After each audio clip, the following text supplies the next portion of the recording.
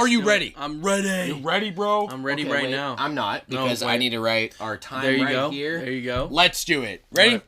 3, 2, 1.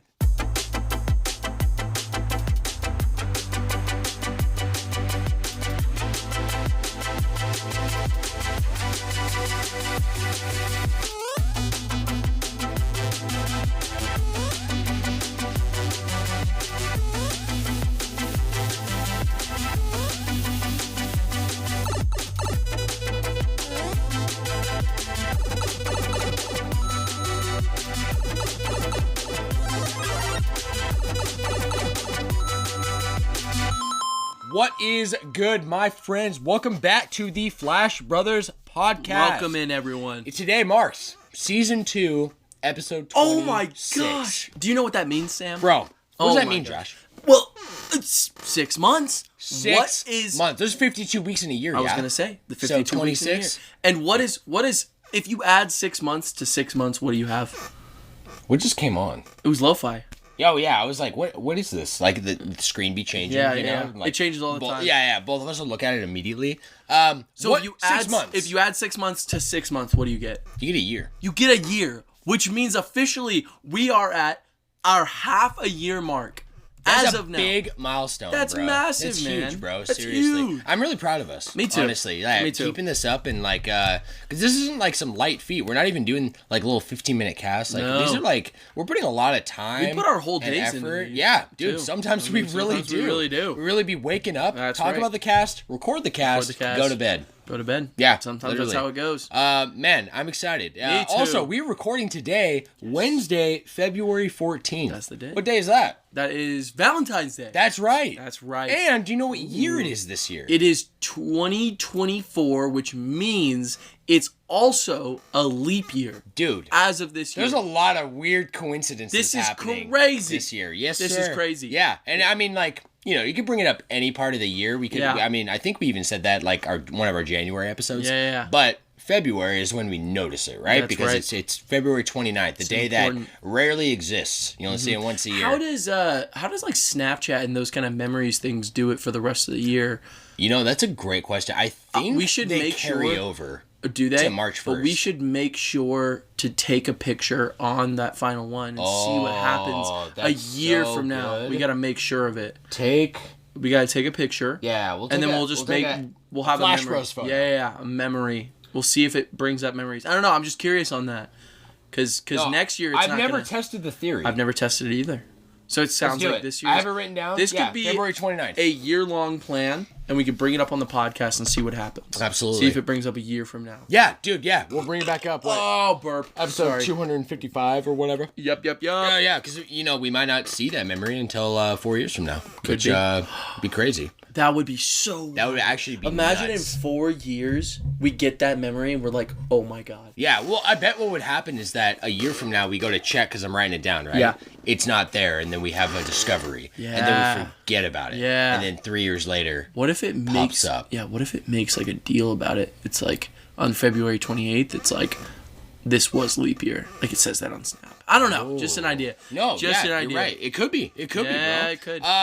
Let's get it started, though, get it Joshy. started. My name is Sam. I'll be your host for today's show. Hi, Sam. Joined, as always, hello, Josh. Hello. By my beautiful brother, roommate, best friend, Yes. Joshy.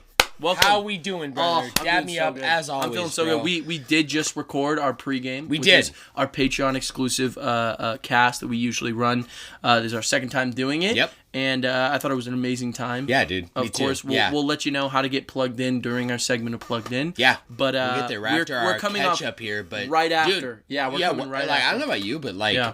it feels amazing to begin recording with that. I also agree. Yeah. Which I think it's naturally for anyone. It's like, how do you add another layer to what we already have? Because Which it's is like, a lot of layers. But I feel like it's good because Yeah. I also feel like we're loosened up. You know, Yeah. I don't know if you've ever felt like or noticed. Like, I feel like sometimes we got to get into it. No, for sure. Or whatever. Yeah, But I'm already in. I feel that with most Yeah. things, right? Like, Most things, I- absolutely. I do you feel like it like when you go to like a social job, like you get in and you want to be like 100%, Yeah. and you know you're 100%, Yeah. so you want to bring that in, but Yeah. you have a ramp up. Oh, right? absolutely. Yeah, like That's maybe an everything. hour or two. Yeah, right. It's why I always say you have to run at least 2 sets of Smash. Oh, if you're gonna true. run if you're like, hey, let's sit down, set enough time to run 2 sets. Yeah. Because you are not gonna play your best on the first game, the second game, or the third game if you run the 3 games on that. No, first you're set. right. So You're absolutely right. once that second set starts, that's when you're really playing. Yeah, yeah. No, I'm fucking with you, bro. Yeah, that's how it feels, truly. Yeah. And so I feel warmed up. I feel really good. Yeah, me too. So let's catch up, my guy. up. Yeah, what have you been playing? Okay, so playing World? wise, I actually have not touched Power World. Really? At all. First week since it started. First week since it started, Yeah. just because we have Jade and Hunter who is staying with us. True. Basically, I have family in town, so I've been kind of trying to stay off the games when I'm like socializing. Sure. If that makes sense. Oh, yeah. Especially because Power World, I will just get locked in, Oh, and so yeah. like before work, I'm usually hanging out. So I'm like, if I start up Power World, it is one of those games I will not put down until I have to go to work. Yeah. So I have been playing games though. Okay. But it's kind of like it's any game where it's like you can get in, get out, if that makes sense. Yeah. Of course, I've been running Tetris like crazy. I had always. the best. I want to report on this because it was. Are you extremely doing important to me. Puyo Puyo? Puyo Puyo Tetris, yeah, but they have a Tetris mode which has no Puyo or anything. Oh, okay. I check my score as much as I can. I just recently shattered my original record. Let me hear it. I had a game that lasted 46 minutes. I was playing Tetris for 46 minutes. Is it like endless mode? Yeah, where it's you, like, endless go mode. until you die. You can't lose or whatever? win it. It's Yeah. literally impossible. I got to level 15, which is like we're talking. I think it's around level 25. Around 25 is when a human cannot comprehend the speed. You can't physically move quick enough, and that's why rolling and those kind of techniques have come. Okay. I have not ever come close to that level. That's literally like almost instant drop. Yeah. You literally have to like consistently look. But I have upgraded my game. I'm not kidding. 15, bro. I played for 46 minutes. Okay. I paused a couple times because I was just taking care of business. But I want to show you this score right now. Try to tell me those numbers. That new score is the one that I got right after I finished the game. So the one on the bottom is my original score. So your original high score was 558,000. Yes. Your new high score is 1,669,000. By the way, shout out 69. Yeah, bro. 69 actually. I didn't even notice that. That's crazy. Nice. But that's almost triple. That's triple my original high score. You're a madman. And I was working on that high score for a while. I just went fucking crazy. You're a madman, truthfully, bro. I was working on it. I'm working on one of the biggest techniques with Tetris is obviously holding is insanely important. Yeah, okay, and so for those like me who don't play a lot of Tetris because I'm trash. Please. Holding is like where you take a block of a unique shape and you can store it. You can store it. That's called holding.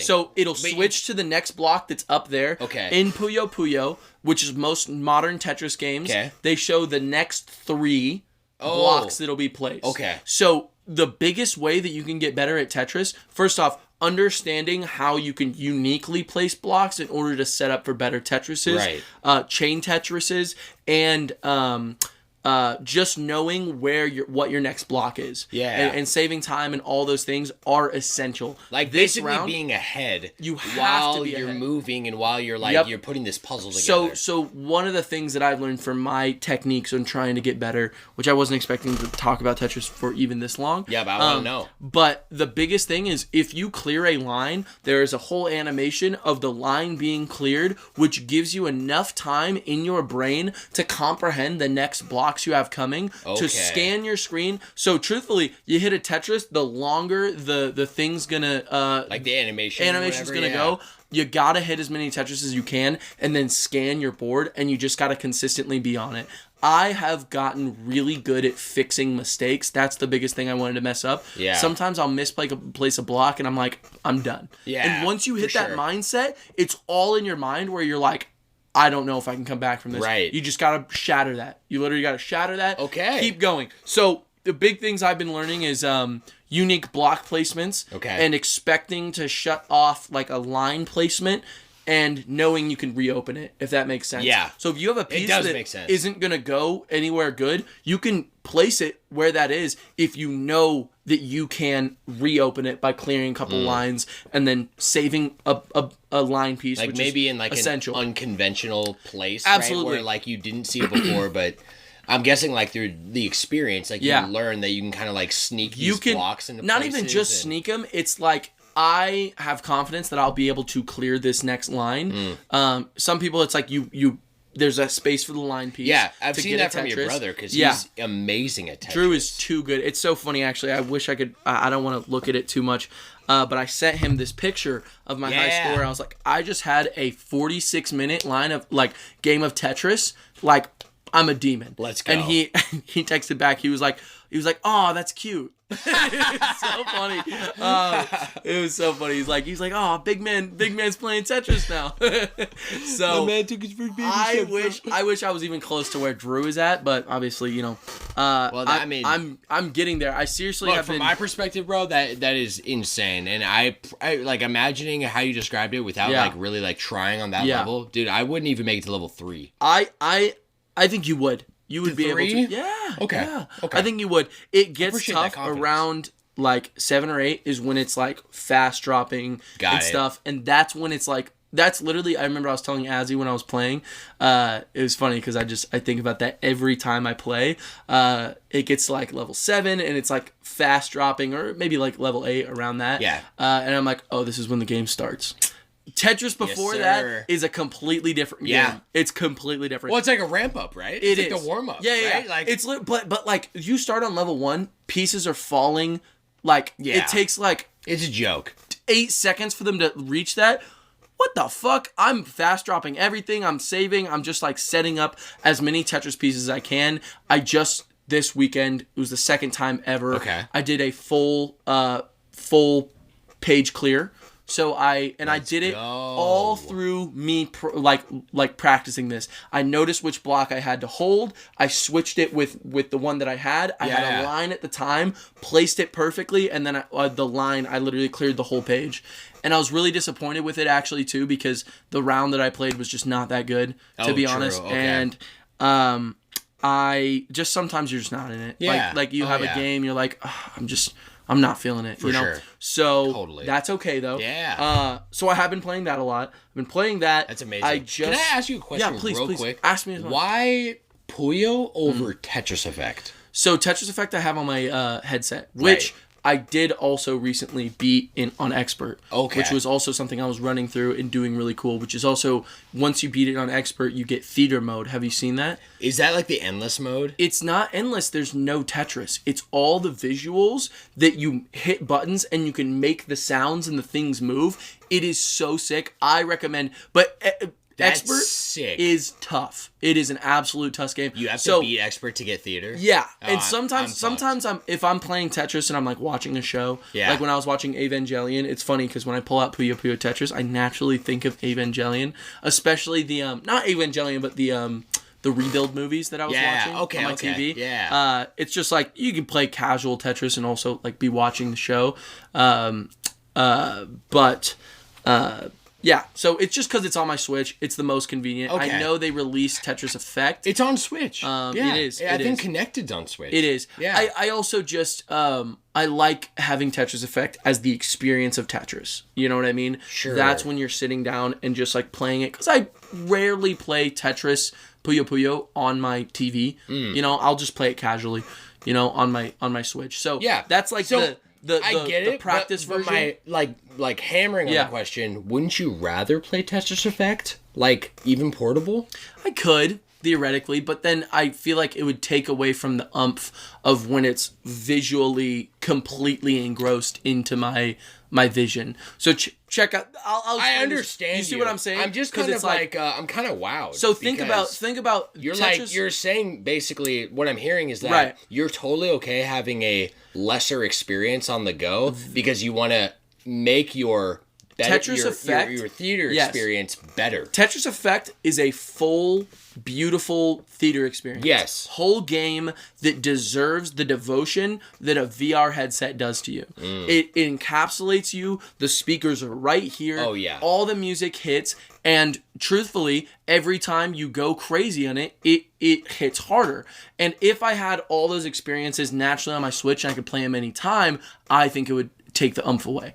I think it would take the actual impact on it. So that's just why I'm running Puyo. I validate that reason. Thank you very much. That's a great reason. Thank you. Yeah. So I also have been, these are all mostly like casual games I can pick up. Yeah. So passive games, as yes, Johnny said. Passive.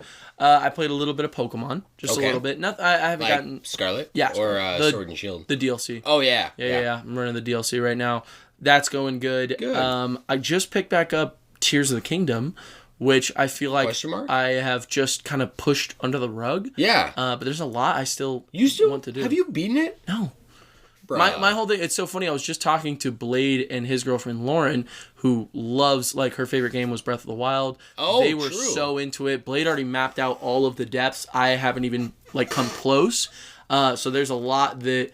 the depths? The depths, well, you said Breath of the Wild, though. No. Her favorite game was Breath of the Wild. Got it. I'm sorry. I missed that. No, but Tears of the Kingdom, yeah. It has the depths, right? Yeah. I'm like, that's it's got the depth and it's got the sky. Yeah. Okay. So Blade and her have done that. They just haven't like challenged the final boss because it's like you don't want the game to be over. I get it because I actually, like, I don't know if you remember, I never beat Breath of the Wild because it's not that I even regret it, right? Like I don't even know what the ending cutscene looks like. Sure. I know what Ganon or Calamity Ganon looks like. Yeah. I don't know what the fight looks like, and like there's this like level of, and I'm a huge Zelda fan, bro. Like it's me, and so you know that's weird, but I get it because I did not want my experience to end. I knew when I beat Ganon, I would be done with the game. You'd be done with it.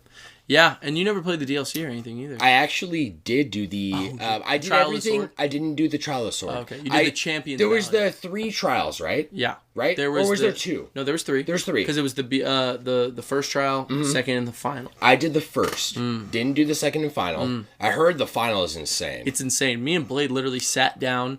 I was playing on my TV. He was sitting right next to me. He was on the TV. I was right here. We literally sat down one day. It was like Tears was coming out in a couple months. And we were like, we need... because it was the only thing I basically hadn't done. Yeah. And it was difficult. Blade died 3 times. The biggest thing if you die once, you're done, out. right? And it's like, that's why I wasn't crazy about it, but the experience was gratifying. Yeah. That's what I've heard. There is a fucking beauty to it. Beauty. But it also is just, I don't think I'd want to play an entire game like that. No. Because truthfully, at some points you're wasting time, No, for sure. But it's definitely like its challenge is like the set, and as we've talked about before on cast, like I'm not necessarily like when I play games, I'm not like the challenge part of it isn't necessarily. I have to be in the mindset for that, and Zelda isn't always about that. It's about a lot more. So absolutely, I get that. So yeah, I'm back. But I did the other DLC. Right. Yeah, I got the bike and whatnot. I'm back on Tears.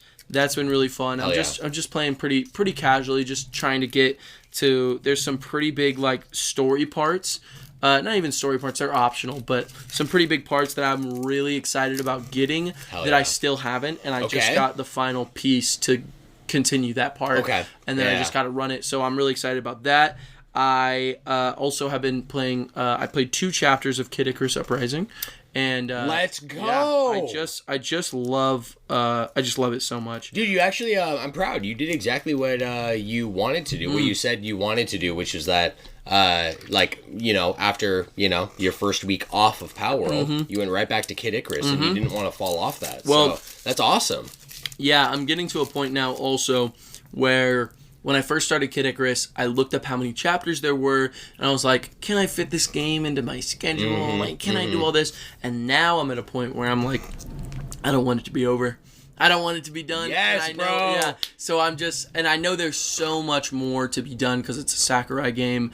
There so much replayability, so much you can do, and a lot that I'm excited to but I'm loving it. It's so good. It's genuinely so good. I'm see myself replaying this game multiple times. Oh, yeah. It's one of those classics. I've heard people say it's Sakurai's magnum opus, even over Super Smash Bros. Ultimate. No fucking way. And I think I agree with them. No, you don't. Over Ultimate? Mm-hmm. Just because it's a full story with full characters that he got to morph and an entire lore. Like, it's all original. Yeah, an entire lore he got to morph, and even with World of Light and everything, there is something you can't beat about a game that brings its own level of, like, there's nothing that... what's the word? Like, tech-wise and all this stuff, nothing that comes before it that comes close to it. There's a little bit of lore from, like, the NES game, but he basically built everything, all these characters and everything that, like, goes. It's just, it's such an enjoyable experience. I really do see what they're saying. I think, I pray that one day we can get some kind of sequel that exists, because this game is already, I think it's just going to live on the 3DS. I think it has to be that. I think, you know what I'm saying? I think you're right, bro. So, yeah, and we fantasized about a little, like, remake and stuff, but there's something to say about some of these games that are specific to that experience. Like, even even Phantom Hourglass, how it got, like, a Wii U release. Yeah. There's still something very novel about Phantom Hourglass and, like, that experience. I think you can only have that on the DS, right? Absolutely. Like, and those Pokemon games too, right? Like, it's like, oh yeah, like, we're gonna, like, whatever with like remaking, like, these, like, DS or 3DS like titles. It's like,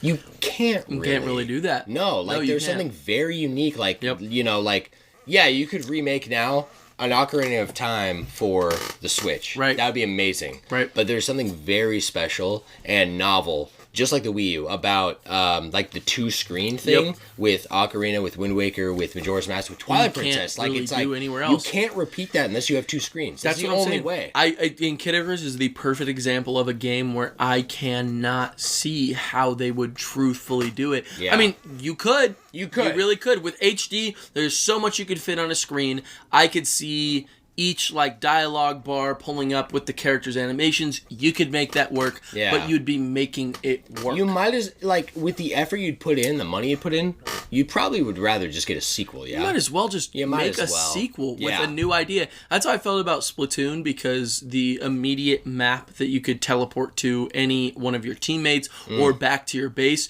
was essential for how you would be playing. You're playing with the gamepad. You get into a sticky situation. You look right down, click your home base, and you're back to where you are. No death, no respawn that's necessary. Yeah. You know? Yeah. I mean, and they had to map it to a button in the sequel, but they made that work because it was a sequel. They didn't have to port or try to make it. You know what I mean? I definitely know what you mean. So, my experience with Kid Icarus Uprising is even better than I thought it was going to be, and I just wish I had more time to just play it now. So that's something I'm looking forward to, and that's kind of so. That's what's going on. That's I think. Cooking. I think that's about the only game I'm cooking up right now. Cool. Haven't touched my PS5 in a minute. However, I did really want to talk about this because I'm only watching one show right now. Yeah. Which is The Bear on Hulu. The Bear. Oh, Tell me. Okay. I really wanted to get into this because when I started it, I did not expect to love it to the degree that I do now. Yeah. Okay. There are moments in the show, the finale especially, but there are just moments that made me cry. Like really deeply cry from just acting or a couple words or just like momentary things where it's not some massive spectacle, it's just these characters experiencing what they're experiencing. Totally. And it's like in like a relatable way. Relatable, but also I can see just the humanity. I can just see what someone else is going through, you know? Like I haven't personally experienced what the main character has gone through, but I get it. I really do. I can see it. I can see in the acting. That's why I said last night, do you know this actor's name? I don't. I'll look him up, though. Look him up. I just remember him from Shameless. Yeah. He is amazing. His name in the show is Carmi. Carmen is his name, but they call him Carmi. Barazano, I think is his full name. Is it Jeremy Allen White? It is. Yeah. It's Jeremy Allen White. Amazing actor. This guy is older than me. He's born in 91. No, he's a year older. He's 32. He's 32. Wow. Damn. Wow, I thought he's even more gifted. Like, dude, like this dude looks really good. No, he does, and I am just consistently impressed with the way the show handles things and does these things. I put Drew on it. He's on episode 3, and I was just talking with him a little bit about it today. Yeah, because there's characters that are introduced that seem like they would just be like assholes, right? And actually, one of my favorite characters that at this point it started, and I was like assumed that I was going to hate him. Yeah, I love him. He might be like one of my favorite characters, and he just got Zuko in like that kind of reference. Oh yeah, well, that's the main character. The way that he's going through this whole experience of like, who is he? And who is he going to be, and how will he hold himself in the situation he's put in? I'm trying not to spoil because I really want you to sit down and at least try it. You know what I mean? Yes, bro. No, I do. I want to watch it with Kendall like really bad, actually. I hope you guys enjoy it. I talked with someone at my work. I was talking about it with Jake because Jake put me on it because I'm working in a kitchen now. And so I have this huge amount of like, I don't know, a lot of relatability to it, but it's also just restaurants in general. You get the vibe, you get the feel. But I'm just finding a lot of love with it. And I was talking about it with Jake, and this girl, one of the servers, was talking with us, and she was like, The Bear, I hate that show. It makes me feel like I'm at work. You know what I mean? Yeah, for sure. And so, and I get that. And you're like, you're not wrong. No, you're not wrong. But also, it's almost like this feeling of like, there are things that happen to you in every walk of your life, and work doesn't have to just be a moment where you shut off your brain. No, you know what I mean? Bro. There are like experiences that you have that will define who you are with the way you are at work, and you are not just some cog in the system. You are having an experience even when you're at work. And so I know that sounds like a pretty simple idea, and anyone can get behind that. Like, yeah, you're always alive. What the fuck is that going to end? For sure, yeah. But that is a mindset. I think when we talk about, we talked a little bit in pregame. Yeah, no, we talked about this idea of kind of being corporate and kind of having to work for someone else. And even when you're put in those positions, there's life happening, and there's love, and there's friendships that blossom, and there's work, and there's artistry you can put into your work. And I've just gotten a lot from the show, a lot more than I expected to. Wow. I literally went on Jake's recommendation just because I saw a really, really good clip online. Oh, sure. Of, like, the main character, like, yelling. Like, he's just got the scene of him, like just I love screaming. that passionate stuff. Yeah, bro. It's like some of the best acting truly is yelling. And I know there's a joke on TikTok where it's like yelling does not equal good acting.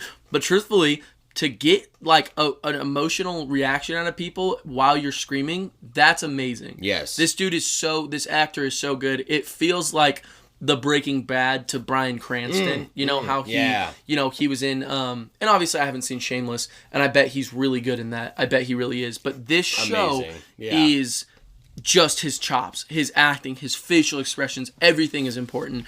And so I'm just loving it. That's so cool. When I finished season 1, I walked outside of my room and I saw you for the first time. Yeah.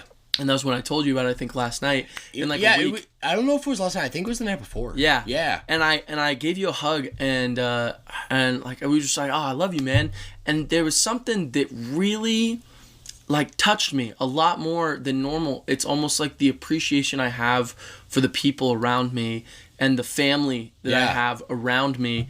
It's like I was watching it in the show and loving it, and then coming out and seeing that I have my own was really a beautiful experience. I didn't even say anything about it. Yeah, but I'm emotional. That's awesome, bro. It just touched seriously. me. Yeah, bro. I had no idea. So that's all I'll say on it, because I really want you to watch it. Yeah, but I'm on season 2 and I'm still loving it. I'm thinking about it like every day. Hell yeah. And the episodes are quick. They're like 30 minutes. Oh yeah. There's some live action shows that try to do an hour episode. No, yeah. Or we'll even get 45 there because minutes. I got a show to talk about too. Okay. But yes, for sure. It's 30 minutes, easy. Knock it out. And I literally finished like 5 episodes in one day. They just put on season 2, right? It's pretty recent, yeah. Yeah, I think, so that's like has caught up as they are. Is like, do they have season 2 wrapped?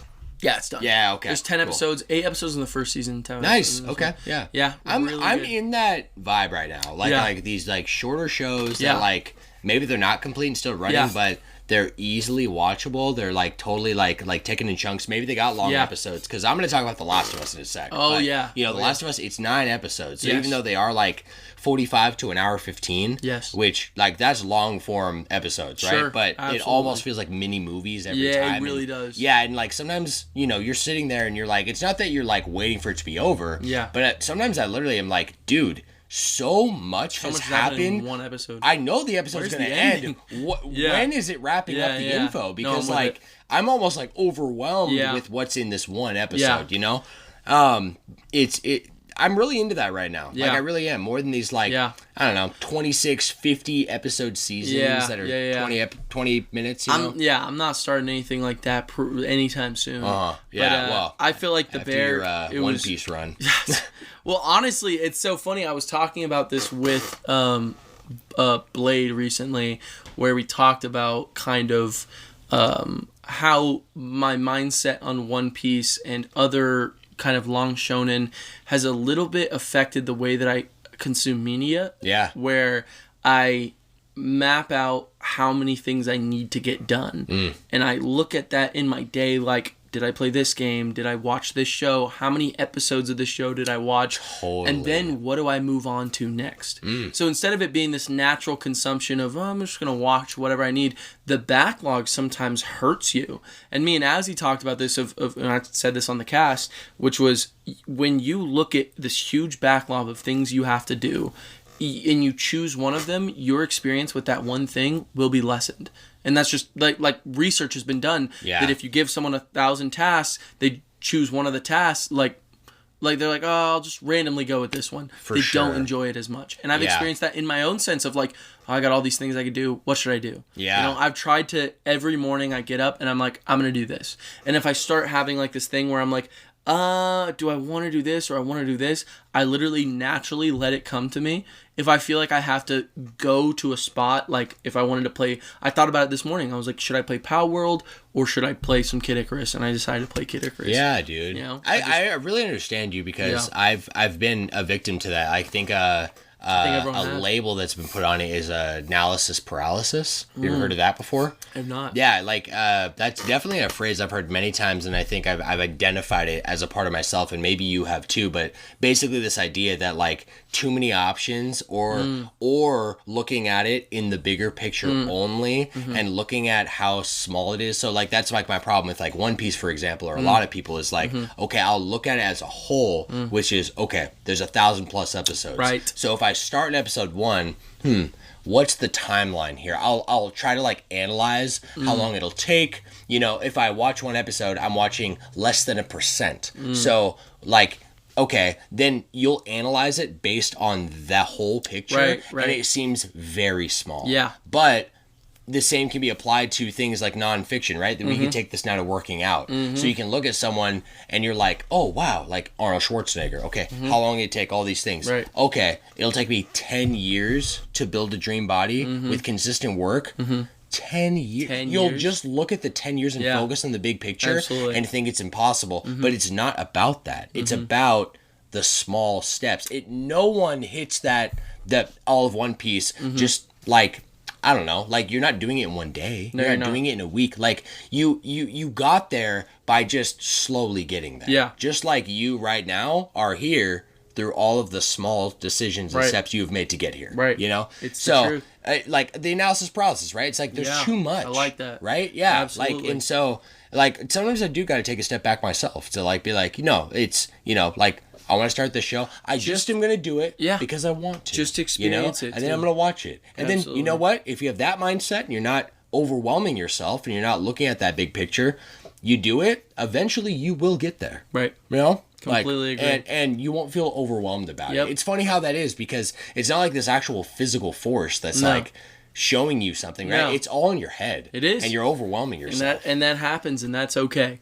You just gotta let it be. That's beautiful, Joshy. Thank you, man. That was beautiful what you just said. Oh, do you mind if we take a quick break? Actually, bro, I gotta piss my pants. So no way. Perfect. Yeah, let's do it. Let's go. 3, 2. Oh, ooh, kind of a weak crack. Yeah, small boy. Small guy. All right.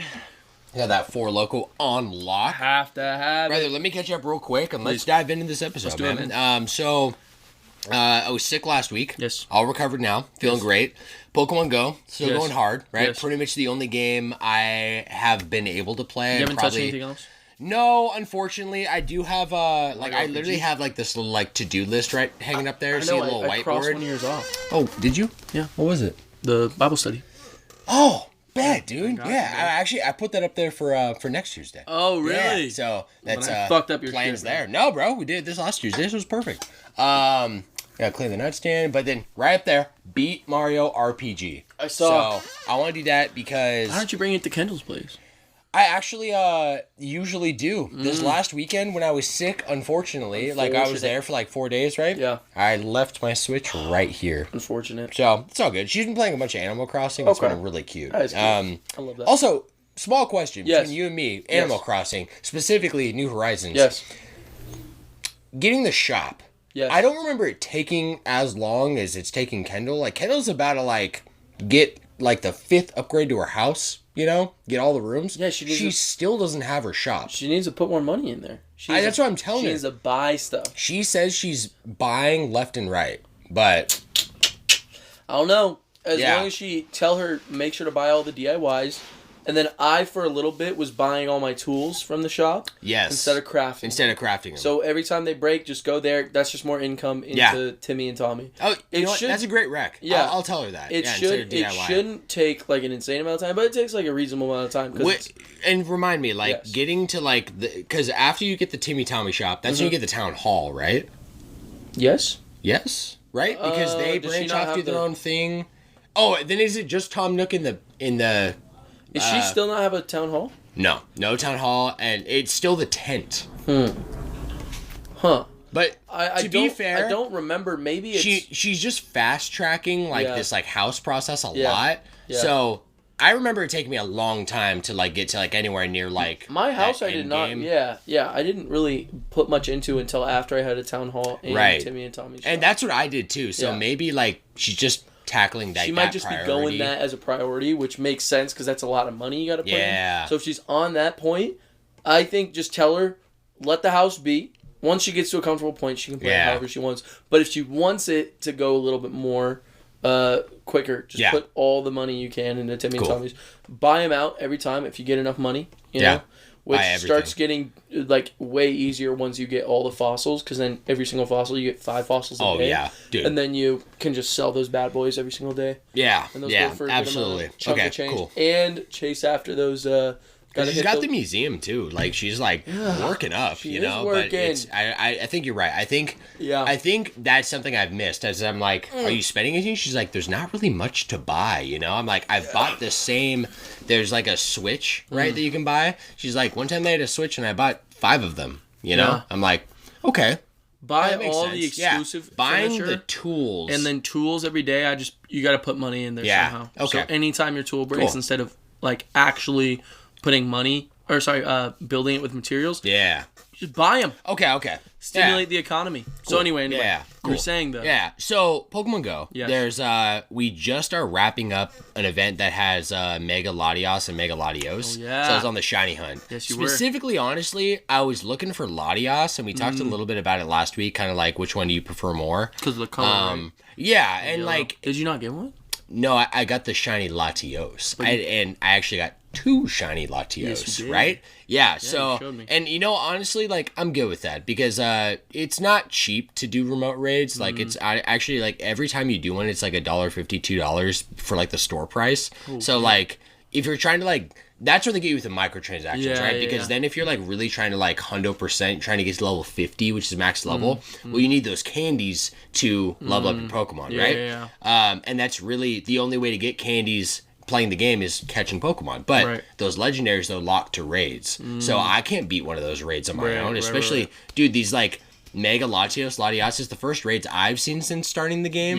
Less than a year, where it's a 6-star raid. So they're, like... 80,000 CP, and the highest Pokemon I have is a Mega Garchomp at 5,500, right? Just for perspective. They recommend like anywhere from 4 to 8 people. I'm doing these raids with like upwards of like 12 people. You know? So I've done a lot. I've done the grinding. It's kind of hit that I feel like with Pokemon, you kind of reach a point sometimes, and every time I get burnt out, it's like when I push past that. So I got my Shiny Latios, and dude, I got more than what I asked for because I got 2. You got 2 of them. One of them has really good stats, right? IVs. One, I got a regular non-shiny Latios, perfect IVs. Ooh. My first legendary perfect Mon. Yeah. So is he Mega as well? Yeah. I mean, they can all Mega because every time also a part of the Mega process is you only like get the ability for Megas by beating Mega raids, and in beating the raid you get Mega energy, and that Mega energy sits in your bank, right? Like, and you use that energy on the specific Mon. So I don't need to like take the specific raid Latios and then I catch that one and then I can only Mega Evolve that one. Right. No, I get like this bank of collective energy, and I can use that on any Latios. Gotcha. You know what I mean? No, I do. So they make it kind of streamlined, but it's kind of the point where I'm like, okay, I'm good. Like, I like to like not go like too ham, especially like, dude, it's not. You don't need to burn out. The business model too is like it's a gotcha, right? So I'm like, hey, like I'm gonna chill. Right now, it's like a Valentine's love event. Can you guess who that is? Brand new to the game. Love Disc. Yes. Love Disc. It doesn't normally appear, so Love Disc is an event right now. But it's the weather the weather quadrio. Yes. It's You know it from Arceus. Yeah, I don't remember the name. So there's Thundurus. Yes. Landorus. Yeah. What's the flying one? Tornadus. Yeah. Enamorous. Yes. So that it's on the same raid status though. Like, it's super high CP. It's like a elite raid technically. And it being classified an elite raid, no remote raids. So you have to fight this guy in person. Oh, okay. That's not gonna happen. I got no time. And I just don't really play. I really play the game by myself or with Kendall, and she's extremely casual. She doesn't raid. So you know what I mean? Like, I do. Probably not getting Enamorous this time around, and that's totally cool. Because in a week, I think even this weekend is when it starts, the Sinnoh Tour event. Oh, shit. My guy, what do you think that means? Gotta be Sinnoh shit. Yeah. Specifically, Origin Dialga, Origin Palkia. Oh, shit. Dude, and they're adding a new feature to the game that is brand new. What is it? So the feature is, like, there's a lot of details of the event, and they kind of do things like, they call it a Go Tour event. It's kind of silly. So, like, they'll set the Go Tour event at a certain city. Yeah. Across the world. Right. This time it's in LA. Okay. So if you're in LA, or I think it's LA, but if you're in LA, you can in person buy a Go Tour ticket for LA, and you get like an exclusive like a chance for like shiny Palkia, shiny Dialga. It kind of locks things away to that region, and then a couple days later it goes everywhere else, but you don't get everything. So I don't think when they come out I have a chance to get a shiny one, but that's totally okay because that'll lessen my hunt, right? Sure. But the origin form, it's unique. So, you know, in our conversation about like kind of it's cool because I feel like you and I are on two different sides of Pokemon right now, and we're learning from each other. So with this, with the Megas and the Origins being a big part of Pokemon Go right now, at least a big hook for me. The origin form they've already come out with like last year, that's when they had the Rayquaza, Groudon, and Kyogre event, and they're just beasts, right? Like, and they're like some of the most powerful Pokemon in the game. They're taking a different approach with Dialga and Palkia because they're kind of the gods of space and time. They each have a unique ability. In fact, when you start the event, you choose which path you want to go on, so you can only get the origin form of one of them. So hear me out. I'm going to tell you what they do, and you tell me what you think I should do. Okay. Palkia is the space of she's the like god of time, right? Yeah. She? Yeah, I don't know why. They're genderless, right? Yeah, so she, you know, she's pink. Of course. She's space, right? Like Dialga's time, if I remember right. Yep. So you know, in Pokemon Go, I've shown you the screen. There's like this radius that goes out, and you see Pokemon in the radius and Pokestops and whatever. Your active radius of like your geography is based on that circle. When you use like the ability of Origin Palkia, it doubles the circle length. That's I actually was leaning more towards Dialga, and we'll get to the time in a sec, but it actually, that's huge. I want to hear what Dialga's is, because I would have gone with that one. Yeah. That okay. sounds like it. So it seems like from like me watching like YouTube videos and kind of like the people who are like in like the meta game of Pokemon Go, they're saying that is the one to get. Dialga, though, it's really interesting. So there's certain items in the game. There's a lucky egg, star piece, and some other items, or incense. Okay. Every time you use one of these items, lucky egg doubles your XP. Star piece, it gives you 50% more Stardust, which is your biggest currency in the game. It's everything costs Stardust. Costs Stardust to evolve, costs Stardust to power up your Pokemon, on top of candy. Stardust is the most precious resource in the game to me, okay? When you activate these items, they're on like a half-hour timer. So from the moment you activate them, it starts counting down. Dialga will freeze all timers for 7 minutes. Oh, damn. But they're active. Oh, shit. Right? Yeah. So you can activate that ability, and you can stack it. So you can keep activating the ability, which costs. But if you do it, you can freeze all timers and effectively like have these bonuses happen for a long time. Damn. Kind of crazy. That is crazy. Where's your mind at with like those two? Like, well, I don't know how important it would be for those things, because I just don't really know the meta of the game at all. But I mean, I would probably still go with space, just because that seems like if you're going on one of those walks, wouldn't you naturally just get more from it? You would. Yeah. Yeah, you could spin Pokestops that are twice the distance. Way far away. You can see essentially double the Pokemon, right? Because how the game works is it doesn't like send a random instance to my phone, me playing. The instance is there for everyone. So the game, Niantic themselves will like say like in the back corner of our yard, they'll just spawn a Pikachu back there, right? If you and I both pull out the game and we're both in that radius, we both get a separate spawn of Pikachu, okay? That's determined by the game. Then bring in the accessory device like a Pokewalker, it'll pick that up for both of us. It'll, it'll have a separate instance of IVs, shiny, all that for me and for you. It'll be separate. I could have a shiny one, you couldn't. So with that knowledge, expanding that to double, that's kind of big, and that's kind of like what I'm leaning towards. Even though initially I got Diamond as a kid, I'm kind of excited because Palkia is kind of like one of the legendaries I feel like I've given a very small amount of attention. So it kind of is like this like nostalgia trip for me. Right. And with it. For you, because you like Diamond and Pearl is kind of your baby. It absolutely is. Yeah, for your first Pokemon. It absolutely is. And I did go Dialga and grew You did up. too? Yeah, okay, I did. I went Diamond.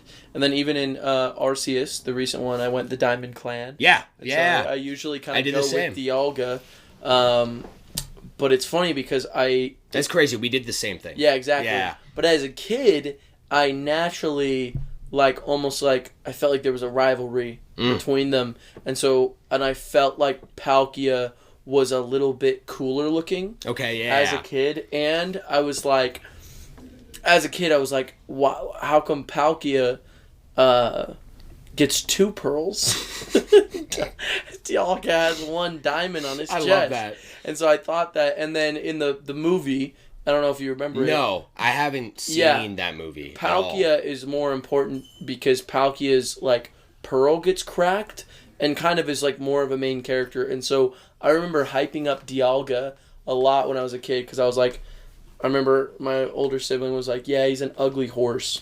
And Palkia is a cool-looking dude. For sure. And I was like, fuck Palkia. Fuck Palkia, bro. But no, I love them both now. But I just still haven't had my big Palkia experience, for sure. Actually, it's crazy you say horse because one of the draws for me visually is seeing the origin forms. Can you picture them in your mind? Of course, yeah. Origin Palkia with the big almost like this majestic Pegasus horse vibe. No arms, right? It's just all legs. Yeah. Dude, I'm like, that's bad. I want to get in that back and ride that thing, right? That would be a sick mount for Power World or whatever, right? Sure. So that's kind of all really the gaming catch up I got for you because I'll dive into a show, but I did want to say too that I haven't played it. I've talked with my buddy Caleb about it, but the demo dropped for Rebirth. Did you see that? I haven't looked into it at all, but you told me the other night. Yeah, dude. I have only heard a little bit from Caleb just for kind of the speculation. Yeah. I'm not going to play it. because really? I don't have time. But also like the demo is really just gonna show me already what I'm gonna what you know do. You're gonna do. Bro, the game is coming out in like less than a month, so I'm good. You know, no like I want to be able to dive full in. Yeah. And I don't know, like demos. I'll more or less play a demo if I got nothing to do and I'm so hyped for it, or if I have no idea what it is, I want to check it out, right? Absolutely. But I already know I'm going to play this game, right? I probably would rather just be like, you know, I've also heard the demo's rough. Have you seen that? No. Yeah, there's I saw some news reports. I didn't really want to talk about it extensively, but there's some graphical concerns with the demo that are kind of like, why? Because, you know, like the reasoning doesn't really make sense. Like the only thing I can figure is that it's an old build, okay? But I'd rather just not taint any and just go in fresh because I already know, like, I'm ready, right? Yep. Yeah. And you're getting it, no questions. So what can the demo do for you? No, absolutely. So, but I wanted to mention that and kind of the draw for it, though, because I don't know if this is going to translate to the main game. I hope it does, but it's a choose your legend demo. So when you start it up, you choose Sephiroth or Cloud. I have seen. Yeah. You told me about that. Okay. Yeah. And so that, to me, that's very interesting. They took a very different approach from their last demo. And Square's always been good about demos. Like from even the PS2 era, they would like ship games with like dude, there's one game, Dragon Quest 8. I played, that was my first Dragon Quest, the only Dragon Quest I've played. Yeah. PS2 game. It came with it was a 2-disc like game case. And it had a demo on disc for Final Fantasy 12. Oh shit. Yeah. Wow. So and I played that because it was like there. Like, do you remember like GameCube games? How they would have like a demo disc sometimes? Yeah. Double Dash had that. Yeah. Actually. Yeah. Like it like had like Metroid Prime, a playable demo with Double Dash. Which is so cool. Different times. Bro. Oh my God, it is. But what I want to say, Josh, before we get in the episode, The Last of Us. Oh yeah. All right. We finished it. Yeah. Okay. And what did you think? We scraped out the last 2 episodes 2 nights ago. Oh yeah. Dude. Okay. To be honest. Yes. I feel like The Last of Us, it's such a deep concept. Yeah. You know, like The Last of Us deserves a full episode from both of us. Yeah. Okay, for a main topic. Yeah. But I will say, Kendall finishing it turns to me immediately like it ends the same way the game does, without spoiling. Okay, the same cutscene. Like, it's obviously done different because it's movie, it's actors, right, and all these things. But dude, I don't know how they fucking did it, and I didn't think they could. But they captured every emotion and every piece of The Last of Us that really made me feel like I could only get this experience from playing this game. Right. They captured that emotionally, and it even expanded on it. The show, in my opinion, is a must watch. Especially if you're a Last of Us fan. Yeah. Especially, bro. Interesting. You need to watch it. I do. Specifically, all I really want to touch on, I mean, I'm going to give the show, like, seriously, like a 9/10 out of 10. Wow. Okay? Like, non-official Flash score, just my own personal. Your own personal. It's, incredible, bro. Like, the emotional impact it had on me, even already knowing what is happening canonically. Right. Like, there's these level of touches and added lore that you only see from this show that Neil Druckmann, you know, the director of The Last of Us, the game, he put in there like as an additive. You know, it is canon. It's episode 8. There's 9 episodes, okay? So episode 8 really touches on the entire snow scene, okay? Yeah, with and David? that section, yes. Okay. Dude. Did you see what's his name then? Yeah, I did. Yeah.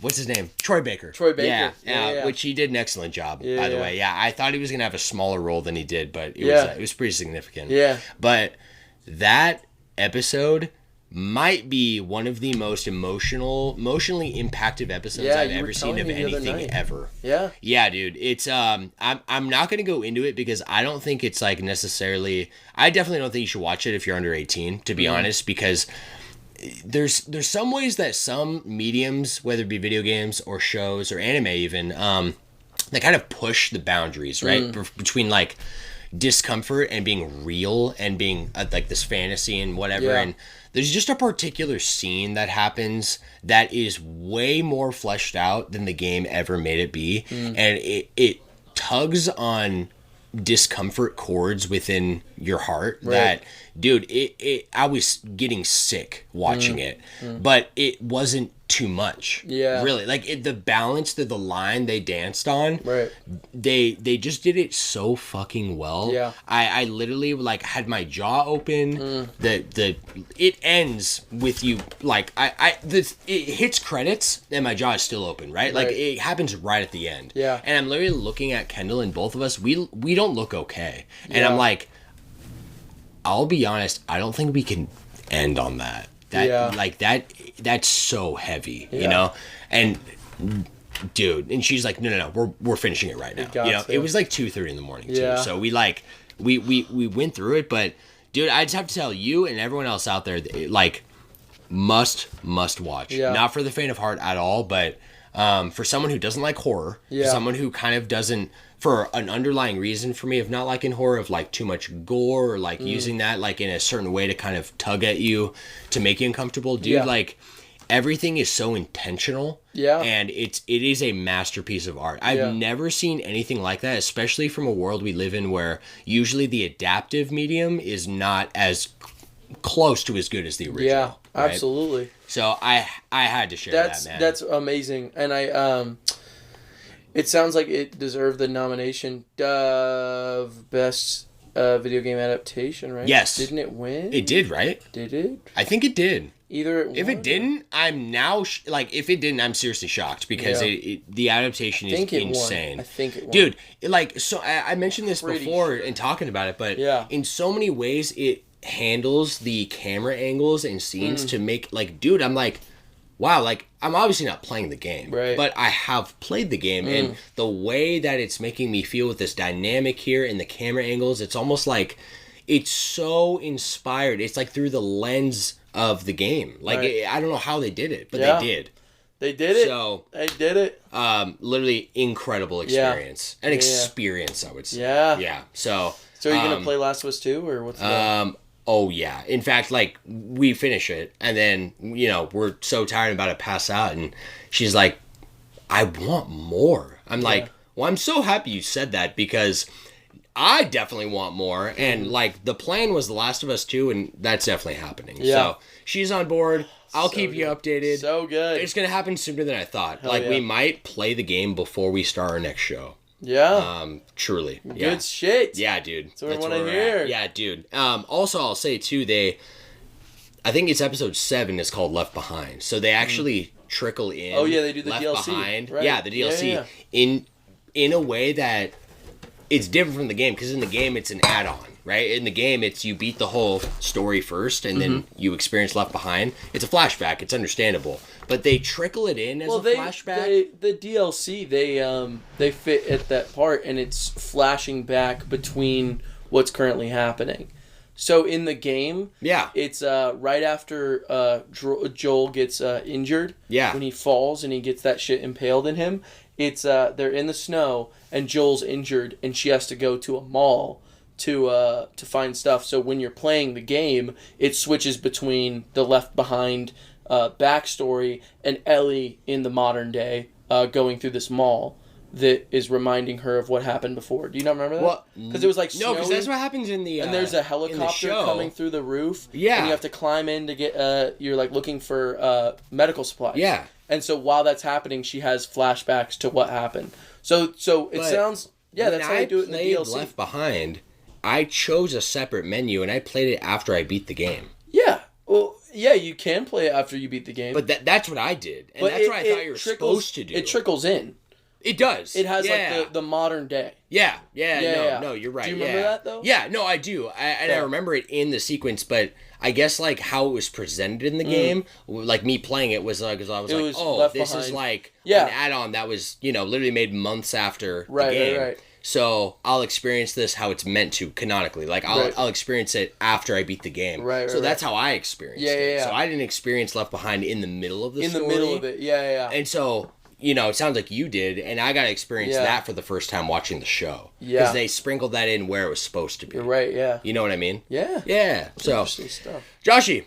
Yes. Let's get started. Let's get it started. You ready, bro? Yeah. I'm ready. Hell yeah. I got a fun episode packed for you so and everyone out there today. My brother, this is, let's get plugged in, shall we? This is our first unofficial section here before we dive into the actual show. Yes. My friends, let's get you plugged in. This is the official Flash Brothers podcast. Yes, Welcome, one and all. Welcome, one and all. One and all. This production constitutes two best friends sharing casual discussions, exploring our collective interests. Yes. Highlighting modern headlines and nostalgic topics framed around gaming, anime, and further diverse passions Josh and I both share. That's right. Our focus is set on spreading positive vibes while providing comprehensive and informative content. Yes. Building a vibrant community where you can actively join the conversation. That's right. Everyone's a part of it. That's right, baby. That's how we want it to be. It's not just Joshy and I here, but it kind of is, you know what I mean? But it doesn't feel that way, all right? It does not. Episodes drop every Friday at 5 a.m. and are available everywhere you can listen to podcasts,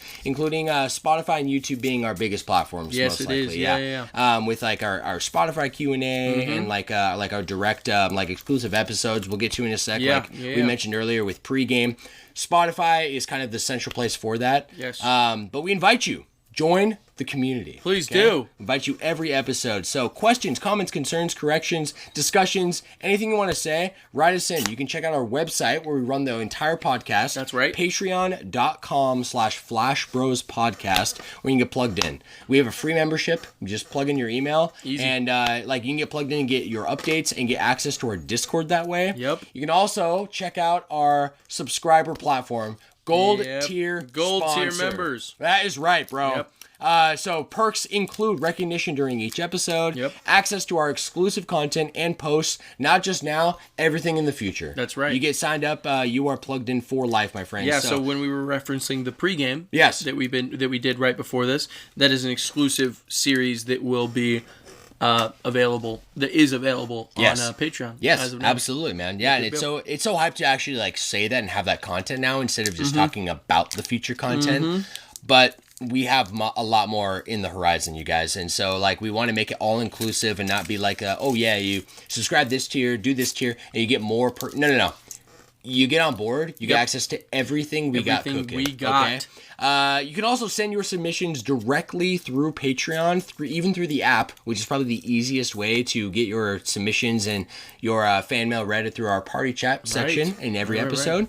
You also get exclusive Discord access, so an exclusive channel that has priority access to submissions and talking to each other and myself through Discord and Joshy and I, and a permanent membership price lock-in. So no matter what happens in the future, you lock in now at $5 a month, you will forever pay $5 a month. No matter how many tiers we have. That's right. No matter how many tiers we get to, and we don't want to get that big. So eventually, if we do start blowing up, kind of the vibe is we're gonna be like, hey, you should have gone sooner. That's you know what right. I mean? So that's right, guys. Alternately, you can just send us your questions, comments, concerns, everything directly through our email. If you don't want to get involved in any way, that is completely okay. You want to be like, keep your email box clutter-free. I get it, bro. There we go. I got too much spam. So you can send us an email, flashbrospodcast@gmail.com, or you can just simply reply to our Spotify Q&As, which are there after every episode. Yeah. So your support means everything for us, growth of the podcast and the community, and Josh and I appreciate you and love you very much. That's right. So much love. So much love. I actually love there's a lot to of word vomit in that and information, but I really love it, Dude, there's something really special about it that it's our baby. Yeah, I agree. You know what I mean? Yeah. I just got hit with a realization. What's that? I literally watched an entire season of a show and I forgot to mention it. I don't even want to talk about it that heavily, but I forgot to mention it completely. What is it? It's Rick and Morty season 7. You know what? Let's talk about that next episode because I watched every single episode of season 7. No, you didn't. Okay. I did. Yeah, you need to talk to Kendall about that. Because really? She has been so hyped for that to drop. I'm not. Are you serious? She freaked out when she saw it was finally on. Hulu? Like Hulu or something. Yeah, that's why I watched it because they finally dropped it. But my little brother, who he watched it on Adult Swim, he was just raving about how unbelievably good it is, and I was very unimpressed with last season. I've been following Rick and Morty since the beginning. I literally was like, I watched it on the Adult Swim website just because there was a funny YouTube ad for it, and I thought it looked funny. Yeah. And so I looked it up, and I watched an episode, You're hooked. loved it, and I was hooked. And I've been caught up ever since. And I just am ridiculously impressed with this latest season. It's sick. Emotional. It made me cry. Episode 3 made me cry. Shit. And the finale's incredible. The Rick and Morty has an overarching plot, which, I felt one of the issues was with last season. It just was kind of gearing away from that.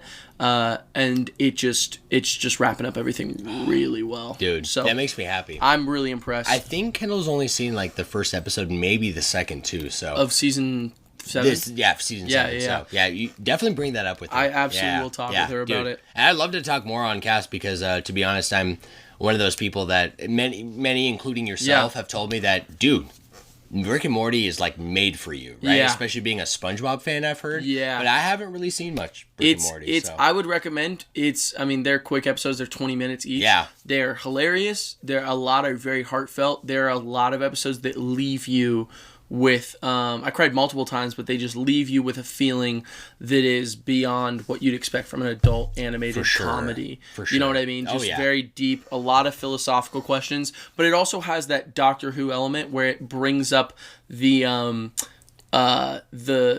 moral idea of something. I don't know if you ever watched Doctor Who or Star Trek is the same thing. The moral idea. Star Trek a little bit. Yeah. Yeah. So, I don't want to talk about it for too long, but that was basically all I had to say. It's cool.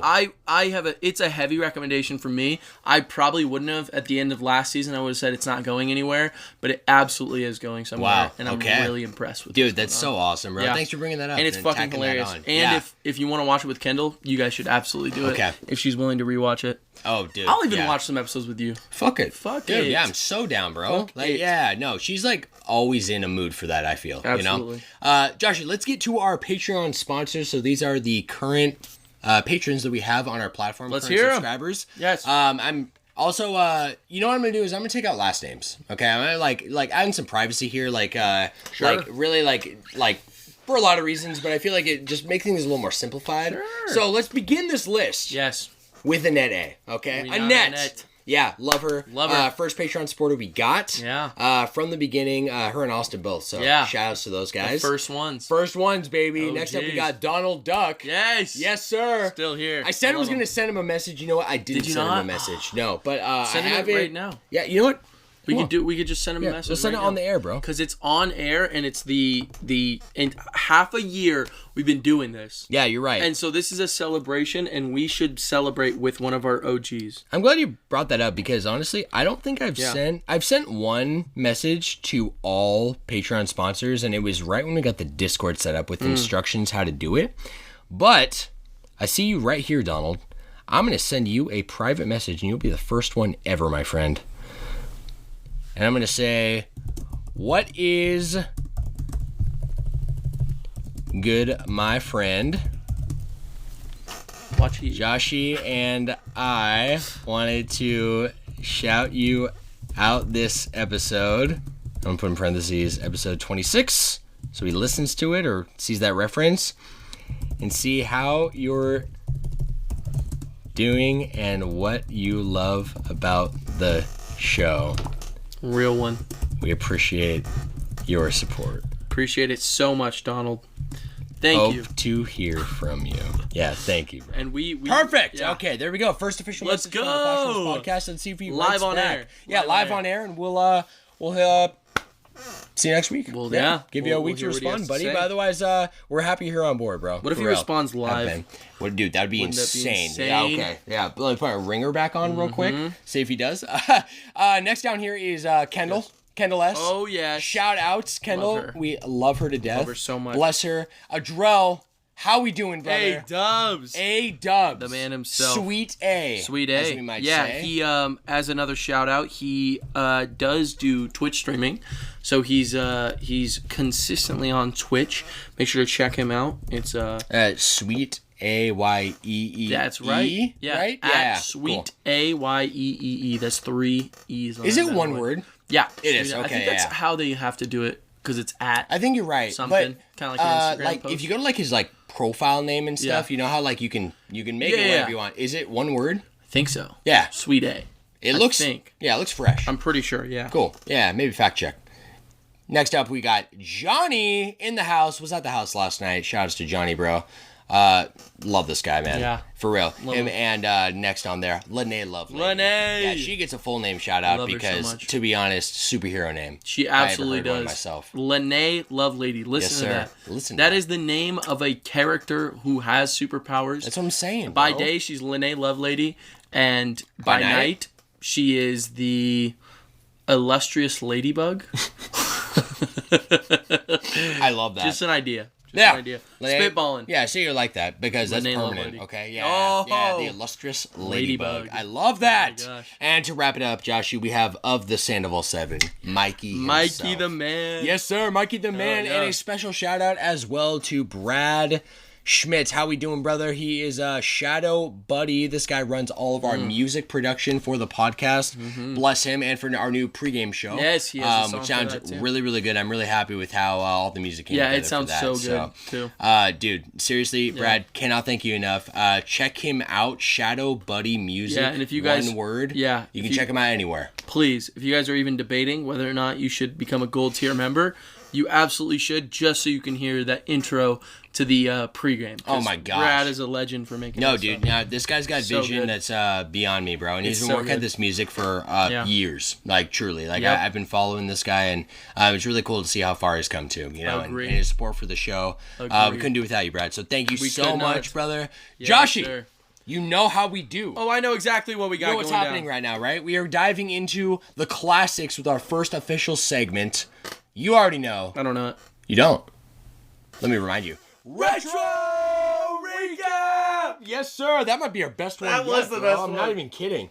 Perfect. Like crazy if you could see Joshy's face, like, I love this guy, bro. This guy is keeping me on my toes. My friends, this is our first official section from Game Facts. This is a curated list of gaming history this week, covering today's dates, this week's dates, which is from between February 12th and the 18th. Oh, yeah. I also have a Metacritic score, if applicable, because you get old enough with these games, and there is no Metacritic yet. So, Joshy, got good news for you. Oh, yeah? I got 4 games on this list. 4 whole games? I don't even know if we have a lot to say about these. Wow. These are just the most interesting ones I thought we could talk about, okay? Famous last words. Famous last words. Always, bro. I just want to say real quick. Yeah, I just want to say. Yeah. I'm like, have you heard of Persona? Never heard of it. Yeah, dude, we never change topics after that one, bro. Never. Let's start with number 1, though, Josh. I put this, I put a couple of these. Actually, I'll be honest. I put 3 of these on just for you. Really? Yeah, I want to see what you got to say.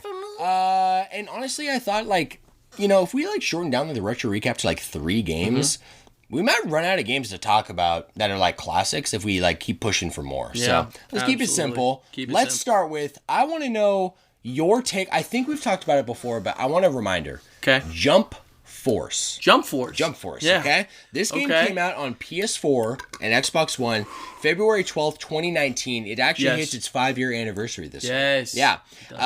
And the Metacritic score is like, you know, I personally, if I remember right, I hadn't heard the best things from you. Yeah. You obviously don't really play it, or I haven't seen you play it much, but you're a huge fan of everything that's involved. Of Shonen Jump, bro. Course, and like, you know, Luffy's on the cover. Yeah. All these characters. Luffy, Naruto, and Goku. It's Naruto, right? Yeah, and Goku. Yeah.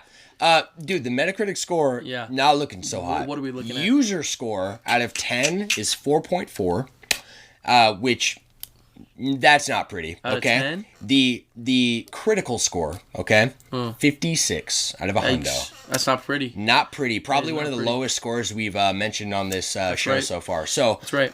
I've never played it. So yeah, my experience with it going in was it was incredibly hyped because it's a full done fighting game that was said to have its own story and this whole like world with all of these characters involved. So we're talking Naruto, Luffy, Goku, Ichigo's in it, Deku's in it, All Might's in it, Jotaro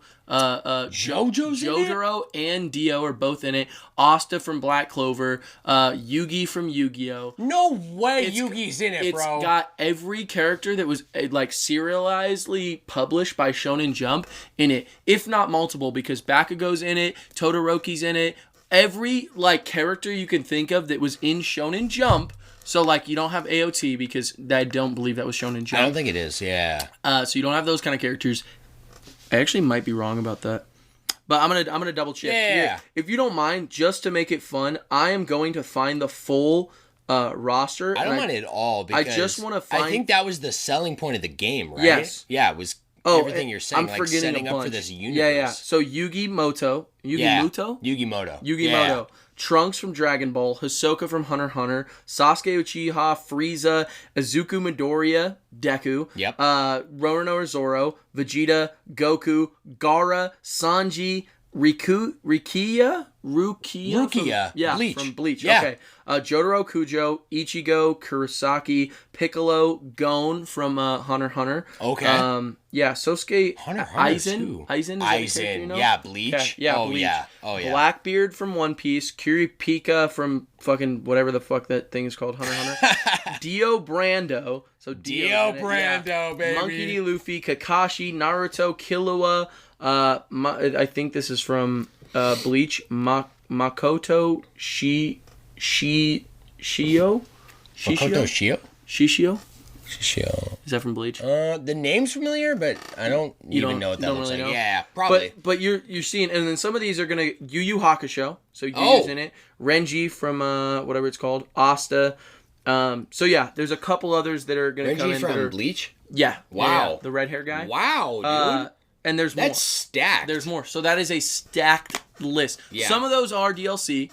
So I know Bakugo and Todoroki, like those guys I know for a fact are DLC. Okay. But most of the ones that I read just now are like from the jump, no pun intended, what the game base game has in store. I will say the hype was incredible. And then immediate disappointment from basically the whole community. Were you on that hype train before it came out? Absolutely. Yeah, okay. Well, just because it's like, even if you are not the biggest fan of most of those, there's something to look forward to. There was a new art style, which was like almost like this hyper-realistic style. Honestly, the art looks good. It is good really looking. Good. I enjoy it a lot because it just feels distinct from other things. And each character kind of has like this realistic look, which you could be hyped for any character that you want. Let me find Yugi. But it looks high quality instead of like, you know what I mean? Like it's not like trash. No, it's not trash, bro. No. Dude, Yugi looks insane. Yugi looks tough. Like they all just have there's an appeal to everyone. So definitely. The fact that it was as disappointing as it was. Can I ask, like, what was the disappointment? Well, I heard the story was really, really bad. Okay. And it was kind of a cringeworthy game. And then the fighting was busted. So Dio, legendarily, or maybe it's Star Platinum, I think. Oh. Legendary, because he's with JoJo. Yeah, right? of course. He apparently just has a move that you can just lock someone in, where it's like the dom, and you can lock someone in and you can just kill them. So it was busted fighting. And then it was just not really well balanced. Some characters were way better than others, and then the story was dog shit. However, our friend Devin got very into it and brought it to our attention. Okay. And we played a decent amount of it. Okay. Not like a lot, but like a decent amount where I played most of the characters I wanted to play. Okay. And I really liked the combat. I thought it was really fun. Maybe it was just the hype of like Devin loved it, so I was kind of getting influenced a little bit. But I loved it. I thought it was really, really enjoyable. And if anything, I can see the disappointment, but I don't think I think that down. Like like if you were gonna like roughly rate it on your experience, you don't think you'd rate it that low? No, I'd probably say it was from what I played, my personal experience, 5 out of 10. Oh, okay. Like middle of the board, not the best. But it really isn't terrible. Okay. Like, I've had experiences where I'm like, I don't want to touch this ever again. Yeah. But if someone came to me, they were like, oh, you want to play Jump Force? I'd be like, yeah, sure. Yeah. You know what I mean? Yeah. I'm not going to go out and buy it because it's, middle of the road. Definitely. But that's the way that I view it. That, bro. Yeah. And I really didn't know much about it other than, like, the setup and the premise. And I didn't even know how much they expanded on that. Like, I didn't realize... Dude, that's why it was so hyped characters. Up. Yeah. Yugimoto? Dude, you kidding me? Are you kidding me? That's crazy. That's nuts, bro. That okay, is nuts. Well, the second game on here, Joshy, I'll just put down here for you. I actually haven't played it at all, but this was big hype when it was announced. And You're a big Tetris guy. So, am I? Tetris 99. Tetris 99? Yes. Yeah. It came out on the Nintendo Switch exclusively February 13th, 2019. Mm-hmm. Also making it the 5-year anniversary this year, which is 5-year anniversary. Yeah, bro. Metacritic, the critical score is 83 out of 100, and the user score 8.1 out of 10. Mm-hmm. You agree with that? Yeah. It was really fun. I didn't play too much because it's strictly online. It was released with the Nintendo Switch online. Right. It was free for users, and it was when they first started rolling it out. Oh, yeah. It was like before the online was, or it was like when it dropped? When the online dropped, they had all these things. They announced cloud saving, all this stuff.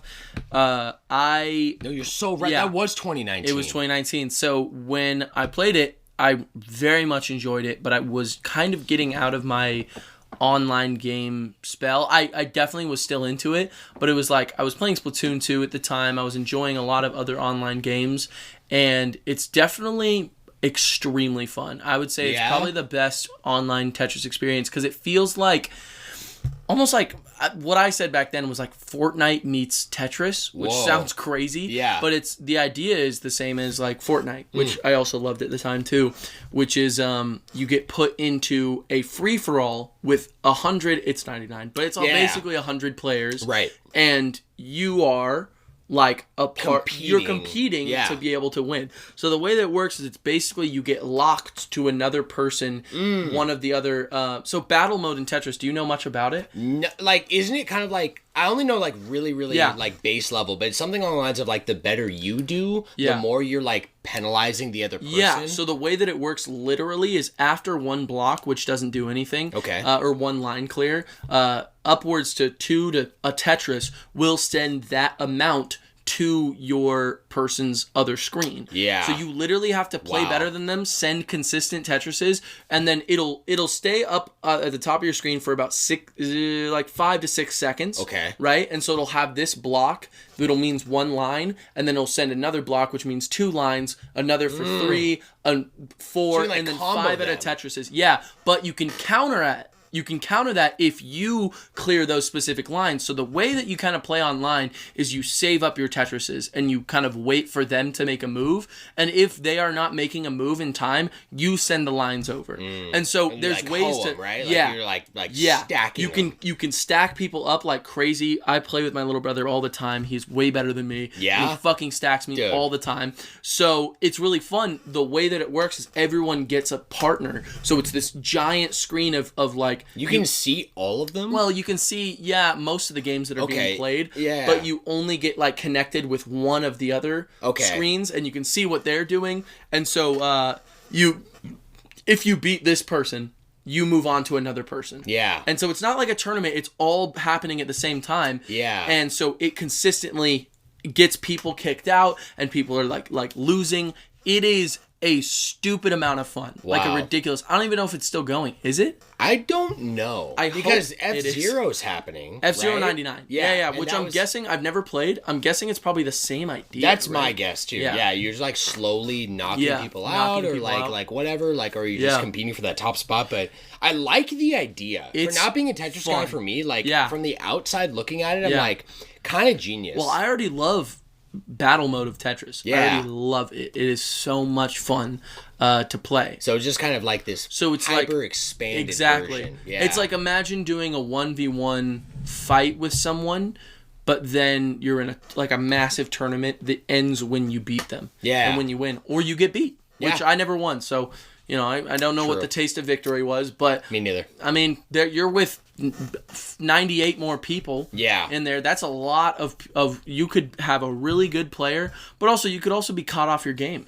You're doing really good in a couple rounds, Yeah. It doesn't even take that long. It sounds like it would, but everyone is paired up. So naturally, by like the first time everyone's done with their first round, it's already cut by 50. Theoretically, It's cut by 50, 50%. And then boom, 25, and it's just going to keep going lower. Yeah, I like that. Yeah, that's really cool. Fun. So like an average match is probably like 40?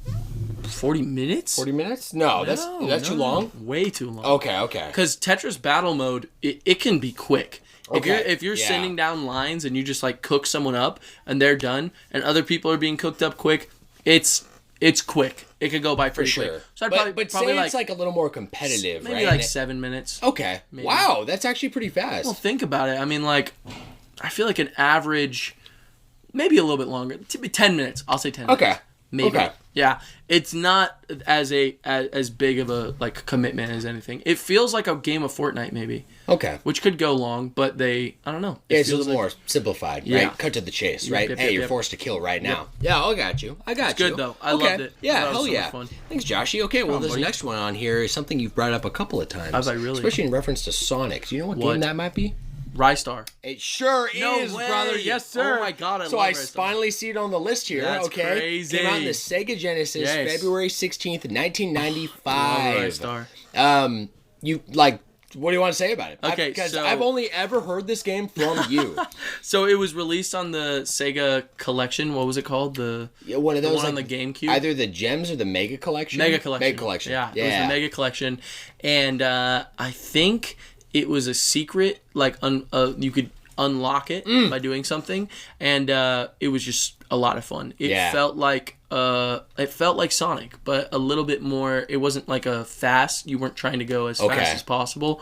And I thought it was the same objective. It was just the same vibe. To be 100%. I mean, if you look at Rystar on the cover, he looks like a Sonic knockoff almost. Yeah. You know what I mean? Yeah, definitely. But some of my best memories with it actually don't come from the game itself. Okay. When I was younger, me and my siblings, so my older brother made a comic book of I think I remember you telling me this. Yeah. And the best comics he ever made was the Kirby comics. Okay. And those were really good. They had like characters that came in and like villains that would be defeated and became like part of the main cast, and then there was like genuinely like a plot that happened, and I loved them. And then the Rystar comics were also something that my older brother made, which I loved. I thought they were really fun. So Rystar is a classic. Rystar, classic, bro. Can't go wrong. Yeah, had to throw it on there. Yeah, I'm happy you did. Yeah. Happy birthday, Rystar. Happy birthday, Rystar. And then this last one, Joshy, I don't know. I don't think you and I have ever talked about it, but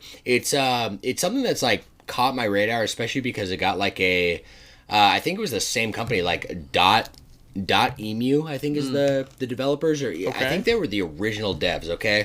This game is called Windjammers, and it came originally to arcade February 17th, 1994. Windjammers. Yes. 30-year anniversary this year. You've definitely seen at least a cover of the modern art of this game. In fact, like they had a rehash. I think it was like the 20 or 25th anniversary. Okay, so some time ago, 5 or 10 years ago, they completely remade this game, even though it still looks like pixel art, right? Like it's made in the same vein. But there's literally, it got so much hype with the reproduction of it that there's a second one, Windjammers 2. What? You can find these anywhere, bro. You can play these on Steam. You can play these on Switch. On Switch, dude. It is a multiplayer, either a 1v1 or a 2v2, almost like a. Remember, like, Mario Party? Like, I don't even know, like, what I'm trying to say. You know, like, the original, like, air hockey game, okay? It's that vibe, but you're players on a screen. It's top-down, and you have Frisbees. And you're throwing Frisbees in a crazy way, and you're trying to ricochet them off the wall so that your opponent doesn't catch it and send it back, and you're trying to make it in the goal. But they'll bounce around, like, geometrically, trying to make it in that goal. So it's like a more of a video game aspect of air hockey. Okay. Yeah. I'm loving that. Have you ever heard of it? No. Really? Never even I'm shocked that you haven't heard of this, bro. This sounds sick, though. Yeah. I remember. Like air hockey? Yeah. Yeah. And, like, it's really cool because I really like the 2-on-2 aspect of it. But it looks like a lot of fun. Yeah, and I love these character designs and the art style. Yeah. It reminds me a lot of, like, Terry, you know? Yeah. Terry Bogard. Yeah. What's it called? King of Fighters? Yeah. But no, it had an original Fatal name. Fury. Fatal Fury. Yeah. That's cool. So kind of that vein. Yeah. I like it. Yeah. I think it's cool. Yeah, bro. Shout out to Windjammers. Shout out Windjammers. Windjammers. Never played it, but 30 years. 30 years, bro. That's and you know it's always impressive, like that Tetris, you know, like really like the two like really classic games on this list. Rystar, you know, we got Sonic now. We love them. We love them. Like it's cool when like, you know, like they get a rehash or they get like a, you know, like kind of like Windjammers getting completely remade and like the fans still love it, or even new fandom. Yeah. As well as like Tetris with Tetris Effect, like completely changing the the game, but you're not. Right? Yeah. It's still Tetris. Tetris will never die. No, dude, it won't. No, it's something really classic about it. How could it? Joshie, that wraps up our retro recap, that might my be the friend. quickest retro recap we've ever done. I think it is. That's amazing. Yeah, no, I mean, we're at sub 20 minutes. Oh, wow, we are. No shot, Let's bro. go, dude. No way. Incredible. Well, shit, bro. Let's take advantage of it and take a little piss break. Are you down? You want to? I'm so down. Let's do it. All right, brother. We are jumping into the Pixel Press, the news, the headlines this week. Mm-hmm. My man, Joshie. Yeah. Let's start with the patch notes, brother. Okay, so starting this patch notes here, we have Pregame Episode 2, Patreon subscriber exclusive. Check that out, guys. We just launched that. Like, we're doing that before every episode goes live. Right. So Joshie and I had that down, and we mentioned at the beginning of the episode, but check that out. Last week's poll, I asked, what direction do you think Sega needs to take Sonic right now? Because we had like Sonic and Shadow and kind of where Sonic is going. Kind of the main topic of last week, right? That's right. 2 responses here. We got Johnny said, bring back Sonic Heroes, but make it good. Ooh. JK, love that game, but remake the title. It will sell. Yeah. I'm with you, Johnny. Yeah, absolutely. I actually think like Sonic Heroes is kind of a more tame version of what the essence of Sonic Adventure and Sonic Adventure 2. Yeah. To be honest, like, but you know, like, it was all story but no extra fluff. Right. But Sonic Adventure 1 and 2 had all this extra fluff and fan service that really made this complete experience. Agree. And whatever. So, I feel like that's where we're headed, though. But and continue the lore. That's what they should continue do. the lore, man. And honestly, that's my favorite part about Sonic Heroes. It's not just playing as Shadow, and it's actually a fun game. It's like the lore is good. Yeah. Very good. Caleb responds. It says, go back to the style that made Sonic fun and cool, like the Adventure series. Yep, you nailed it, bro. We're all on the same page. We are, bro. He said even remaking them or a third Sonic Adventure game. Bro, honestly, a third Sonic Adventure so different. To me would be the dream. But they have to do it right. They do. You can't just keep relying on, like I said, the same characters. You can't do that. No. Yeah. One of the things that brought Sonic Adventure 2 up was the feeling of something fresh and new. Yes. And something deep, too. Something really emotional. And, if you're playing Sonic Adventure 3, you are not a kid. No. To be 100% honest with you. So don't treat your audience like they're children. No. So make something good. Make something emotional. Make something that works. And I feel like they're getting it from, like, you can listen to last episode if you really want an in-depth conversation between Joshie and I about the series, but it really seems like that's what they're getting a grip of. Like, we're not Mario. This is not Nintendo. Yep. Like, we're an independent thing. We can push this beyond what it's meant to be, right? And like, I think you're nailing it. Like, I don't think of Sonic as a kid's thing. Yeah. I think of Sonic as like a very unique, independent IP. It's Sega, right? They don't have a console. They're not in the hardware business anymore. So they need to push what they got good, right? Absolutely. And Sonic Adventure 2, that does have a younger audience in mind. But push what those ideas were really all about, right? I agree. Don't dumb this down. I agree. Don't make it oh yeah, no, we're gonna hold your hand while you're getting through this raceway experience. Right. No. Get your focus set and get something that's set them priorities and get that good shit characters, good lore, absolutely, fun gameplay. Absolutely. That is all you need. It's literally. Right? And then for me personally, Shadow. Okay. Shadow. Make him a point of contingency, and I'm good, man. Okay, so Joshie, I wanted to say real quick before we get started into the news, I have an update here for you. Okay. Yeah. I just have some exciting news that I think is like a more positive direction for things we've talked about recently. Oh, okay, cool. In the past week with news. So number one is that, have you heard of this guy from Pirate Software? Okay, his name is Thor. And he actually used to work at Blizzard Studios. No, I have not heard of it. He has a YouTube channel. So I ask you this directly because I just discovered this guy randomly appearing in my YouTube Shorts section. And now he is there every time I open YouTube. Okay? Wow. There is one of the 4 little boxes that appear in my feed is this guy named Thor. Right. He's got a very deep voice. He's very personable. This dude understands things on a deep, complex level and makes them really easy to understand. Okay. So we'll get deep into that, I think, in a more personal level. And everyone else out there, check out this guy Thor on YouTube. Like, seriously, maybe you know what I'm talking about because I literally discovered him from my YouTube Shorts. Okay, and I'm barely on YouTube. Yeah, but He made the game Heartbound. Have you seen the game named Heartbound on Steam? I don't know if I have. You might have seen an image of it because it looks like it's the main character from Undertale. Oh, okay. And it kind of has the same vibe in the title screen. I literally thought it was like a third-party Undertale vibe. Oh, Look interesting. Up Heartbound. You see what I'm talking about? At it right now. Yeah, absolutely. And you see what I mean, right? Like it's absolutely do. Oh, okay. This is definitely Undertale. No, it's a totally independent game that this guy made after everything that happened in the debacle. I think he voluntarily left Blizzard Studio with, I won't go like super into it, but he basically felt like his mind was always elsewhere. His mind was in like, hey, like I want to do like my own independent thing until he actually did it, right? Right. This guy's kind of changing the video game industry landscape right now, especially with being an independent guy. So he made a statement that I want to say, which was a response to what Nintendo directly stated about Palworld, okay? And we talked about it last week, right? Yeah. With their official statement about Palworld, which is kind of scary. Kind of like, hey, we hear you, we're looking into it. He said, guys, he literally made this whole YouTube short, and I had to put it in this episode because he took all that it said and all that we talked about, and he said, guys, I'm going to be real for you, and I'm going to spell out what Nintendo's saying right now. Stop sending us emails. That's all it is. Yeah. He says, there's no legal ground. There's no... Dude, Nintendo is the first guys to handle something and take care of something. Yep. Them and Square Enix, I feel like they're two like really big kind of shareholders that are in this business that if there is a problem, they will handle it before you even know about it. You know what I mean? Like a cease and desist letter, whatever. Yep. So Nintendo's saying that publicly.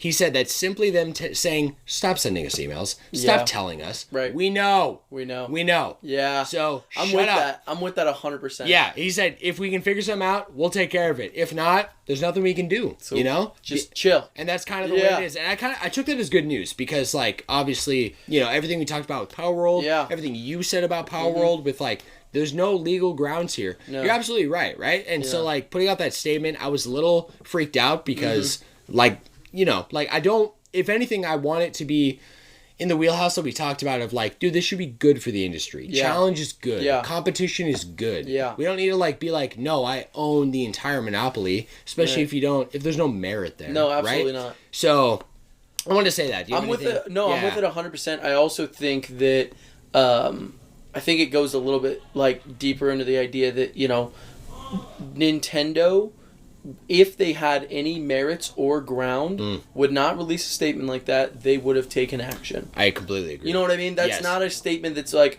okay, something's coming. Yeah. It's seriously, it's like what he said.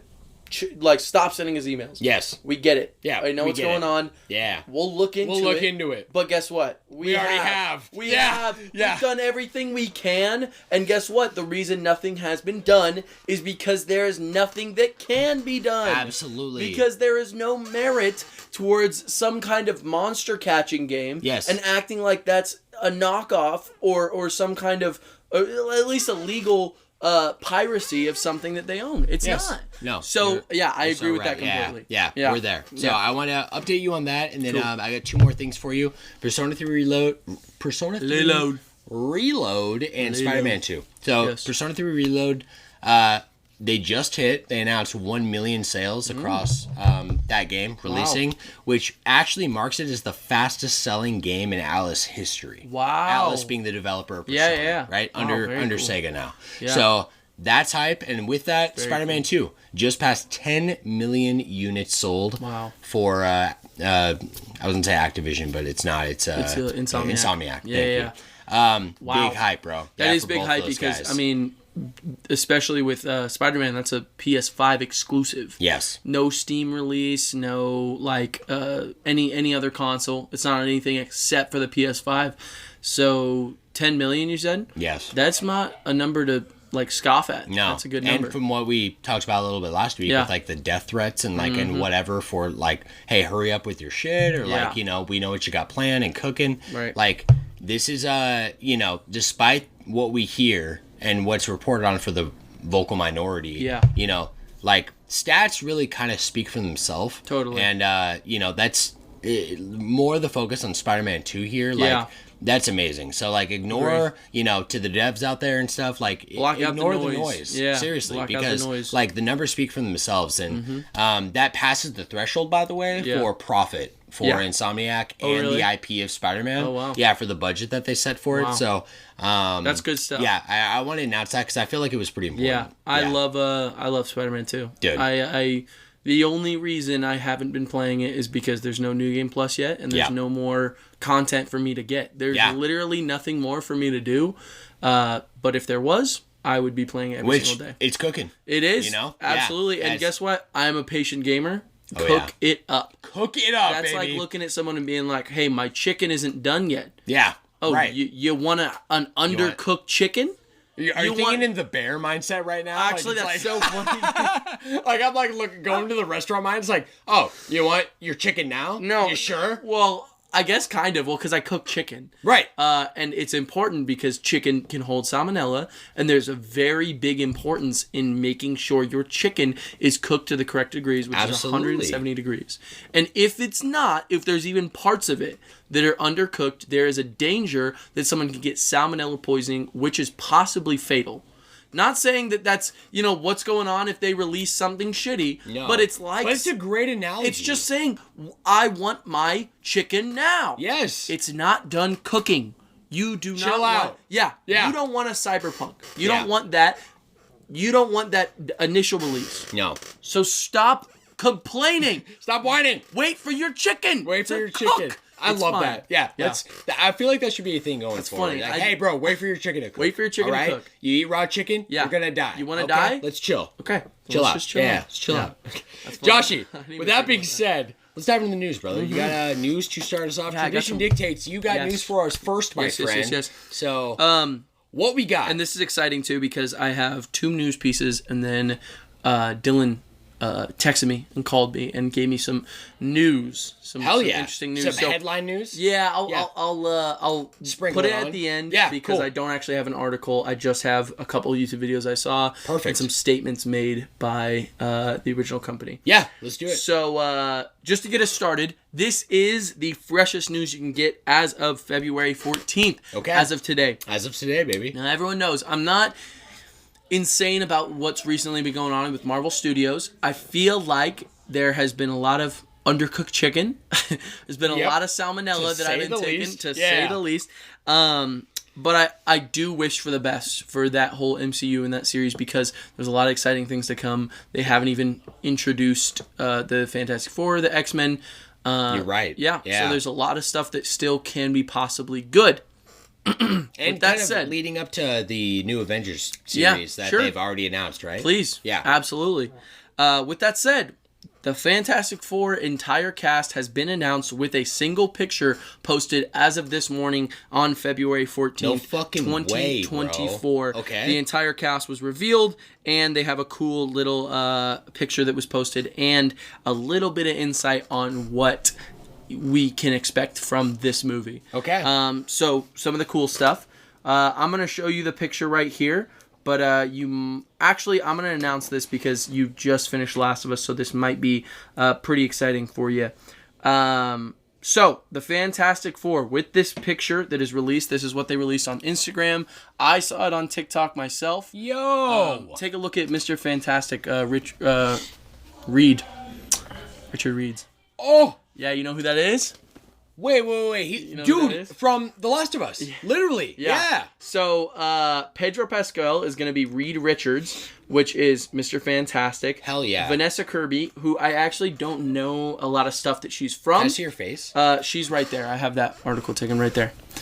So, that's her. Okay. You can see what she looks like in I feel like she looks familiar, but I do too, but I don't really know, and I could have done more research, but this just happened this morning. Yeah, hell yeah. So that's pretty exciting. Vanessa Kirby as Sue Storm, the Invisible Woman, of course. Joseph Quinn as Johnny Storm, which, did you ever watch Stranger Things? Do you know anything about Stranger Things? I don't. Do you know the huge explosion with that one character named Eddie? No. You know anything about Eddie? I don't. Okay, so if I don't mind being spoiled. That's okay. I also have not seen it. Okay. But I just know he was a fan favorite character in the latest season. Where have you ever seen the Hellfire Club? You ever seen that shirt with a little demon right there? Black sleeves. It's like a baseball team. I have. That's okay. Yeah. It's just the shirt that the character wears, and this actor was just kind of blew up because of this role that he played. Okay. So yeah, it's Joseph Quinn is his name, and he's really good. Okay. And this is crazy that this timing happened right when I'm watching The Bear because, oh my gosh, I'm gonna fuck this guy's name up. Ebon Basrach. Basrach? Let me see. Right there.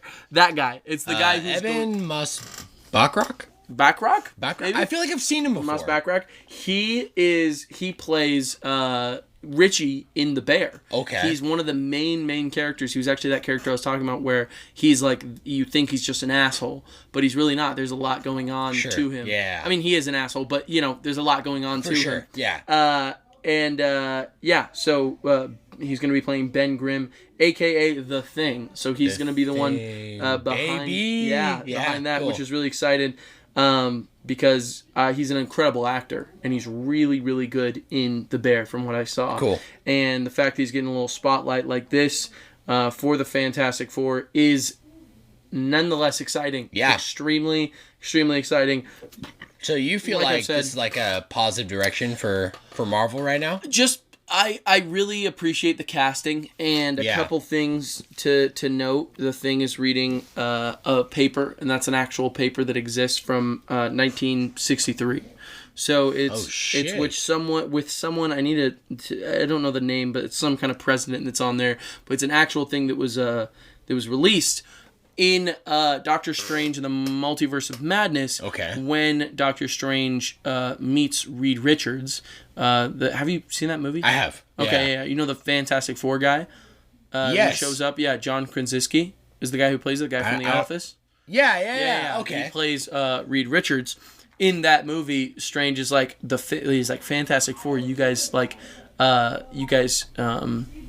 peaked in the 60s or something. Yeah. Did something like that. Makes fun of him. Yeah, so ripped on him. The huge theory is because of this picture that was released and all these ideas, this movie is going to take place in the 60s. Yo, so that would be sick. Some origin to what's going on there. That'd be really cool. I feel like they did a really good job with like the throwback with like WandaVision. Yeah, I was going to say, look at the style of even the way it's written. It just seems very 60s. The style of everything they're wearing, even like the futuristic robot looks like the way a robot would be depicted in the 60s.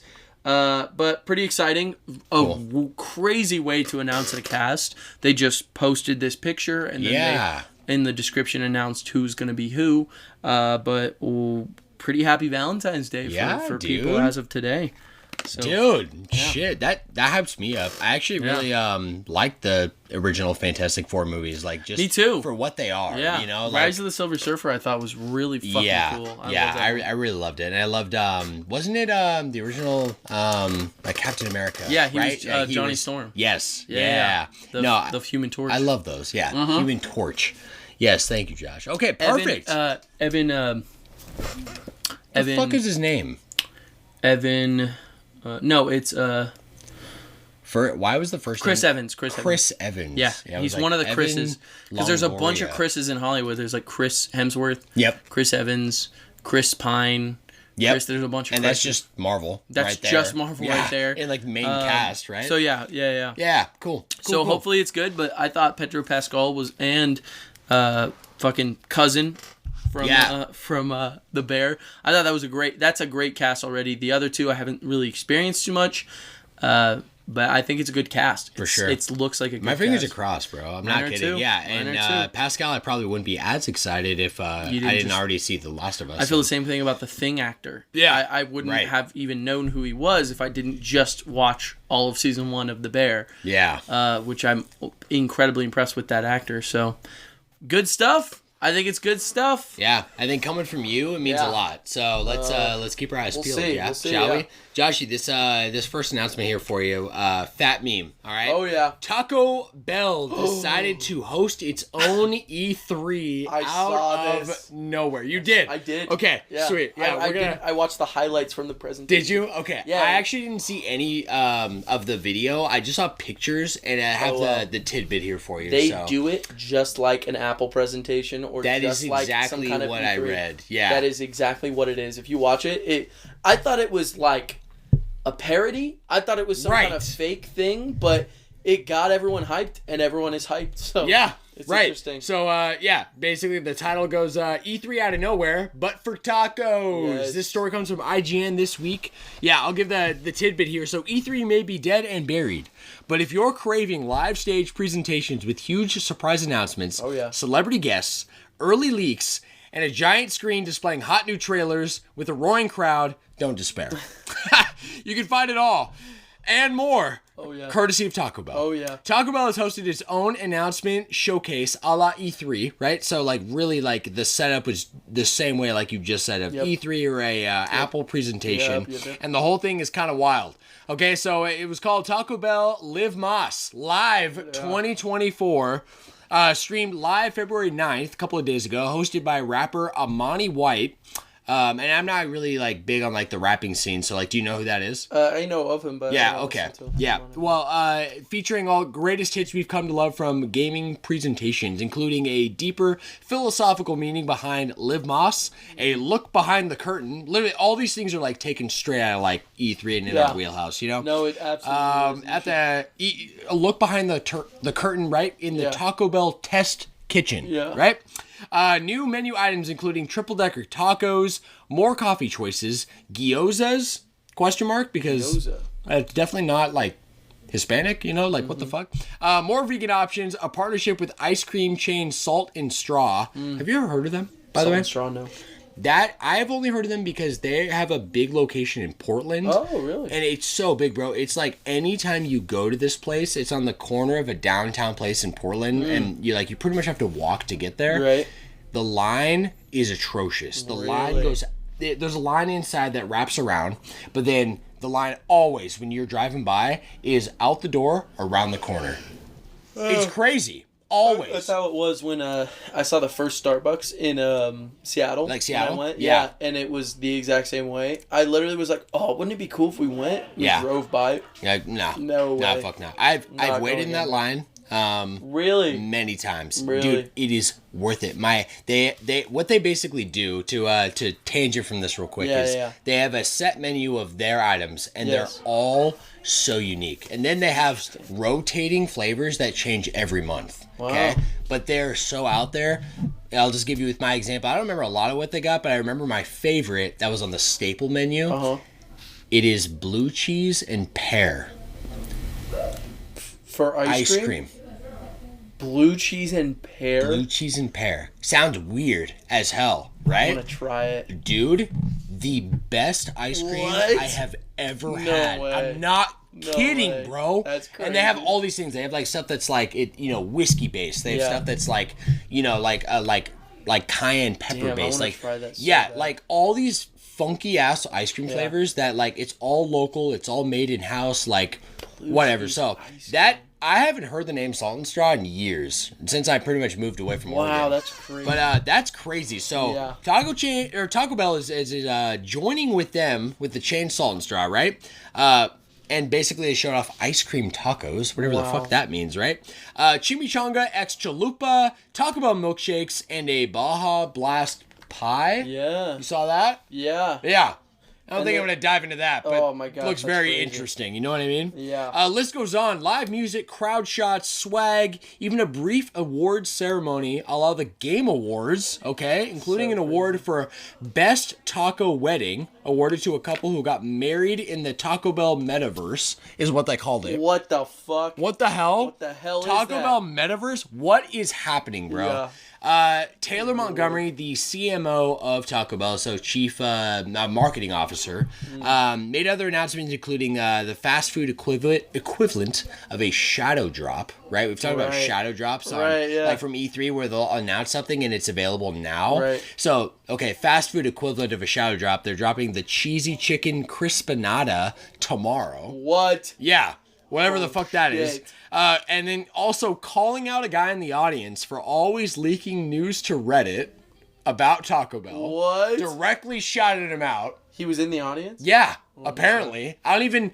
Again, I didn't watch the presentation, so this is all like tidbits from IGN, but yeah, I saw that over Twitter too, and like it's so a fat meme, bro. So it seems like Taco Bell's pretty with the meta because before I wrap this up, like, do you remember years ago too when like the 360 came out and the PS4 and nobody could get PS4s, so they like started having these giveaways and they were like special edition PS4s. I do remember that. Yeah, and so like everyone was going through Taco Bell trying to get these $5 Crunch Box or whatever for giveaways for a PS4. One of my friends when I worked at Fred Meyer, one of my friends literally won one. That's crazy. Yeah, and that was like, I was on Reddit and like people were winning. Yeah. So Taco Bell was being put on the map for kind of being with the times and being kind of meta. Yeah, for sure. So we'll wrap it up. So they shadow drop these crispanadas tomorrow, calling out this guy, and finally wrapping, quote unquote, the presentation with a giant Cheez-It inside of a Crunchwrap Supreme, and that's how it ends. Yeah, I saw that. That is the announcement, my friend. Fuck. What the fuck? What the That's crazy. What? It's crazy. Wild. Yeah. Insane. I've been out of like the I definitely was a part of like this like silly kind of like high school Taco Bell vibe where it was like, well, I mean, at least in the town I grew up in, like there was nothing. We had like, we had a Safeway and a Walmart, some fast food options, too many pizza options, and that was kind of it. Yeah. So when I was a junior in high school, it was announced in my school that Taco Bell was coming. Why was it announced in your school? Because that's how big of a deal it was. Wow, seriously, we had a school assembly, and in the assembly, randomly, they just announced Taco Bell is coming this date. Dude, the entirety of the school cheered at the top of their lungs, man. Like, it was wild. So, I've been a part of the Taco Bell like kind of like hype train for a while, just as a meme more than anything. Yeah, absolutely. You know, but I just thought this was so good I had to put it in. It is good. So that's kind of what I got for you. I love that. I saw some of the presentations and it's fucking hilarious. It really is. It's hilarious. It really is. But at the same time, myself, since I moved in this house, I'll say it, I hated Taco Bell before I was here. Really? I grew up thinking Taco Bell was probably one of the most mid, like, shitty things because I didn't know the menu. And so I never like, the most I remember from it was, like, a shitty taco I had every once in a while. And I didn't even like tacos growing up. I didn't like them. I never thought about wraps. I never thought about burritos. I pictured Taco Bell as, like, a shitty taco chain, if that makes sense. And it was around the time when we were moving in here, and I started getting those. They were called the shredded chicken quesadilla. Yes. Do you remember those? Yeah. Shredded chicken chipotle melts.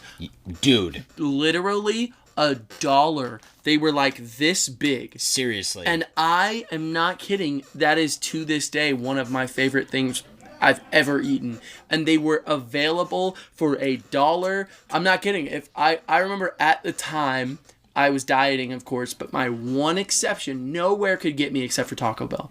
And so this built this love, but they discontinued it, and there were ways to get around it, like a build your own type vibe, or and, even and like subbing out whatever. Yeah, they had the same stuff in rolls. They had the chipotle sauce in you remember the it's still called the same thing, the potato soft taco? Yeah. And then they also had a chicken chipotle ranch grilled chicken burrito. Remember that? The chipotle ranch grilled chicken burrito. That one is amazing, by the way. They also got rid of it. So I didn't know that. Yeah, it's gone, man. Big bummer, bro. That's gone now. But so I remember I'm always kind of like excited over it because they just brought back this it's like this bread. It's almost like a pita bread, not a pita. It's like a Like I know what you mean though. You talking about that? Yeah, one... like the flaky little chalupa. Yeah, like, the bread around it. They brought that back. I thought it was so good, and so they kept it this entire time. So when I was watching the presentation, I was low key getting hyped. I was low key watching it, and I was like, they announced that chicken thing, and they announced it, and I was like, whoa, that's pretty cool, dude. So I remember, watching that, and I'm not even kidding, like. I don't think any other place would do it like that. Yeah. But that is the best way to do it. It just built so much hype. It would only be Taco Bell. It could only be Taco Bell. So, unreal. I loved it. I thought it was great. I loved it. I thought it was... All right, Joshy, let's get into your second piece of news here, brother. Alrighty. So this is just a little exciting for me because I'm pretty into it right now. There is some stuff going on in the gaming world, and I wanted to mention it before this news piece, but it's because there's a couple things that I wanted to talk about, but this one I'm actually passionate about. Cool. Have you heard about this new JJK game that came out? Oh. Have you heard about this? A little bit. I think I saw it in like in organizing game drops. Oh, but yeah, we talked about it. Yeah. Oh, yeah, okay. It's called Jujutsu Kaisen Curse Clash. We did talk about it. It actually just recently... broke a record for being the most refunded game on Steam, which I didn't really want to talk about too much because I don't have a lot to say because I haven't played it. Yeah. And I'm not really like, I don't know. I see what they were trying to do. To be honest, if you look into it, it's pretty ugly. Like, just literally, the game is just fucking ugly. Damn. It's like they were trying to do the Naruto Ninja Storm or the My Hero One's Justice and that whole vibe. But it's definitely worth looking into. It's called Cursed what? Curse Clash. Curse Clash. Yeah. So it's getting absolutely destroyed online. People are not liking it, and I highly doubt. Actually, I know for a fact they will not do a sequel because it is just not. It is just not kicking it. But. So I didn't really want to talk about that, but I wanted to throw that in as almost like a bonus bite, just a little bit. Yeah, cool. If you don't mind, because we take those. What Dylan told me, it could be my third. Yeah. So I'm gonna move on to the next one. Yeah. That's cool. Perfect. So there was a poster and a trailer for the next episode of the Telecom Animation Film Studio that they're working on, which is obviously it's the second half of the season of Four Horsemen of the Apocalypse. So the 7 Deadly Sins. Yes, sir. So the reason I wanted to talk about this was because, and the reason I didn't mention this at all in the beginning was because I knew I had this article. Okay. They released the first 11 episodes on Netflix of Four Horsemen of the Apocalypse. There's currently 16 episodes out now, but it's going to be a full 24 episode season. I believe that's what is going to be happening. Okay. So yeah, that's what this article says at least. And it's going to come out every Sunday. I finished what they had on Netflix, and it's funny because I almost was like, it's funny. I didn't expect 7 Deadly to kind of come out with something like this, especially after everything we had, but it almost feels like this really fresh reset into the universe because it takes place, I think it's 16 years or 17 or like 14 years. Like at the end of after 7 Deadly ends. Okay. And so I didn't really know what would come from it because I read the first chapter of the manga when it first came out a while ago before there was anything else out for it, right? And it seems like a pretty it seems like almost like a reboot for the series. Not a reboot because it's expanding on everything that happened. For sure. But it's like new characters, right? The central group of characters are completely different. And if anything, when I first started, I was like, I don't know how I feel. After that first 11 episodes, I think it's genius. Really? Because they're building the Sins and Meliodas up as almost like these like huge, larger than life characters. Like there's this one character who he creates medicines and he works on like poisons and antibodies and all this stuff. Yeah. And he like an alchemist kind of? Yeah, like an alchemist. Yeah. He idealizes Merlin as like this like almost like figure that exists within the series. And I know you're not done with it yet, but they reference Meliodas a lot. He actually like shows up at the end of the first 11 episodes. Oh shit. And it just brings this level of mysticism that the first season really encapsulated with the 7 deadly sins. Okay. That I felt needed to come back in order for their legend to kind of be what it is. Because I don't even know how to explain this, but like I felt like something they did really well with The Boys was kind of build these heroes up to be like extremely important, you know, but also like the most popular faces of the world. But they're also the central main characters, and so it's hard to feel that presence that they hold throughout the whole world and within the city that it exists in. And so Gen V, that spinoff, I felt did an amazing job having a completely new set of characters. Yeah. All of them are teenagers. All of them are like going to this specific college. This is a spinoff of The Boys? Of The Boys, yeah. Have you heard about this? No. Gen V. So when I finished it, I didn't know how I would feel about it because it's like I want to see what's going on with The Boys, but it just sets up the mysticism of all these characters and all the ideas that exist within it. I feel like Four Horsemen of the Apocalypse, from the first 11 episodes, I was thinking about watching the other ones subbed because, you know, I love me some dub, especially for Seven Deadly. I just think their voices are so good. But I'm deciding to go with what Netflix is deciding to release. And I think the reason that they didn't was because they're going to wait for these episodes to all come out and then release the entire next half of the season completely dubbed. And so it's going to be, I don't know, a little bit of time because they're coming out weekly. For sure. But they released a new trailer and a new poster, and we actually get to see like the way it's set up. It's already, they're doing it just so well. You don't know who the Four Horsemen of the Apocalypse is beyond the main character. So it's kind of like... he's one of them, though? Yeah. Yeah, okay. It's kind of like Seven Deadly Sins in that sense. Yeah. And so it just gets me excited. Like I said, it's just, I think it's geniusly done. And I think that, you know, it's necessary to keep the mysticism of the Seven Deadly Sins alive. There's something to say. You've said it like several times in just like in just this spiel about Seven Deadly, and you know we haven't really gotten like the nitty gritty of like why Seven Deadly is so good. But there's something about Seven Deadly that is encapsulated in a way that. With the parallels we've talked about offcast about Attack on Titan, right? Sure. There's something about like the mystery surrounding like a legend, right? And absolutely, and you seeing the human side, right? But never fully, right? So like you see the vulnerabilities, but there's always more. So like that level of mystery that follows all of the sins as you go throughout the original kind of like story. Absolutely. It's fascinating because like, you know, I can't remember if we talked about it in pregame or if we talked offcast, but talking about Meliodas as a character, right? Like a whole appeal he has is like, it's very different from other kind of shonens where Meliodas really isn't getting stronger. No. You just as a viewer are seeing more of what Meliodas wants you to see. Yeah, you absolutely. know? Yeah, you're seeing he doesn't tap into his true strength. Like a part of the excitement is that he just reveals more when necessary.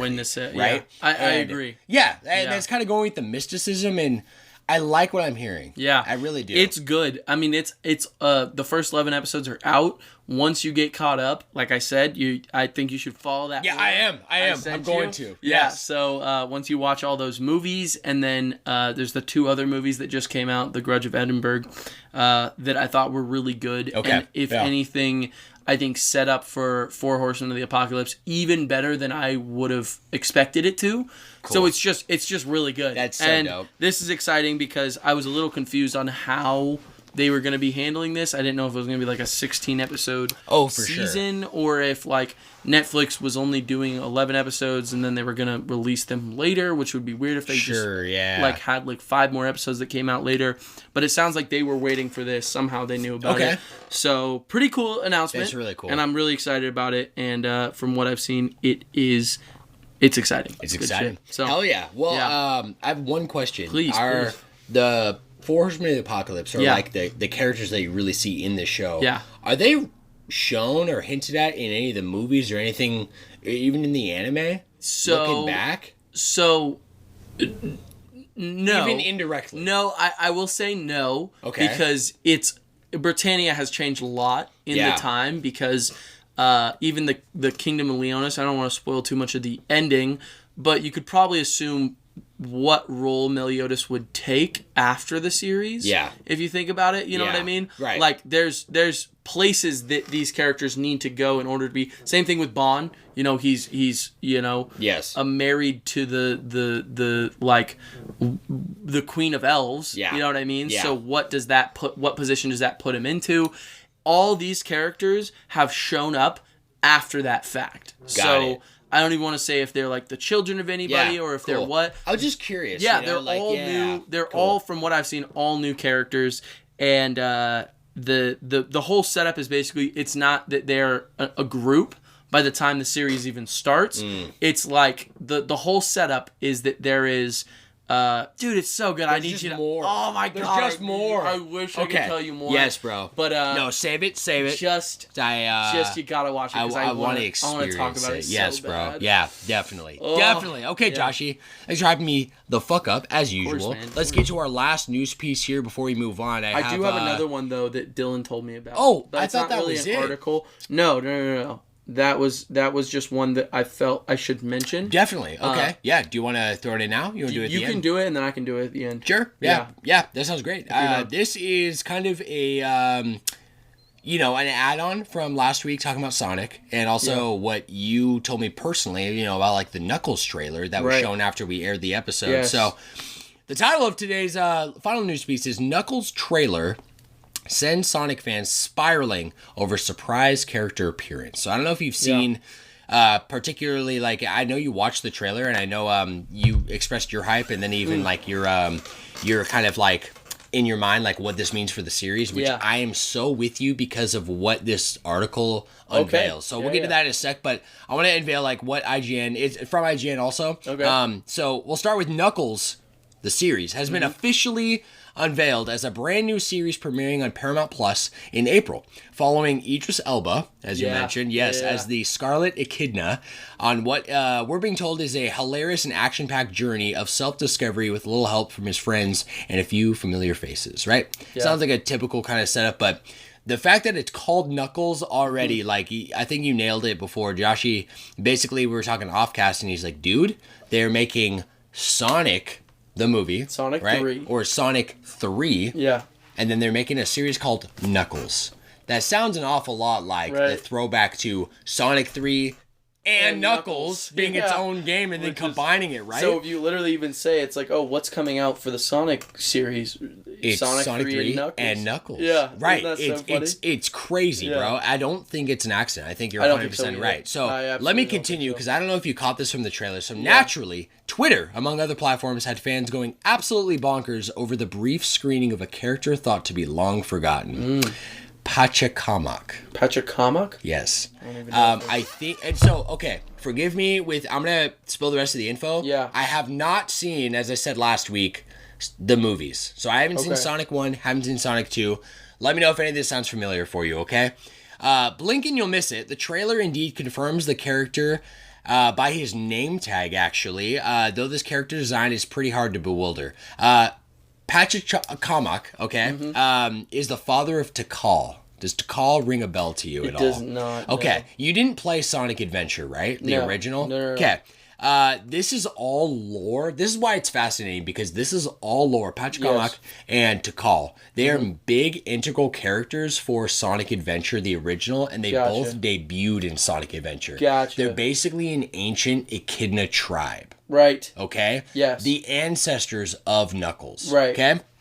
Who do show up in the lore to the first Sonic movie. Okay, that is what I gathered from this article. Okay, so I didn't know this, but the confirmation of this particular character in this way, I personally think is a huge nod to what we've already talked about. Like, Sonic Adventure is getting like this uprise. Like, Sega definitely has Sonic Adventure on their mind with the logo, with all the themes, Knuckles. Okay, and then they're literally having these characters that are originated in Sonic Adventure. It's a little too convenient. Okay, it's a little too on the nose. So debuting back on the Sega Dreamcast in 1999, 1998 in Japan, right? Okay. Sonic Adventure. That was the debut of these two characters, right? So he's best known for being the chief and warlord of the original Knuckles clan, successfully leading them through countless wars in Sonic's lore and history, until he invoked the wrath of the immortal godlike creature known as Chaos. You know what Chaos is, right? Of course. Yes, sir. Who ultimately ended the life of the beloved war chief. In the Sonic the Hedgehog film, slightly more fierce Pachacamac, compared to this trailer, appeared among the Echidna tribe that tracked down Sonic in his youth. Now he seems to be doing just fine, enjoying his job at a local bowling alley. So that he has a short scene. He's all tribed out. He has a very distinct look as an echidna. He's brown instead of red. Yeah. But his name tag in the trailer, like says, all over Twitter, it literally says Pachacamac on it, right? Like in like a diagonal print. Right. So there's all these skills you can see. It's so interesting. Yeah. I'll wrap with the mystery has already sparked massive fan theories as expected. My favorite being Knuckles using Pachacamac as a disguise and throwback to the fans. But we'll just have to see when it comes out April 27th. Yeah. I don't know if there's much more to say, especially because you haven't played OG Sonic Adventure, but to anyone who has, like I know Caleb out there has, and just like anyone else like in kind of following the Sonic lore, I think this is absolutely hype. And if anything, even if Pachacamac is just like a small, it's like a Easter egg? Like small Easter egg that Marvel does, with like a I always forget who's like the original guy who made like the Marvel comics. What do you mean? Stan Lee? Stan Lee. Oh, I always forget his name. I think it's Sam, and then I get locked, right? Like, really? Sam. It's not Sam. Stan Lee. Stan Lee, yeah, but how it's like a throwback, right? They just put him in as a cameo, as like a character. It could be that, but at the very least, they're very aware of what the fans want right now. Right. Like we talked about last episode. So I think this is a big hype. Agree. And I'm really excited to see what Sonic does. Bro. Yeah. I really am. Yeah. Joshua, let's hear that last news story, my bro. So it's not really a news story. I just want to use it as like a bonus little thing. Yeah. Another one if I am bonus allowed. Bite. Yeah. More than allowed. Because I actually can't find any official news articles written about it. Okay. But I just want to mention it just in case there is something else that comes up, or I don't know, something else that needs to be talked about. Mm-hmm. But Dylan called me today and basically told me that Black Clover the anime is returning. I can't find any which has been on hiatus, if I remember right. Yeah, since about 2021, I think. So it's been almost 3 years now. And what he explained was that he saw it on.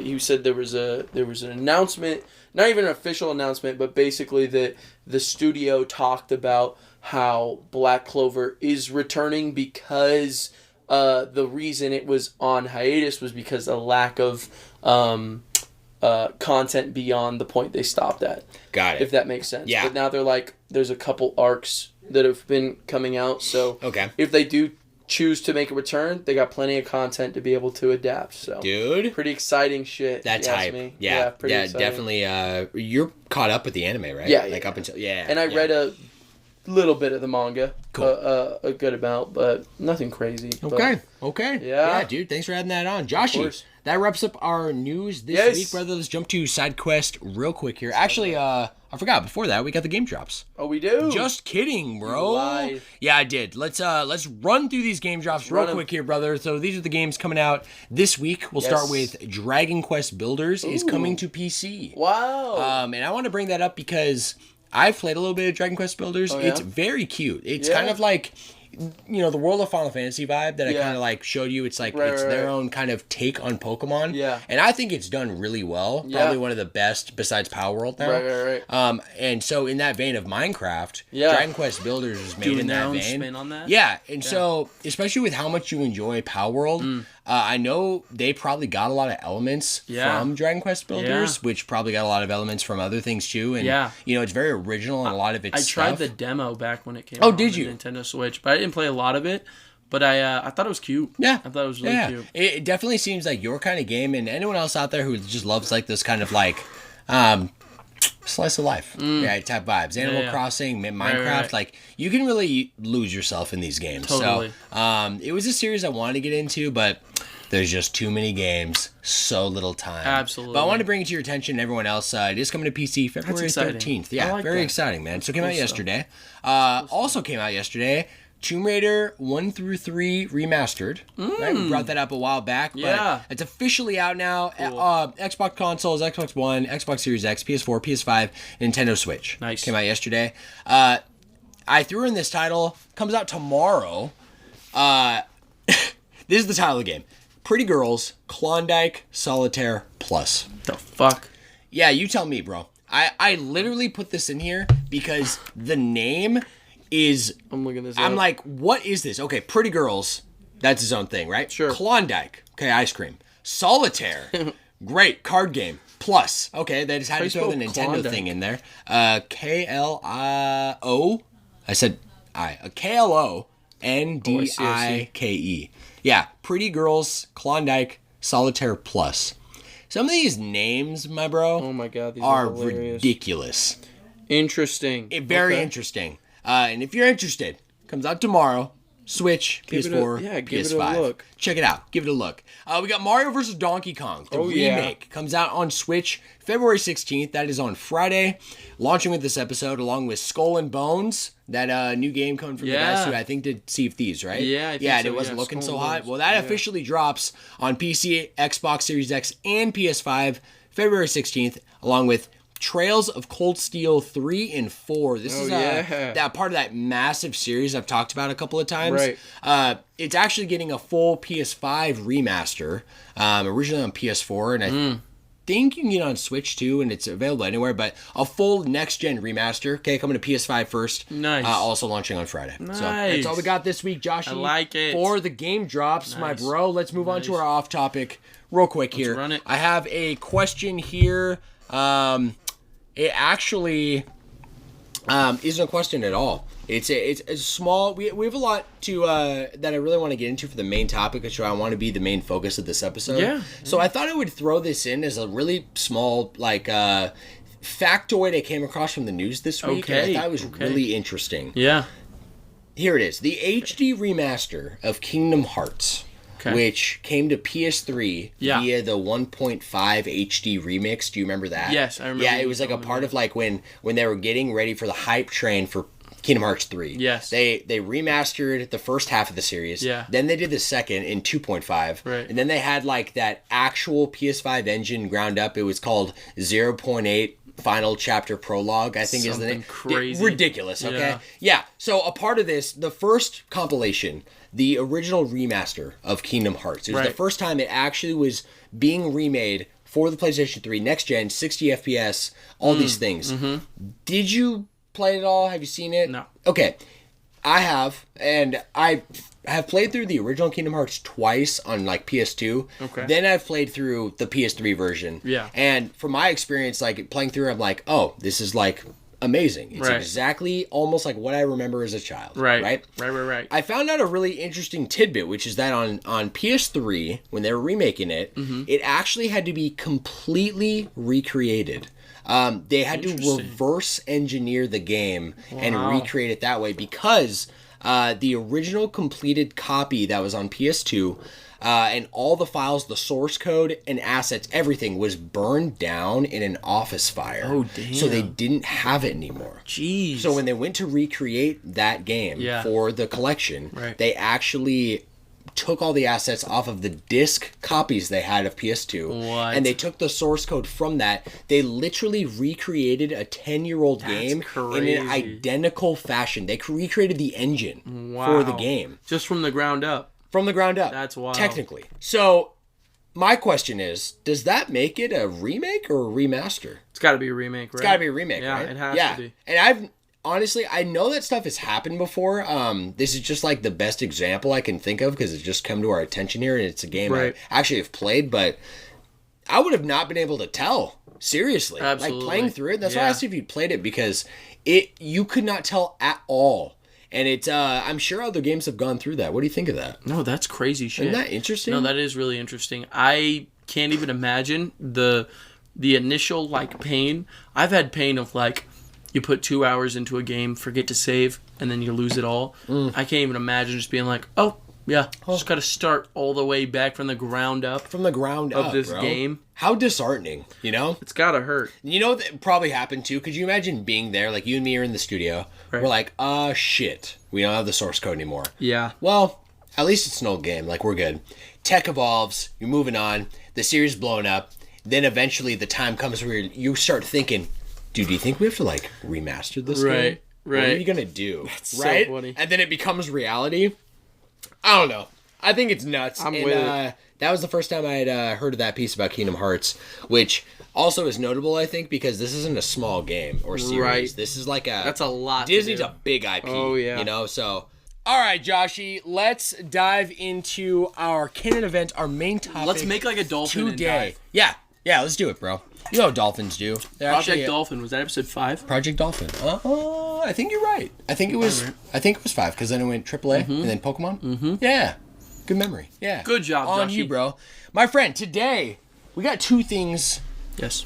Here, like, well, first of all, the title of the episode. Usually, I don't like have the title. I have like a tentative title, and then it's finalized later. Yeah. But I got the full title. Yeah. It's Julius Valentinus. Yes. Okay. Yes. And as I told you before we started recording, like Julius, coming from Julius Caesar himself, right? Yeah, very famous figure in the Roman Empire. Yes. The first man to enact the solar calendar, which recognizes that a full revolution for the Earth around, our calendar year. Right. It's not a full, complete 365 days. It's actually just under 365 days and a quarter. Right. So to make it as least complex as possible, he was the first person to enact the every 4 years we got a leap year. We add a day. Wow. You know? So crazy. And I didn't know it came from him. Yeah, that is actually news to me. Yeah, hell yeah. I learned that I'm here to educate. I know, I learned that this morning when you told me about it, but that also adds to that. I want to mention this on cast. Yeah. The character from Black Clover, who is the Wizard King, he's like the most powerful character. His name is Julius Novachrono. And his magic mentioned that. Time magic. Time magic. That's his magic. Because everyone has a unique magic style that goes with them, right? His is time magic. Okay. Which is like the most powerful magic because everything revolves around time. Absolutely. Right? And so his name is Julius Novachrono. Julius Caesar creating the calendar, which is one of the biggest means in which we tell time. Yes. That's so funny. Isn't I didn't even know crazy, that. Bro? Yeah, and I think this is BC too. I'm pretty sure this goes back a long time ago. Like something like I didn't write down the date, but it was like something like 45 BC when this was enacted. Jeez. So it's been well in the works for over like 2 centuries. You know what I mean? So can't believe Black Clover's been around for that long. Millennia, not centuries. No, you're right. And then Valentinus. Yes. Right? As I also told you before, Cass, Valentinus, as you could probably imagine, just Saint Valentinus, right? Where I won't go in the nitty gritty. It's actually kind of gory and kind of adult themed, I would say, for how we got the origin for Valentine's Day, which is the day we're recording this podcast. Well, at least something beautiful came from it, right? Oh my gosh, bro! Yeah, and great holiday if you're in a relationship, and if not, I mean,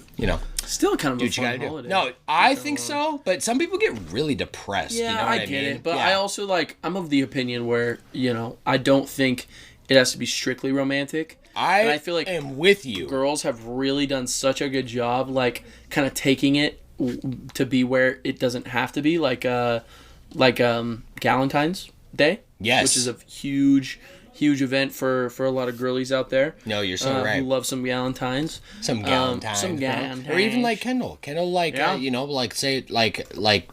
before we kind of fully got recorded here, she went ham to just hook up the house with a little bit Valentine's presents. I'm so glad I got to see her just now too. Cause seriously, I told her how much I loved her. Big Angel. She was talking to me last night as I was writing the episode. She's like, "Oh, what should I get the boys? What should I get Hunter? What should I get Jade? You know?"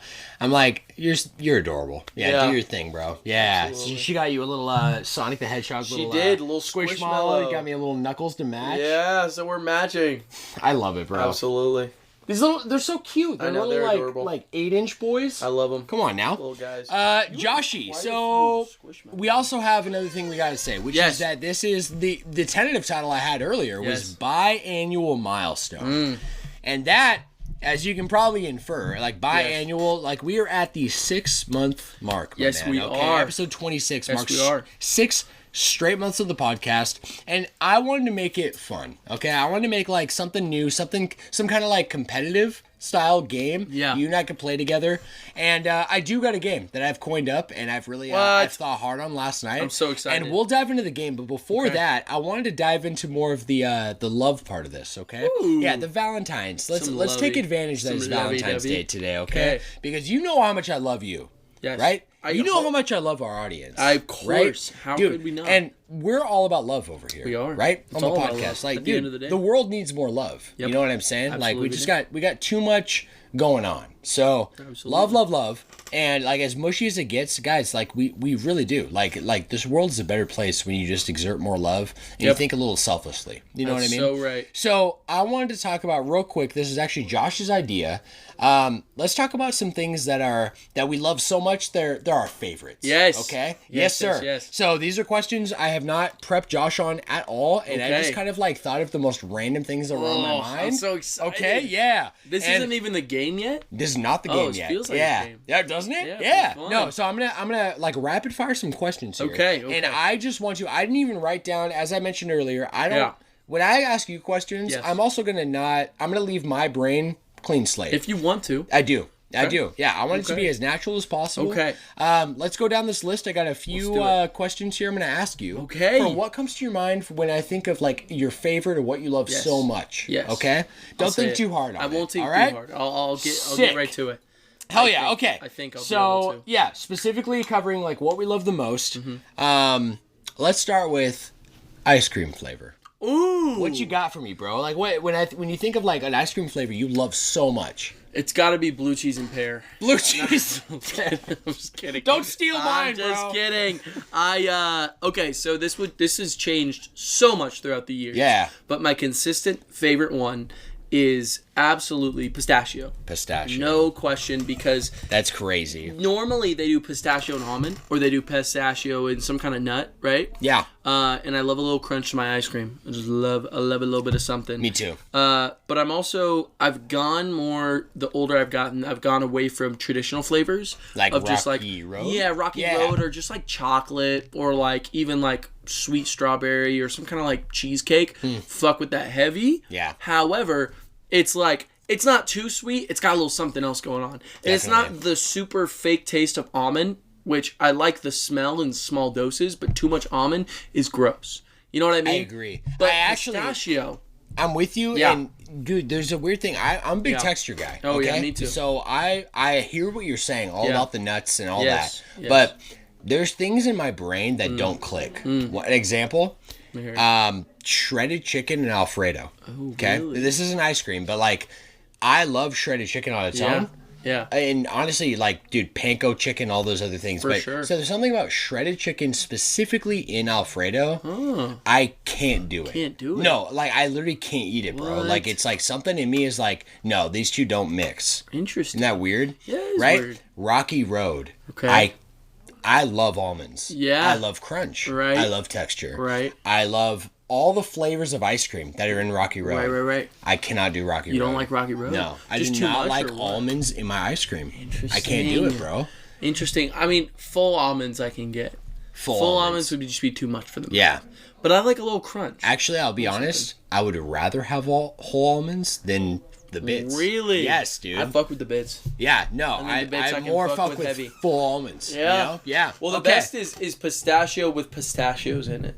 Dude, okay, That's the best. I'm gonna be real. I'm not a pistachio guy. Actually, I love pistachios on their own, like a little snack. Yeah. But it's once in a while. Yeah. It's kind of like one of those things. I could not have pistachios out of a bag every day. But hey, you're like, I'm going to a friend's house. Yeah. Hey, I'm kind of hungry. You got any snacks? You got pistachios? Pistachios. I'll eat them. Oh, I'll fuck with them. Yeah. And then, you know, when I'm eating them, I might be like, oh, I forgot how much I love pistachios. How much I love pistachios. Seriously. Yeah. But Kendall's with you, by the way. Yeah? She loves pistachio. Pistachios are fucking... Cannot do the ice cream, I think when it comes to nuts, they're probably S tier. They're probably like... S tier! Yeah, what else would beat it? Dude, like macadamia, almonds, peanuts... And also, like, there's, like, 16 different ways you can make, like, roasted peanuts. I'm with that, but if you're having a pure form, you would want to eat a peanut over a pistachio. Absolutely. Okay. Absolutely. Reasonable. Yeah. That's very reasonable. It's also green. I don't know what it is. I like me some greens. I do like green, but I don't love green, A. Like, B, green and ice cream...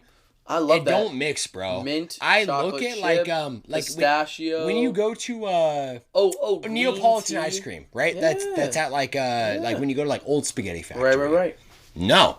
I'd rather have chocolate. I'd rather have vanilla. There's green in there, bro. White, brown, green. Why is there Neapolitan why is there green in Neapolitan? Oh, there's not. You're right. You're tripping. No, I'm tripping. You're right. Because they have Neapolitan, which is chocolate, strawberry, vanilla. And then they have pistachio. Yes. Here's how I remember you're right. Neapolitan, if you ever confused, it's the level of tanning. So it's pink, you sunburnt. Yeah. Tan, right? Which I guess this only applies to my skin color. So it's like you get burnt, or you're tan, or you're sunburnt. Yeah. So that's the three. Okay. No, you're right. You know but they also offer pistachio. Yeah. And I'm not kidding. Every time I go on a date to Old Spaghetti Factory, my girl is ordering pistachio. Beautiful. Looking at me like, what are you doing? Yeah. And I'm like, well, I ain't ordering that. Well, I'm not ordering green ice cream, sounds like you have a real one. Just saying. I'm just saying, green tea ice cream, mint chocolate green tea ice cream I fuck with. Mint chocolate green chip, tea, pistachio, mochi, actually. Mochi? Dude, you're tripping if you think that there's no green that deserves to be an ice cream. Josh, anyway. I'm going to be real with you about... Keep it a buck. Cookies and cream plus cookie dough. Listen, both of those by themselves, amazing. Hell no, bro. Yes. It's mostly vanilla. What are you talking about? It's vanilla, and then you get a flavor of cookie dough, and then you're like, this is too much. No, that is what I look forward to. This is where you and I differ in sweets. I need something that's slightly sweet, but not too sweet. But pistachio dark chocolate, is perfect. The little dark chocolate chips that are in there, like it's like no, because that's dark chocolate mixed with tangy cookie dough. Yes. Too sweet, texture. And then you have vanilla. It's too much. We're not going to be on the same page on this, Josh. Yeah, I'm okay with this. Yeah, no, I am too. I love you so much. But, this is all about love. So yeah, no. So, Joshy, we got pistachio. I'm so sorry. Cookies and cream and cookie dough. Joshy, the next question I have for you. Yes. This is actually what I referenced earlier about like, hey, it's weird. I'm thinking of these things, random questions, as I said earlier, and we just happen to talk about what I got cooking. Okay. Precious stones.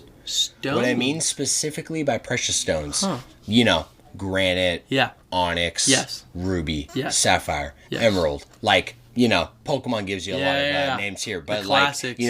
Stones. Yes. Do you see any? We were talking about Mitch's bees earlier, right? Yes. So I think in pregame, you're thinking any stones that are like you're like, oh, that's my stone. Yes. What comes to mind? A quartz. A natural quartz. I like that because I'm with you. We're friends again. Yeah. Okay. Good. We're back to there, bro. There. Okay. Good. Quartz is my favorite. Okay. Not just because when I was young and I lied to this kid named Cameron when I was in elementary school that my grandfather worked at Nintendo and he was working on a new sequel to Diamond and Pearls called Bronze and Quartz. I remember quartz stuck in my brain. Fuck up, bro. But also, oh my God. Also, quartz is the most common material you can find. So I just recently, just recently I found a rock because I was out with Trinity and we were smashing rocks to try and find geodes. I found a rock with an entire line of quartz going through it, and I don't know why I didn't keep it. Seriously? You didn't keep it either? I don't think so. Oh, maybe it was huge. It was like massive, but it had a giant line of quartz going through it. And if you go to the Sedona, Saguaro Lake, there is a side of the mountain where there's this giant line. You have to walk over it to get to the cliff diving spots. There's a giant line of quartz that goes through it. And I always looked at that and thought that was the coolest fucking thing. And if I'm not mistaken, I'm not like no master precious stone guy. I'm not like a Yeah. Whatever. But quartz is like a grayscale, right? Yeah. Yeah, and it's very layered looking. Yeah. It's also it depends. There's rose quartz, amethyst is technically quartz.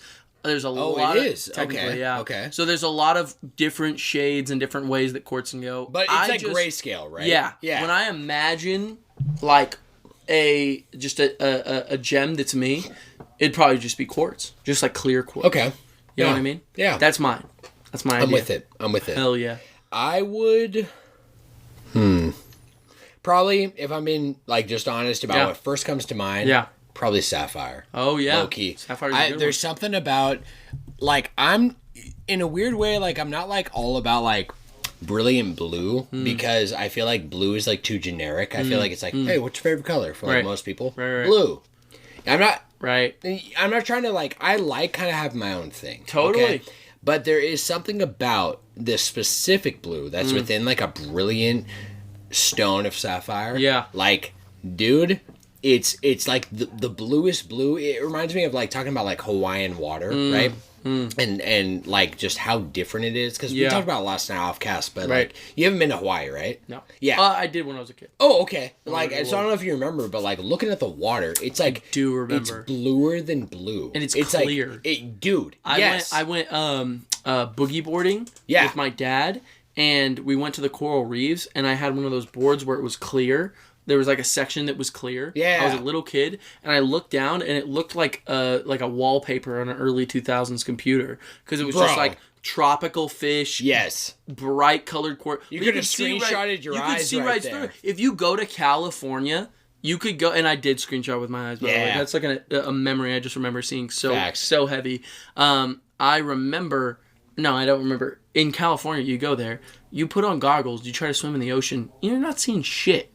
No, it's a waste of time. There's just shit everywhere. Yeah. You know what I mean? And the ocean is just not as clear. I don't know why. I don't know if it's pollution or something, but that's the idea. Yeah. I also wanted to mention a couple others real quick. Yeah. I fuck with Opal. I fuck with Peridot. I fuck with Emerald, surprisingly. Emerald is amazing. I fuck with Bismuth just because it's fucking different. What color is Bismuth? It's rainbow.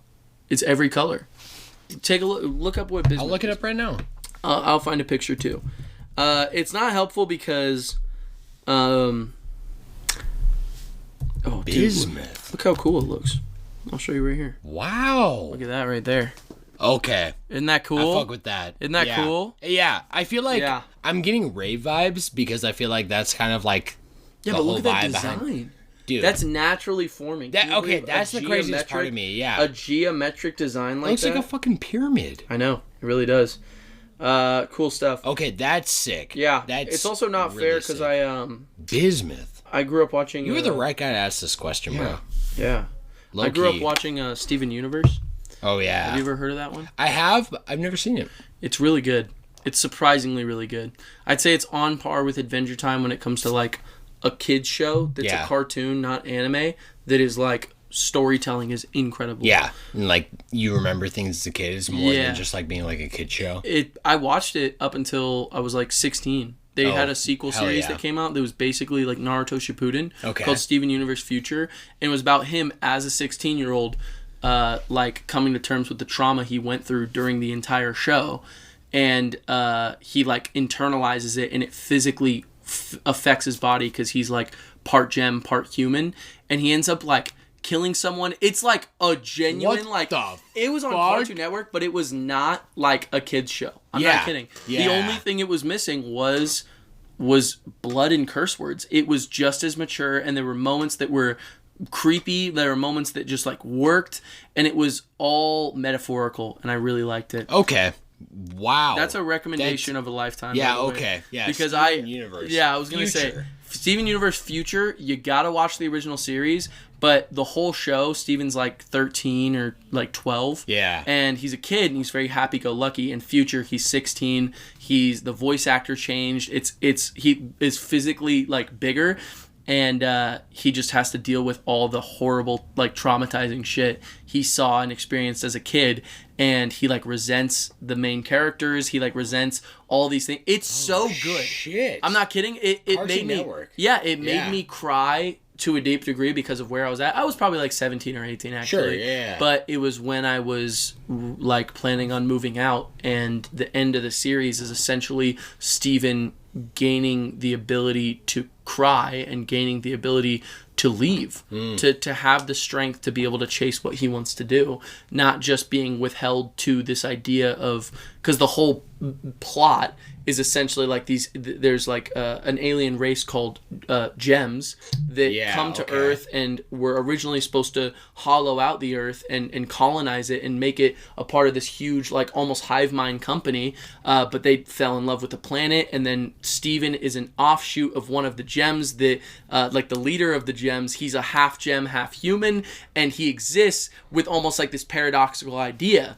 because all these gems, they can't die unless their gem is shattered, but Steven is physical. He's this physical being. Right. And so it's all these incredible, really creative ideas put into this story. So I've heard of it, but let me ask, is it a like live action, or is it like No, it's a cartoon. It's Cartoon Network. Yeah, okay. It's good though. Oh right, Cartoon Network. There's Steven Universe, there's a Steven Universe movie, and then there's Steven Universe Future, and they all just move into each other really well. Wow. The lore is crazy. The mysteries are set up at the beginning like you don't know what's going on. These characters have dynamics where they secretly like resent each other in ways where you can't even like completely understand what's going on at first. Like it's just very mature. And I wasn't even like a tiny kid watching it. It started when I was a tiny kid, but I got into it when I was like 16. It's good. That's wild. It's really good. But anyway, every character is named after the gem that they are. So there's Peridot, Pearl, Opal, Garnet, Sapphire, Ruby, Bismuth. I love that. All those things. So no, you were the right guy to ask. Okay. Absolutely. Yeah. Sorry, dude, I'm taking all these questions. No, it's perfect. Yeah, I'm just gonna like skip some because like no, listen. I have so much for this game we're gonna play. Okay. Yeah. No, this is. I don't want to skip any questions though. Don't. Yeah, we're good. Okay, then I'll ask the one that I was gonna skip. Okay. I'll climate. Climate. Yeah. Like ideal climate. Winter. Yeah, cold. I love cold. Be more specific. Snow or chilly, like Arizona winter? Chilly. Arizona winter. Winter. I love I've never lived in snow, but I love wintertime because you can bundle up. I sometimes would leave my window open. You know? I just love being cold, and I love having a blanket to be able to wrap myself. Okay, I'll rapid fire these more. No, okay? this is perfect. So you don't have this is perfect. I think talk to me. It's like between spring and fall for me, okay? Really? Because like actually, I'm going to say fall because there's something about tapering off of the... Like, coming off of the winter to the spring is not as extreme of a feeling to me as coming off of summer, at least in Arizona, to the fall. Yeah, right? I'm with it. Because I'd say fall and spring are kind of in the similar vibe, but there's something about fall and getting ready for winter. It's like, hey, good's coming, right? Like, and I agree. What you just said. Like, there's something... It's almost crazy because wouldn't you feel rather like... be in the good? But it is good. Yeah, right? it is. Like, it is. There's something about, like, it's like this happy medium for me. And maybe it's because I was raised in rain. Possible. Okay? And rain, cold. Yep. Like, and I know, like, I sound like a bitch when I say it, like, low key, because, like, I talk to a lot of my friends back home or, like, my family and stuff, and it's like, how could you be sick of the rain? How could you be sick of the green? Right. Dude, I don't know. Okay? But I can tell you that being out here for the last 4 years with the blue skies and it being like that 80% of the time, like no clouds in the sky, seriously, like the sun beaming like through my window or in my face, like I feel good. And I feel like this energy to go outside instead of the energy that's like, I'd rather not. Right? Like, no, I do. And there's something about it too. Like I also like the outfit I'm wearing right now. Like, you know, I know we're technically still kind of in winter, but like I'm wearing joggers. I'm wearing like a thermal kind of like overshirt type vibe. It's so comfortable. Wearing a hoodie all the time. I love it. It is good. Like not being too hot, too cold. Like being able to flex your temperature based on your clothes. There's a I don't know, like this level of like just comfort I have with it. Totally. And before the mindset was like, okay, I'm either like cold, miserable, and wet, or I'm hot. And there's kind of no in between. Totally. You know? Yeah. So I appreciate it. I I have an appreciation for weather and climate a lot more moving out here in Arizona. I'm with it. Crazy. I'm with it. More in the last 4 years than I have like ever like my entire life. Right. I'd say that. Yeah. 100%. Well, okay. Next question here, Joshy. Yes. Since we're not skipping any sports, you like to play. Sports I like to play. Yeah. So, but sport, like probably the number one that comes to your mind for like sport you like to play. Physical sport. Physical sport.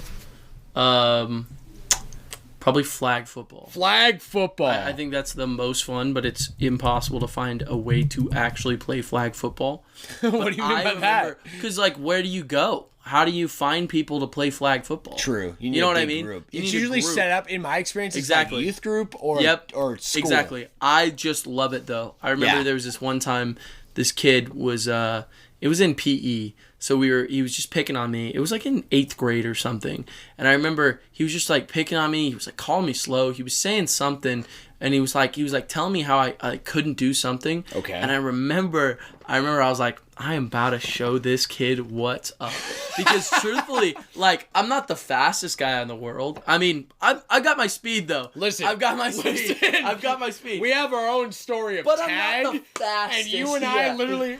just moving. The same speed. But I'm not the fastest, you know? I'm not the fastest You are faster than you look. I'll give you that much, that's the truth. And I can run faster than I absolutely look. But I hear you. But so I remember he was on the other team and he had the football and he was just booking it right towards me. And I could see that he was coming towards me, and I could see he was almost like of this mindset where he was like, I don't really care. I'll run into him, right? Sure, yeah. And so I did this thing where it's gonna. I don't know how to translate this completely into a podcast. Do your best. But I kind of crouched on my knees and I went down and I just like fully pushed, like extended my legs, pushed up, and like shoulder bashed him to the point where, listen, this is a happy ending. Don't worry. Okay. I sprung up and I just knocked this dude straight onto his back. And I remember like football came out of his hand. Bro. I also played football for 2 years, but it's not like that was, it was. Your intention wasn't to like, knock I was him not on trying his to, ass. it was like a trained, like, you know, I knocked him, like, I knocked him down. Yeah, exactly. So it was like, boom. And then he just fell right on his ass. And I remember he was like, oh. And I was like, you good? Like, you okay? And I helped him up. And he was like, that was good. That was really good. Yes, dude. And he was so knocked. He was like, didn't knock the wind out. It was not like I killed the man or anything. But he had this respect for me afterwards, where he was like, that was really good. That was really good, man. For the rest of the time. For sure. For the rest of the school year, whatever it was. Dude was basically you probably caught my him homie. Off fucking guard. Of course right? I did. That's what I'm saying. He was coming at you because he thought he could take you. Exactly. Yeah. And I literally had to, and it wasn't me trying to be violent or me trying to, it was just like, get on your ass, it's okay. Yeah. You know what I mean? Yeah. Like you're barking up the wrong tree. I'll humble you real quick. Exactly. It was a humbling. It wasn't like a violent act of pain I was trying to enact on him. It was a humbling. Yeah. And so, and him and I were cool ever since that moment. Wow, that's cool. Never messed with me or anything. Yeah. But that was a funny story because it was flag football, and I just loved the game. Because I love football in general. I love marking down. I love just the enact of, like, you really can just, like, slip your way through if you... I mean, especially with tackle when I played. Yeah. It's like, if you are good enough at, like, dodging and running, and the further you get, it's like every step counts. That's so exciting on a field. That is so exciting to play. And so there's a level of flag where it's like, you know, you're not getting the shit knocked out of you, which unless you're that kid who was messing with me. In that case, for anyone out there, don't fucking mess with me while we play flag. You heard it here first, bro. No, I'm just kidding. But that idea, you know what I mean? Of just like every step counts. You can do truly anything if you need to throw it towards someone. So that's my favorite. That's got to be my favorite. That's awesome. It's funny because where my mind is going is like, dude, like, you know, like you see me now, like kind of a lot of like my friends that I've made out here in the last like 4 years out here. And I've told you time and time again, it's like, oh yeah, I feel like kind of like Captain America or like whatever, like, you know, especially it's not just like where I'm at mentally. It's also I've been working out. So like all these things. So absolutely. I go to my mind where you're talking about back in high school playing flag football. Bro, I hated flag football. Did you really? I hated it. The thought of me like going up against like another like dude, like I think it goes into what I was talking like with Hunter about last night, like being raised by women and like just like I was really pacifist. So like any kind of like roughhousing was not in my comfort zone whatsoever, and I didn't grow up with guys. Right? So I grew up with women. I understand that. Yeah, dude. And so like it was more of like, if anything, I never expelled like my full potential. You know? But you talking about it, I have a different win now. Like I'm like telling you, man. Damn, like that sounds so fun. It's so much fun because it's just all. I mean, you know, you're not getting too physical because you're not trying to hurt anyone. Yeah, you know, no, of course. But it's all physical. It's all just like, if you can get someone to even to the degree of like grabbing their flag or even just like cutting them off. For sure. That's exciting. No, that's for sure. real exciting. And I like the idea. I did always, even like back then, but especially in my mind now, like I do enjoy the idea of like this, like, okay, flag football is a different game. It's not about taking like, okay, the guy's at the ball. I don't need to tackle his ass to the ground. Right. Especially if he's a bigger dude. I'm not the biggest guy, especially now. I haven't been working out a couple of years, but like, you know, it's a different game when it's like, okay, so their weakness is on their belt, right? So the game is a lot more than just brute force. It's not. It's just about force. being light on your feet. It's about being like aware. It's about quick reactions. Exactly. Time. So that's my favorite to play, and I haven't played it probably since like high school. Yeah. But I remember there was this one day where we got 3 PE classes together, and we had this massive game of flag football with jails. There were like 4 jails, 2 teams. Oh, hell yeah. It was absolutely probably one of the most fun sports experiences I had, and it was like my senior year of high school, dude. And I just was like, we were all going hard. It was a field day, so we weren't, and I was in weight training, so we did like weightlifting. Yeah, so we weren't like, and that's your crowd too. Oh my god, absolutely. Yeah, that is absolutely. So anyway, that's my hell piece. Yeah. Okay, so. We can, that was great. I could end it with that, but I'll say sport to play. Yes, dude. I'm gonna put volleyball on here because I had so much fun. Yeah. Dude. Actually, let's bring it back. Okay. I was gonna give a little like shout out to like the boys, a lot of the Rocky boys. Jarrell, big volleyball player. Huge volleyball. Yeah, volleyball is kind of a thing in our house, and it's been really cool because, especially for me, because coming from the town I was raised in and in Oregon, I don't know how it was like here with like your high school and stuff, but all I heard throughout high school, even middle school, was budget cuts. Like, this sport's canceled. This sports team is like, it's A team only. You know? So sports was kind of like this weird contingency where, like, in my high school, pretty much like if you played sports, especially in high school over middle school, you were either good or you didn't play. True. You know, like, and even then, our teams always sucked. Like, our best teams in high school were, like, our dance team and our women's basketball team. Our football team always got trashed. Like, yeah, dude, it was always like, hey, like, wherever our best is, all the other schools are just destroying us. You know what I mean? So, small town vibes. You know what I mean? Yeah. But I want to put on here, I don't even know if it's a real game or if it's something just like my PE coach made up when I was in middle school. It's called Miyachi. Miyachi? Miyachi. No, I have not. Okay, so Miyachi, basically, long story short, it was this game that was in my middle school, and it's basically a shortened version of kind of baseball, but a really simplified version. So you have a big fucking bat, okay? That's not even a real wooden bat or anything. Like, it's just a big fat, almost like a plastic bat, right? You know, like those big blue plastic bats that are like normally big, right? Wrapped in I don't even know the term, like it's some kind of like athletic tape. Right, that you put on like athletes when they get injuries and stuff, and then like duct tape. So it was like a massive bat that it looked like a toy bat. This thing would pack a punch. Like, if I smacked you with it, it would hurt, right? Not like real, full, like, cedar bat. That's really nice. But it's a big boy, okay? And it packs a lot of punch. And then the ball wasn't a baseball. It was like this big, fat, hacky sack softball. What? That's the best way I can put it. Because it was soft, you could throw it, like, if you didn't catch it, that bitch would hurt, right? But you could catch it with your hand and it felt good. Like, it was like, ooh, this is a nice ball. Like, it's got some give to it. It was the size of a softball, but it had like a give of a hacky sack. And it wasn't it almost was filled with something, right? So the game was very simple baseball. Yeah. We were in a gym, okay, our gymnasium in the school. And, like, this is basically like small town vibes budget baseball is the best way I could put it. So the game is, you have 2 teams, obviously, and there's 2 bases. There's first base, second base, home. And the first base is running along the gymnasium wall, and they're, you know, like, basically, like, when playing basketball, there's, like, these, like soft mats against the wall behind the basketball court, off bounds. Yeah. Just in case you, like, run into it, you kind of hit that soft. Die. So, yeah. In the last kind of, like, 20 feet of that court is regular wall and a couple of doors. You had to make it past the mats, and that section was first base. Anywhere along there. You just had to tag the wall. Right. So it was very, like, kind of basic, like right? Yeah. So you dart on this side of the gym, and... Okay, if I could, like, paint a picture, the gym isn't square. The gym is elongated. Right. So you bat here. The guy's pitching is here. Everyone else on the team is spread out anywhere you want. There's no positions. It's just free-for-all, okay? Yeah. You hit from here, and you run straight here. This section is first base. Second base, the entire wall.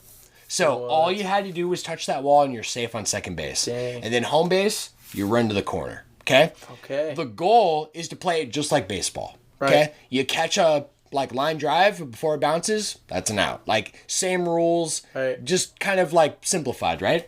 The fun part about the game was that if you were now to take it 3D and you stretch it out, like we're over here, I'm standing. Right. At the top of the gymnasium, on the opposite side of where you're batting, was flags, like banners from every opposing school we had. Okay, so we were the Dallas Dragons. Right. Up here, it was like, okay, here's the Salem whatever, here's this town whatever. Like, every school we had in competition had their own banner flag. They're pretty big, okay? It was probably the size of this Avatar banner behind me. Probably like a big, like, 20 by 30, like, tarp. Sure. Okay? Yeah. They're literally, you've seen a gymnasium at a school. Yeah. It's tall. They're like 50... 80 feet tall. Right. So they're in the corner. If you smack a banner that's an opposing school, you automatically get a home run. Oh, shit. Yeah. You smack our rivals, which was in the middle of the gym. Yeah. Okay. I don't even remember what they were. I think it was like the Central High School Cougars or something. Yeah, okay. Something like that. It was a yellow and black flag. If you smacked that one in particular, you got 3 home runs. Dang. And everyone else who is out gets a home run. Dang. So that was like the goal, right? And that was the most fun game I played in school. I think it was totally made up by my PE coach. I've never heard of it. He called it Miyachi. Miyachi. So, there you go, bro. Really long-winded answer for you, but that's definitely my answer here. I'll also say too, we had something that was in middle school. I actually really, I think, loved middle school sports more than high school. Oh, yeah? High school was just taken a little too try hard, right? For sure. But there was another thing that they did every year. It was called the middle school Olympics, and we played every sport, a dumbed down version of what the Olympics played, but at the school, and we would compete. Fun. You know, and you got like a personal medal. Like, it I'm was loving really it. cool. Yeah, really cool. So, Joshie, let's move on here. So, the last question I have for you. Yes. To wrap this up, handheld console that is not Nintendo Switch. Handheld console that is not Nintendo Switch. Dang.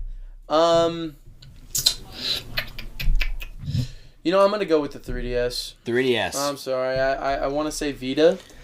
Like, honestly, it's so close. But to be honest, I think Switch has a bigger variety of better games on it. Be honest. Even I think Vita is more fun to play on physically, and some of the games are next level. Yeah. You know what I mean? But I just Absolutely. I think 3DS you can't be, especially because I'm playing on it again. No, for sure. Yeah, so you're being reminded, accessible, right? Yeah. I know. I'll be real, bro. That is 100% my answer. Oh, nice. Like, for so many reasons. Yeah. Like, it also it's got the the themes is a big part of it, right? Like, and like, not even like, you can do so much now and break that 3DS wide open, right? But what Nintendo themselves offered for the Switch, or not the Switch, the 3DS and the experience you got and the games that were brought, there was so much love in that period. We feel it now And I feel like it's more significant because it's their home console. Right. But, dude, if you're in the handheld market, the 3DS is incredible and has some of my favorite memories. Plus, it's got that fucking dedicated app that shows you exactly how much playtime and how many times you boot it up. And it had Street Pass for completely free. Like, it just was $40 games. Like, there's nothing that you can... There's no beating it. Plus, the cartridges, they're amazing. Easy, the stylus, dude, there's something to say about the stylus because I hate styluses. Mm-hmm. What part of a stylus sounds cool? Remember Apple's presentation? Yeah. Who wants a stylus? No, I don't. But the 3DS does it and it makes it work, and I wanted to use the stylus over my finger. Right, like there's something really special about that. Plus, convincing me that 3D is actually a cool thing you can do, and it actually was. It was, especially in Ocarina. It still is. I'm playing it right now. Emblem. Right. 3D every Kid time Icarus. I'm playing Kid Icarus. All right, brother. I got a bonus question for you. Okay. Of course, you already know. Video game mascot that you've never played. Oh my gosh, that's a great fucking question. Let's go. Damn. So what counts as a mascot? Is Banjo? I would say totally. A main character could be a mascot, but you know, any kind of like a mascot is probably a character you would recognize as like a part of like the franchise. Totally. Never played Crash. Okay. I've never played a single Crash. Let's do it. Spyro. Crash Bandicoot. But Crash. Oh, pick one. Crash. Yeah. Because Spyro, I technically played it. My dentist when I was like a kid, but you know, I actually I've never touched Crash. You know what my pick's gonna be? I don't think you're gonna see it coming. Which one? It's gonna be thought right now. By the way, I did not think of this when I was even writing the question. It's gonna be I don't even know if I could say like a character in particular. Maybe you can correct me, but Splatoon. Okay, maybe the Inkling from Splatoon, or even Interesting. Yeah, dude. And there's something about I don't even know. Like maybe you can give me an exact character here, but you know, I've played Splatoon. I've said on cast like I played the first one off and on in the Wii U era. Mm-hmm. At like almost like followed by Curiously, hoped I'd get into it, but never have with Splatoon 2. Now Splatoon 3. Right. Every time I would see the covers, I'd be like, I love these characters and how they're designed. But you did play Splatoon 1. Only Splatoon 1, yeah. But I never played Splatoon 2, and I barely played Splatoon 1. So that counts, though. Okay. It's got to be something you've never touched. You never played Pikmin? I have played Pikmin. Yep. You know what? Mega Man? No, but I've played Mega Man, technically. Yeah. You know what I'll say? Huh. I'll say Mega Man. I'll say Rise Star. Mega Man X. Okay. I've never played Mega Man X. I think the whole concept of Mega Man X and everything you've said, and I also like many friends like Caleb, for example, like I've grown up with like big Mega Man fans, and telling me like what you've said about like the differences and kind of how it's evolved and how Mega Man X is kind of his own thing, his own identity. Like I've always looked at Mega Man from afar and been like, dude, that'd be such a sick series to get into. Yeah. But I haven't, you know? Yeah. Yeah, Crash and Mega Man. I love that. Crash and Mega Man. Hell yeah. Okay. Brother, I wanted to ask you one question before we move on to our next game here. Okay. You give me one. Ooh. Yes, sir. Things you love. Yeah. Anything that comes to your mind. Your favorite... This includes you too, by the way. Your favorite live-action TV show. Live-action TV show. Animated. Okay, first thing that really comes to mind, low-key, is... Low-key? I'm gonna be real, like, and I don't know if it's the top, but the first thing that really, if I'm being honest, that came to my mind. Yes.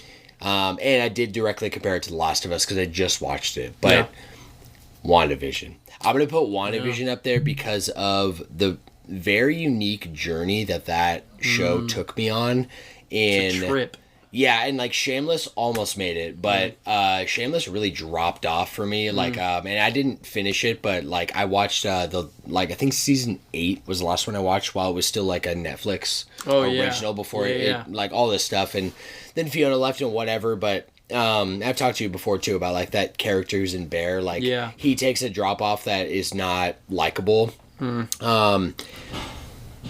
Yeah, it's got to be WandaVision because of the the trip that show takes you through in such a way of like, literally anybody who watches that show, especially if they're a Marvel fan, they watch the first 2 episodes and they literally always say, including me, what is this? Right. Yeah. And the way it tells the story and the way it unveils and sets up for... It is so good. Dude, it's really unreal. Is. Yeah. Like moments where I'm literally like, yo! Like, yeah. I love that mind-bending kind of shit. You know? Agree. Yeah, I'm definitely going with WandaVision. Agree. And also because I wasn't expecting it to be that. Yeah. I mean, I remember starting WandaVision after...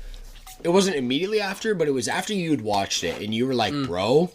Because you were going to tell me something that just happened in one of the seasons because you were watching it live, right? Yeah. And you're like, dude, this just... Oh, I can't say anything. Yeah. Well, I remembered that, and then I started watching it, and I'm literally like, oh my gosh. I remembered, like, just where my mind was at watching that was I was engrossed, and I couldn't stop. So good. So, WandaVision, it goes there, and it handles everything in a very unique way. I don't know how else to say it, and I also don't want to say much more because if you haven't seen WandaVision, absolutely must watch. Absolutely should. And honestly, Loki is right behind it. I honestly feel like I like Loki a little bit more. Do you?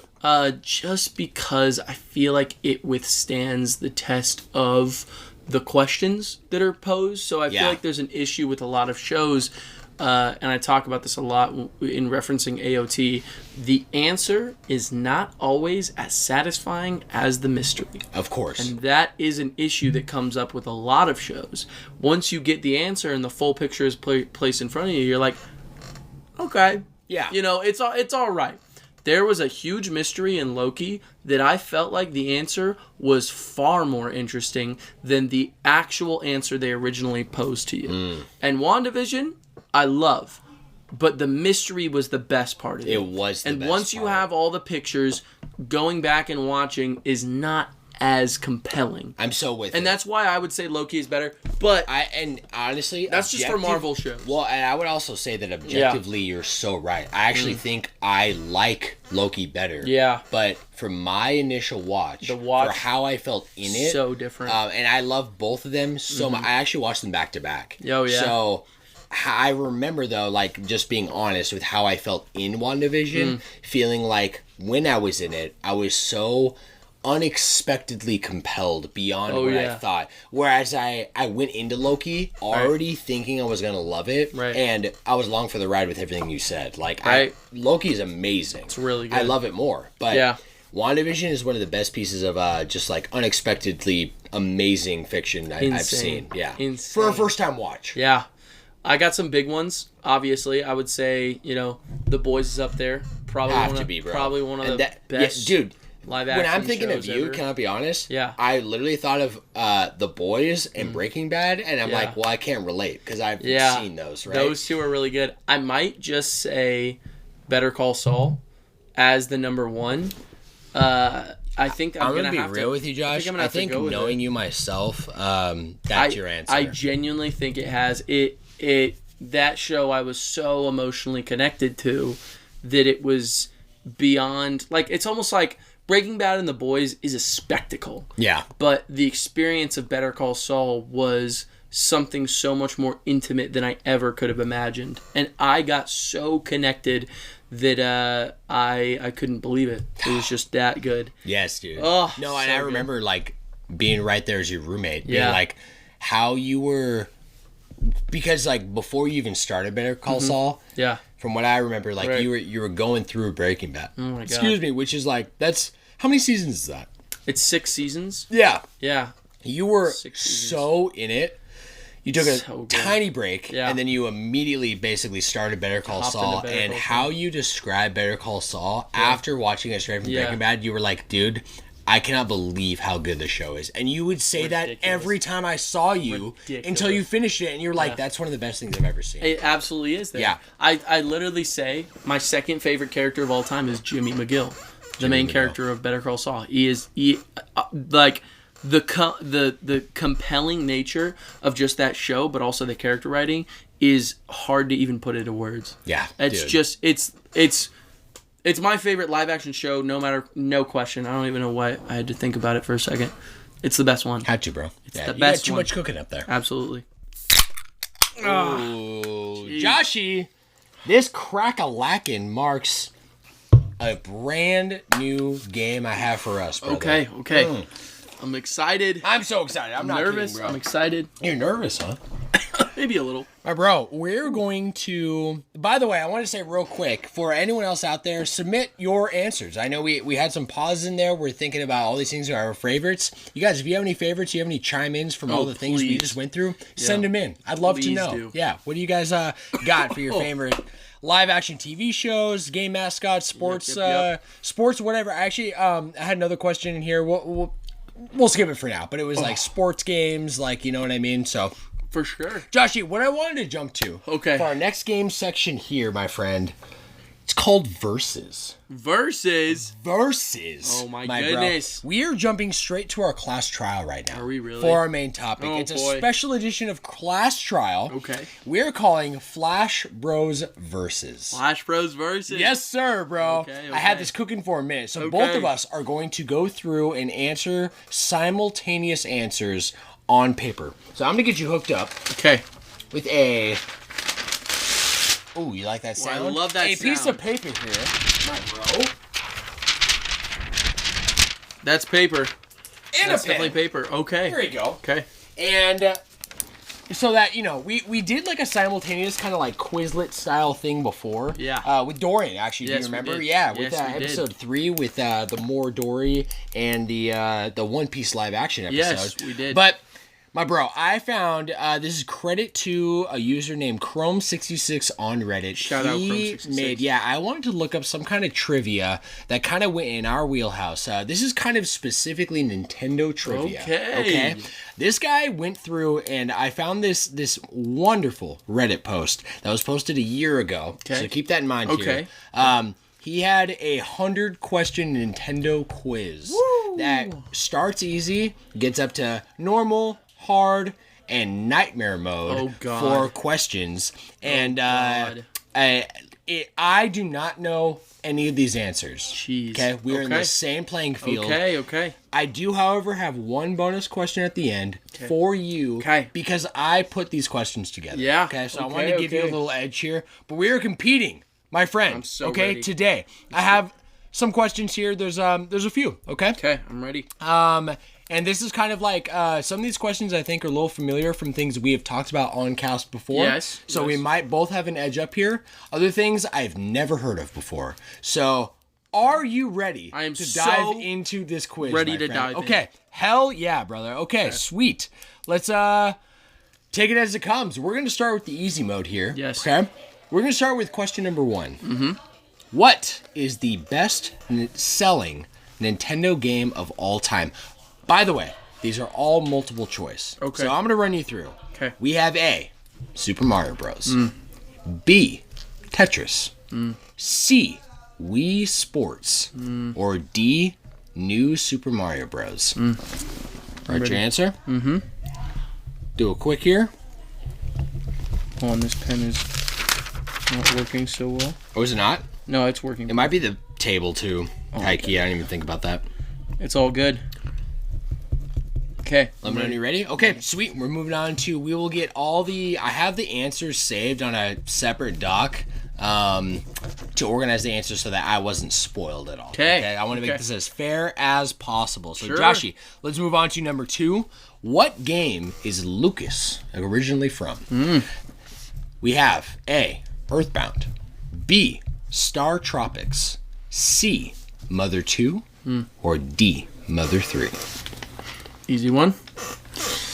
Easy enough. If you ask me. Sure. If you ask someone like me. I will also say, real quick, I did read through this is on Reddit, posted. Yes. And I read through the comments. Yes. And I will say that majority of the comments were, damn, I thought I would do a lot better than I did. Okay. So... Okay. Let's see how we do, Also, everyone bro. At home, we should say, grab out a piece guys, of paper. join us with this, guys. This is like a milestone episode for us, okay? So please, guys, if you have any, get these ideas cooking because we will go over the answers at the end. This will actually be really fun. That's a great idea. Yeah. So you guys answer that with us and see how you do compared to Joshy and I's scores. Okay. And compete with us. Yes. That's what we're doing right now. So okay. Ready.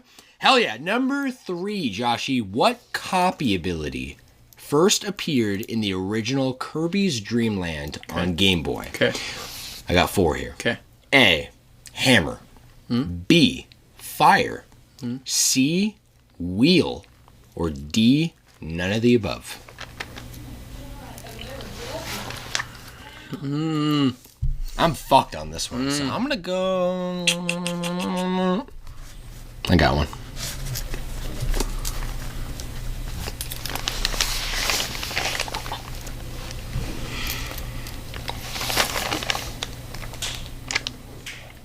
On the original, you said?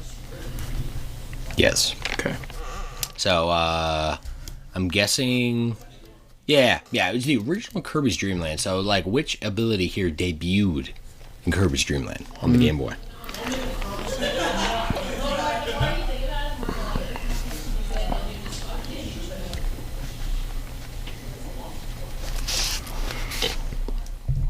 Got it down, baby? Yep. Okay. Then let me know also if you need me to repeat any of the questions or the answers here, okay?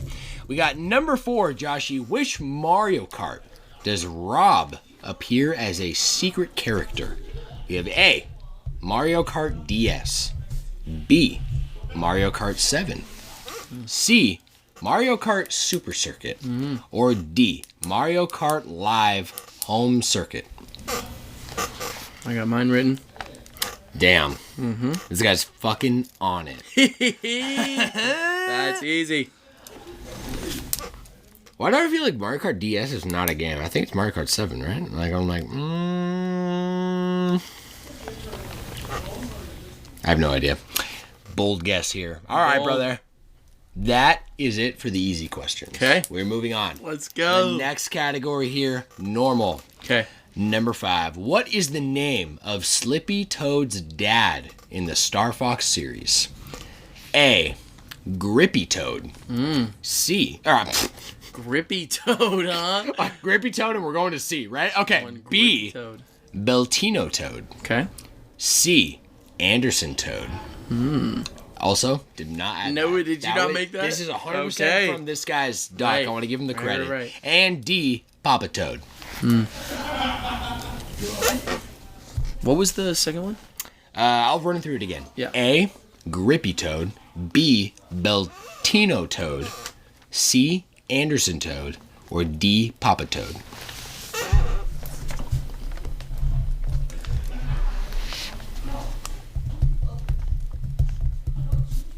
I will also say, these are all handpicked by me because some of these answers either I knew or I had a feeling you would know. Okay. So I chose things I for sure didn't know for sure. Okay. And I thought like would be a fair thing for both of us. So I want to make this a fun game. Next time I might have Kendall pull it out too. Oh yeah. But and this was something that was kind of like very late in the episode. I'm really glad I decided on it. Okay, Yes. Joshy, we'll move on. Number 6, which is not a character in the WarioWare series. A, 5 volt. B, 10 volt. C, 18 volt. Or D, 13 amp.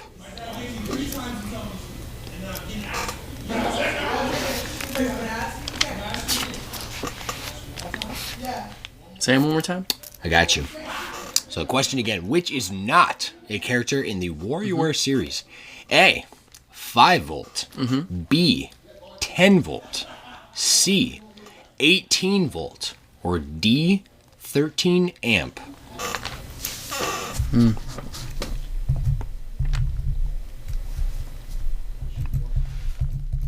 Okay. Got it unlocked? Ready. Let's go, baby. Yes, sir. Okay. Number 7. Which Mario spin-off game featured characters from the Final Fantasy series? A, Mario Hoops 3-on-3. B, Fortune Street. C, Mario Kart Arcade GP. Or D, Dance Dance Revolution Mario Mix. I actually played that game. I've only played one. No, I played 2 games from these 4. How was Dance Dance Revolution? Was it actually fun? It's good. Waluigi's the main villain. No, he isn't. So that's pretty cool. Of course he is. Yeah. No, I feel like it's so the fitting. best place to put him as a main villain. Dude, for sure. His lanky ass legs, you know? Exactly. Say it one more time? Yeah, I got you. Okay, question again. Which Mario spin-off game featured characters from the Final Fantasy series? A. Mario Hoops 3-on-3. B. Fortune Street. C. Mario Kart Arcade GP, which I think is at Dave & Buster's. And like other like arcades, yeah. And D. Dance Dance Revolution Mario Mix. Okay. Got it? Yep. Okay, let's go to number 8. What are the names of Tingle's brothers in The Legend of Zelda Wind Waker? Some good ones. Oh my gosh, Some bro. good ones. Oh, dude, they just get harder. Oh, okay. That is tough. A. Pinkle, Winkle, and Dinkle. B. Ankle, Knuckle, and David Jr. C. Paul, George, and Ringo. Or D. Armaeus, Athos, or Porthos. And Porthos, I should say.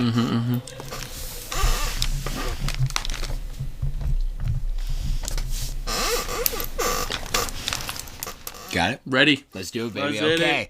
And the last question for the normal category. Who was the original secret fighter in Punch-Out Wii before they settled on Donkey Kong? A. Princess Peach. B. Mario. C. Samus. Or D. Mike Tyson. Damn, that's good. That's good.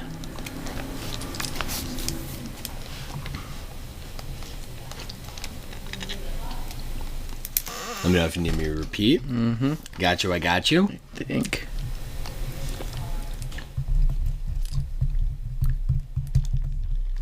Okay. Ready. Joshy, we're going to hard.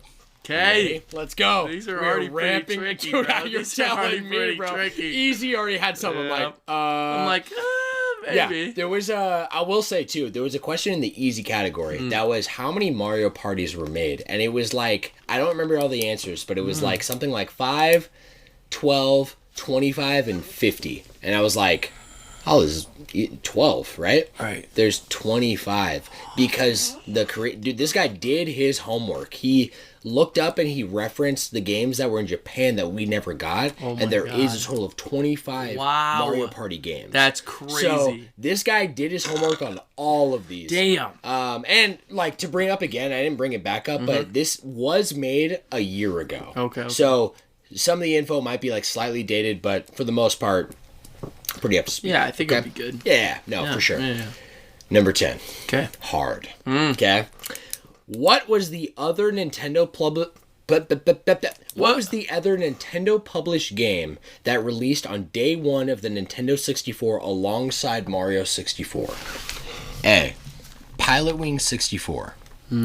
B. Excite Bike 64. C. The Legend of Zelda Ocarina of Time.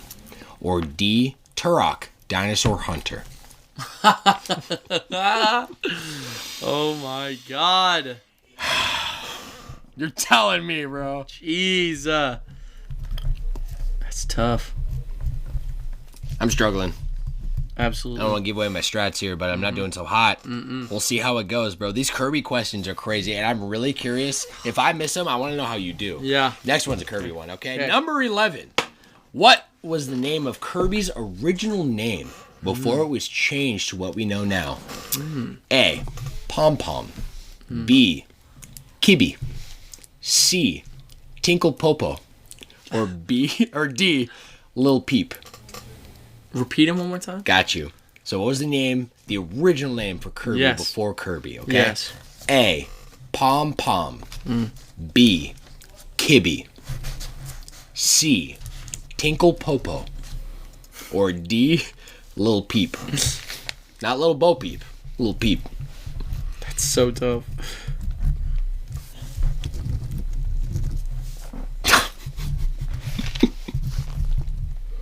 Okay. I love this, by the way. Yeah, this is so much fun. Dude. Oh my god. And you know what I love about it too is that you and I did not come up with these. No, you know, no. It's like we don't know an answer. No, truly. And they're good questions. No, they're great. I feel like I've looked up like trivia before. It's like, we're doing the Xenoblade episode. Yeah. What's some Xenoblade trivia? Yeah. Most of the stuff is like dog shit. It's like basic level. Who is the main antagonist for Xenoblade? Yeah. Bro, that's not a question. Come on, bro. Yeah, exactly. No, this guy, this is one of the best quizzes I've ever come across. Okay. Number 12. What color is Shiny Wurmple in Pokemon? A. Green. B. Purple. C. Blue. Or D. Pink. Damn, these are good. So good. Jeez. Of course it'd be Wurmple. Yeah, of course. Right? Like Right. They didn't do Bidoof because everyone already knows because he's the biggest meme of all, right? Right, of course. I tell you, I got a shiny Zigzagoon and I named him not Bidoof. Yeah, you did. You showed me that. That's so funny. Fucking Bidoof. Bidoof's Gen 4, right? Yep. Yeah. Yep. Joshi, number 13. Yes. What change did they make to the Western release of Super Mario World? A. Yoshi can't eat dolphins. B. Mario's death animation was toned down. C. Luigi is slightly taller. Or D. Bowser doesn't do an offensive gesture.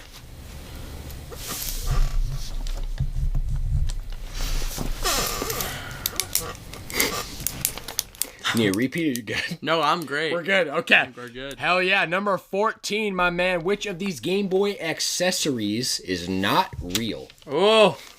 Okay. A. Laughing gas injector. Jeez. B. Fishing sonar. I'm gonna be real. I could keep it at those two and be fucked. Still be struggling. Okay. Let's go to C. Yep. Sewing machine. And D. VHS player.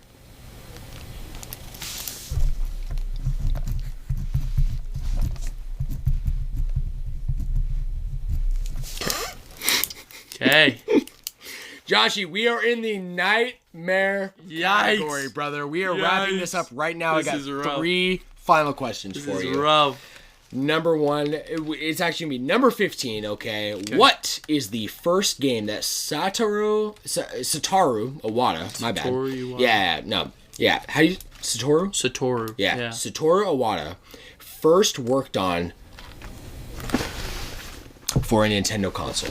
Okay. I'll say it again. What is the first game that Satoru Iwata worked on for a Nintendo console? A. Balloon Fight. B. NES Open Tournament Golf. C. Joust. Or D. Earthbound. These are all NES games. Repeat them one more time. I got you. First game that Iwata first worked on for a Nintendo console. Right. A. Balloon Fight. B. NES Open Tournament Golf. C. Joust. Or D. Earthbound. Wow. That's some good questions. So good. That's some good questions. Okay. All right. Number 16. What was the first Sega game to be released on a Nintendo console? Is it A. Crazy Taxi? B. Choo Choo Rocket? C. Sonic Adventure DX? Or D. Sonic Advance?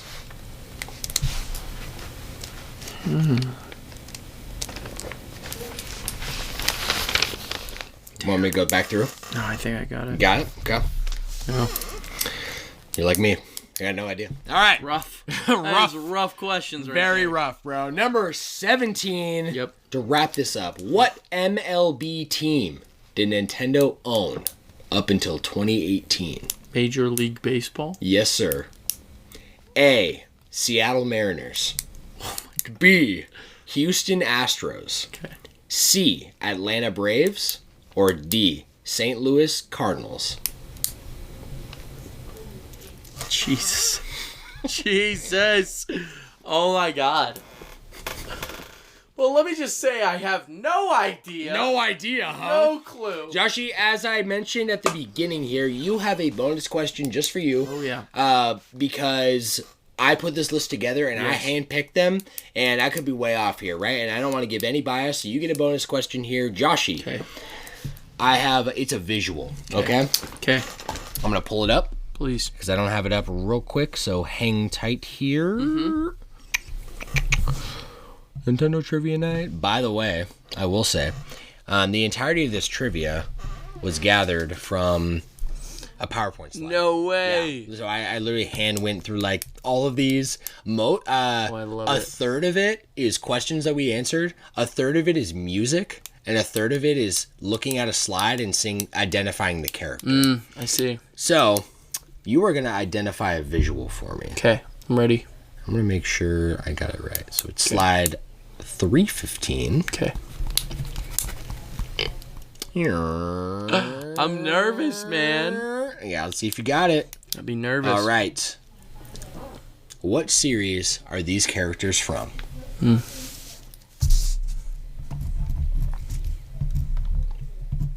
The only non-multiple choice question you got. But you seem pretty confident, so I can't wait. Okay. All right, my brother. Okay. It's time to tally these results. Let's go. So, yeah, dude. Let's see what we got. Yeah, how'd you feel, like, out of 1 to 10? How was the difficulty on that quiz? Dude, probably like an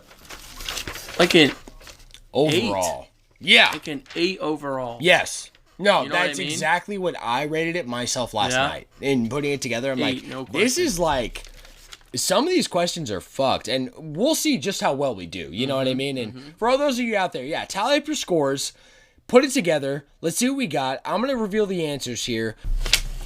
All right, Joshy, let's wrap this up. I just gathered all these question answers here, which I should have done, but honestly, I think I had to do it this way so I wasn't spoiled to the answers. Totally. So let's run through, my guy. Let's tally up these scores here. Let's go back to number 1. Okay. The question was, what is the best-selling Nintendo game of all time? Okay. Right? Can we say what we said first? Yes. Okay. I put Tetris. I put Wii Sports. Wii Sports. Yes. The correct answer is Wii Sports, my guy. Give yourself a point right there. I'm taking Are you down to tally yourself up? Yeah. Yeah, cool. Okay. Sweet. Circle that one. Got a big old X here. Perfect. Wii Sports, my friends. You're so right on that. I was like, dude, no, Tetris. Because it was included with the Wii. And the Wii was the highest selling console You're so right. Time. Yeah, no question. Okay. I'm not thinking of this is the easy questions. I'm fucked, bro. Number 2. What game is Lucas originally from? The answer is... Well, I said Mother 3. That is correct. Yeah, you got it, baby. Yes, sir. Let's go. Beautiful. Just D, by the way. Okay, then number 3. What copy ability first appeared in the original Kirby's Dream Land on Game Boy? What did you put for this? I said none. You were right. Why did you put none? Because Fire wasn't in it. Wheel wasn't introduced until Game Boy Advance. Yep. And then the first one was Hammer. It's way too advanced. Just... Like, that style would be way too advanced for an OG Kirby game. You're so right. And I was thinking, I don't think, the abilities was a big, contingent point on Kirby early on. So I put Hammer thinking it was, kind of just a part of, maybe some base kit or something from Kirby. Especially because Hammer has been, a big part of Smash, right? Right. So the answer is... none. And the reason it's none actually is because Kirby had no copy abilities until his next game, Kirby's Adventure. Wow, that's crazy. Yeah. Wow. I did not know that. News. So there you go. Bro, you got it right. Let's fucking go. X out for me. You're taking the lead here, Josh. An early start, okay? Number 4. Which Mario Kart game does Rob appear as a secret character? You answered this really fast. I did, because it's Mario DS. Mario Kart DS. Is Mario Kart DS. What did you say? You nailed it, baby. I put Mario Kart 7. Oh. Yeah, because I was I thought Mario Kart 7 DS was I thought DS was kind of trolling me. No, you're so right, because now I'm Mario Kart 7 was the 3DS. 3DS game. You're that's so right, bro. It was the DS game. You got it, brother. All right. Dude, so far nailing it. That's bro. the last time I can say. I would expect nothing else from you, Josh. Really? No, you're doing great, bro. Okay, let's go into the normal category here. Okay. Number 5. What is the name of Slippy Toad's dad in the Star Fox series? Okay? I said Grippy Toad. Grippy Toad. What did you say? I also said Grippy Toad. The answer is actually B, Beltino Toad. News to me. Wouldn't you know it, bro? News to me. Holy crap. Okay. I'm not doing so hot, bro. I got 1 right out of 5. Let's keep this rolling. Yikes. Let's keep it rolling, bro. You know what I'm saying? I need a drink after that one, bro. Absolutely. Big ol' swiggy. Oh, I need some high noon. Josh, your number 6 is... that's where we're at, yeah? Okay, which is not a character in the WarioWare series? Yes. Which of all these volts and amps did you answer?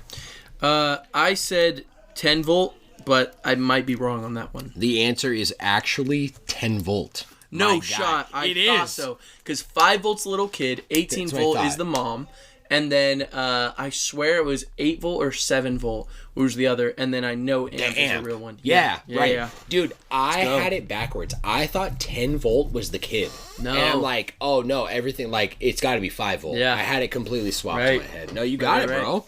Sheesh, Yoshi's schooling me. No. Number 7, which Mario spin-off featured characters from the Final Fantasy series? What'd you put here? I said Fortune Street.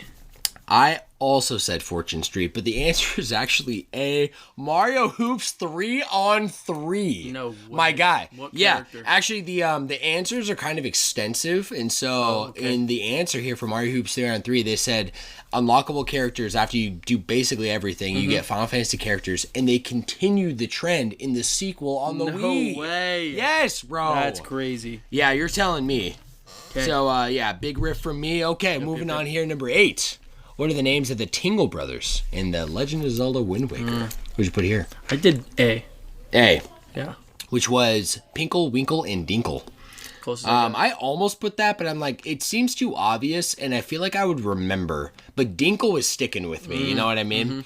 I put Paul, George, and Ringo. The answer is actually B, Ankle, Knuckle, and David Jr. No way. No, dude. I thought on that one hard. Ankle, Knuckle, and David Jr. Of course it would be, pretty good, right? Are you kidding me? Oh my gosh, this is so awesome. I know, okay. This is crazy. This is wild. Okay. The Punch-Out question is next. Number 9, who's the original secret fighter in Punch-Out before they settled on Donkey Kong? What did you think here? I said Mario. Because I feel like they would automatically go for that, but then they didn't want Mario getting beaten up. That was my thought process. That's actually probably pretty accurate because of all the stuff we talked about with the history of Mario. Exactly. They wouldn't let him like lean on nothing and stuff. Yep. Maybe that was a reason there. It wasn't Mario. The answer was actually... Let's see. I put C, which is Samus, and that is not right. The answer is actually... Princess Peach. No way. Believe it or not. That's crazy. I don't know what happened there with their process, what but are they thinking? There's no I'm glad they settled on Donkey Kong, you know what I'm saying? Females in the original series either. No, bro. Wouldn't they be they'll probably get some backlash for that. No, it's like Peach never gets her own game, but hey, she gets beat up in all the fighting games. What's going on? Okay. Yeah, dude. Okay. I would have never would have guessed that. Where are you at right now? We're about halfway done with the scores here. I have 5. Sweet. Yeah. I got 2. Okay. We're doing good. Perfect. We're going strong, bro. Yes, okay. We're in the hard category now. Oh, God. All right. Number 10. What was the other Nintendo published game released day 1 of the 64 along with Mario 64? I said... What did you put here? I said D, Turok. Yeah. Did you play that game, by the way, Turok? No, I never did. Dinosaur Hunter? I actually played that game. My uncle, who I've referenced before on and off cast, he kind of got me into gaming. One of the first 64 games besides Mario 64 I played was Turok. Dinosaur Hunter. Wow. I also answered Turok Dinosaur Hunter. So what was the real answer? The real answer is actually Pilot Wings 64. Wow. It is A, bro. News to me. News to me. You're telling me. It's funny because I never even knew about Pilot Wings until Smash. Or even the 3DS. Yeah, 3DS. 3DS. They did Pilot Wings Resort. Yeah, no, you're right. Yeah. No, I definitely It's crazy because I think that was a launch title for the 3DS too. So... No, you're right. Yeah, but I remember being a kid and like you would think I would have known. That was beautiful. That was like a dinosaur nose. Yeah, well, you're straight out of Turok, bro. Turok, baby. Beautiful. Brother, number 11 is what was Kirby's original name before it became Kirby? Yeah. And I'm looking to you for this answer. I said Pom Pom. Pom Pom. I also said Pom Pom. We are both wrong. It's actually Tinkle Popo. Wow. It is C. Wow. Sakurai, bless you for changing it to Kirby. Thank you. I appreciate it. Yeah, dude. Tinkle Popo and the the Forgotten Kingdom. Tinkle Popo and the Forgotten Kingdom. That kind of click, you know what I mean? Actually, no, it's kind of tough, bro. Number 12, what color is Shiny Wurmple? Dude, I went crazy Pokemon? On this one. Yeah. I said pink. I said pink also. And actually, in my mind, like, I'm like, I think it's slightly off. Like, I've seen a lot of the shinies randomly, and I'm like, ooh, I feel like I've seen this. That's what I Nope, we're both wrong. It's actually purple. Fuck. It is B. Never could have known. Never can, bro. We're going high. I still got 2 right. Let's keep going. Number 13, what change did they make to the Western version of Super Mario World? I think I got this one right. Oh my gosh. I missed this when I was putting in the questions. No. Let's come back to that. Okay, because I don't want to pause this again. Let's skip ahead real quick. Let's go on to the next question here. Which of these Game Boy accessories is not real? Okay. Yeah. Laughing gas, fishing sonar, sewing machine, VHS. Where you at? I said the VHS player. I also said the VHS player, brother, and we were both right. Yes. It is the VHS player. I knew it because I've heard the story of the laughing gas and I've really, I never have. I have, yeah. Because it was for dentists to get kids to, instead of counting down, they would play it, and then it would no way. Yeah. I've and then the never fishing heard sonar, that. and there was a game that like lined up stitching because you could do it pretty well with the graphical abilities of the you could like make designs and work on it. So I did kind of know that one, so I only knew of the fishing sonar. Let's go. That's crazy, fishing bro. Sonar, yeah, dude, the VHS player for me was like, okay, I think I would have known if it was a massive machine. Because if it was a VHS player, right, it would have to be this big, huge. At least, because VHSs are massive. So I'm like, I don't think I've ever heard of that. Never. So. No, I'm with you, bro. Okay. And then for the last 3, the nightmare difficulty. Okay. The first question, number 15. What was the first game Iwata worked on before the Nintendo, for Nintendo? Okay. Okay. Where you at? I said B, the golf one. I also said B. We're both wrong, unfortunately. Man. Yep, you already know. It is C, Joust. Wow. My guy. Okay. Yeah. News to me. Have you played Joust? No. Yeah. Never. Me neither. That game that I referenced before with like that like kind of jousting sword fighting game that was figures, yeah. I think that was based on Joust, you know? What was that called? It was called Nidhogg. Nidhogg. Yeah. I still gotta show you that, by the way. That's such a mean game. Do. I gotta whip it out for boys now because it's such a good game. But I would love to. Before we get there, number 16 is what was the first Sega game to be released on a Nintendo console? I said D. I don't remember what that was. That was Sonic Advance. Yeah, I'll say that one. It was actually B. Choo Choo Rocket. Choo Choo Rocket. I said Crazy Taxi because I'm pretty sure like I remember Crazy Taxi getting some flair, but it was one of those where like I'm like, what the fuck is Crazy Taxi? You know what I mean? And, But wouldn't you remember if it was on? Was it on a Nintendo phone? Well, you know what's crazy is that all of these games on this list are either Game Boy Advance games or GameCube games, meaning I'm kind of surprised that the first Sega game to hit Nintendo was in the GameCube era. Right. But then looking back, it kind of makes sense because the GameCube era was when the Dreamcast died out, right? So it kind of makes sense. Just a little bit. Choo Choo Rocket, I have no idea what that is. I don't even know what that is. Is that in Smash? No. Yeah, okay. Nothing I would know. Well, let's wrap this up, Joshy. Let's wrap it. The last question on here for you, brother. Number 17. What MLB team did Nintendo own up until 2016? What'd you put here? I put B. You put B? Yeah. The Houston Astros? That's what I said. Dude, it's crazy. I also put the Houston Astros. No way. And I should have gone with my gut because the answer was the Seattle Mariners. Number A? Number A. Number A, bro. Yeah, you already know. Yeah, number A. But, like, you know, I'm from Seattle, like, or kind of like Washington, that area originally. Yeah. And I was a big, like, the Mariners, Seattle Mariners, going with my dad when I was, like, 7 or 8 was my first. You saw them? Sport. Yeah, dude. Like, in the original stadium before it even got rebuilt. And I just was like, damn, like, I feel like my dad would have mentioned, he loved, like, my dad didn't even like go to college or anything like that, and he's kind of one of those guys who worked his whole life. But one of the things my dad always loved and gave me a hard time for growing up was he loved history. So he would be the guy that would always sprinkle tidbits of knowledge and history on me, right? And he was a big Mariners fan, but he never said anything about Nintendo. And I was like, damn, I feel like if they were involved, my dad would know. He didn't know, bro. I got to bring this up to him because in the slide it said that Nintendo in 1992, the year I was born, bought the Mariners to prevent them from being bought out by Tampa and moving down to Florida. What? Yeah. That was Nintendo. Yeah. Thank God. Going along with the other tidbit you told me about them starting in 1980. Like in 1880. My bad. You're absolutely right, bro. Crazy, man. Crazy stuff. I had one question, though. Remember? Yeah, the bonus question. Yeah. That picture I showed you, what did you put? Rhythm Heaven. That is 100% correct. You got that question right. Easy. Brother. Yes, sir. All right, Joshy, I have the answer here for you for that last question we missed here for number 13. What change did they make to the Western version of Super Mario World? What did you put here, bro? I said D, the offensive thing that Bowser said, because I think I've heard about this before. The gesture he did. Yes, and I put Mario's death animation was toned down because I thought I also heard that. Interesting. Both of those are incorrect. What? It is A, Yoshi cannot eat dolphins. What? You're telling me, bro. Why not? I don't know. Tell me why. Shit, bro. Tell me why. I should look up the slide and just see the answer here, but we'll just tally up our scores here, brother. So what you got for me, man? What's your total grand total right here? 7.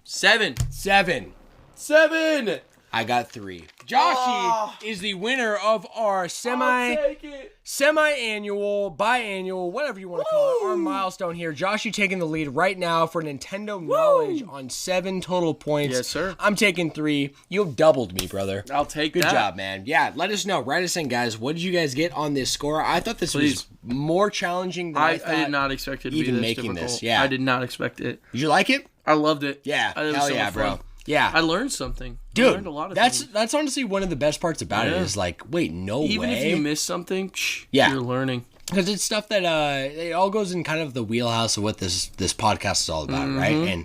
And learning info. And I mean, as much as I feel like I'm trying to like convey information to our audience and to everyone else, you and I are both learning at the same time too. Absolutely. You know what I mean? It's awesome. So Joshua, with that being said, that actually wraps up our main topic today. I just wanted to make it a fun game. I loved it. Really just celebrate kind of our victory. Yeah. I feel like it was a good victory, too. Dude, me too, bro. So let's wrap up with some party chat and get this shit on the road, Let's get it going. Okay, so we've got our, I got a couple questions here from our write-ins that you can send in every week, like flashbrospodcast@gmail.com, or just check out our Patreon here. The first up coming from Caleb. He says, happy 6-month anniversary. You guys are super killing it. Continue to be something I truly enjoy listening to every week. I love you guys. Love you more. For Joshy, he says, I love it because he usually pertains this to you because we've been best friends for so long. Yeah. I feel like he knows a lot of the answers for me. Yeah. So he shoots these to you, my man. I love it. The question for Joshy is,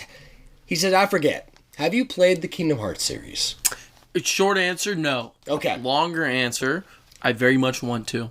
I feel like it's one of those games that I will get lost in the lore. You know what I mean? Yes, bro. Because there's so many like JRPGs, even just like regular games where the lore interests me so much, but I just haven't gotten into it. I feel like with you know and me too by extension, but you're probably more so like the lore probably interests you the most. Definitely. You know, like if the lore isn't interesting, the game is not interesting to you. Agree. But if the lore is really interesting, you might overlook some things that most people don't like. Agree. You know, gameplay or characters. Sometimes lore can make a game more fun to me right off the gate. Like Tekken, the lore was what got me into it. Yeah, just everything about it was just way more interesting than I expected. We started with the anime, right?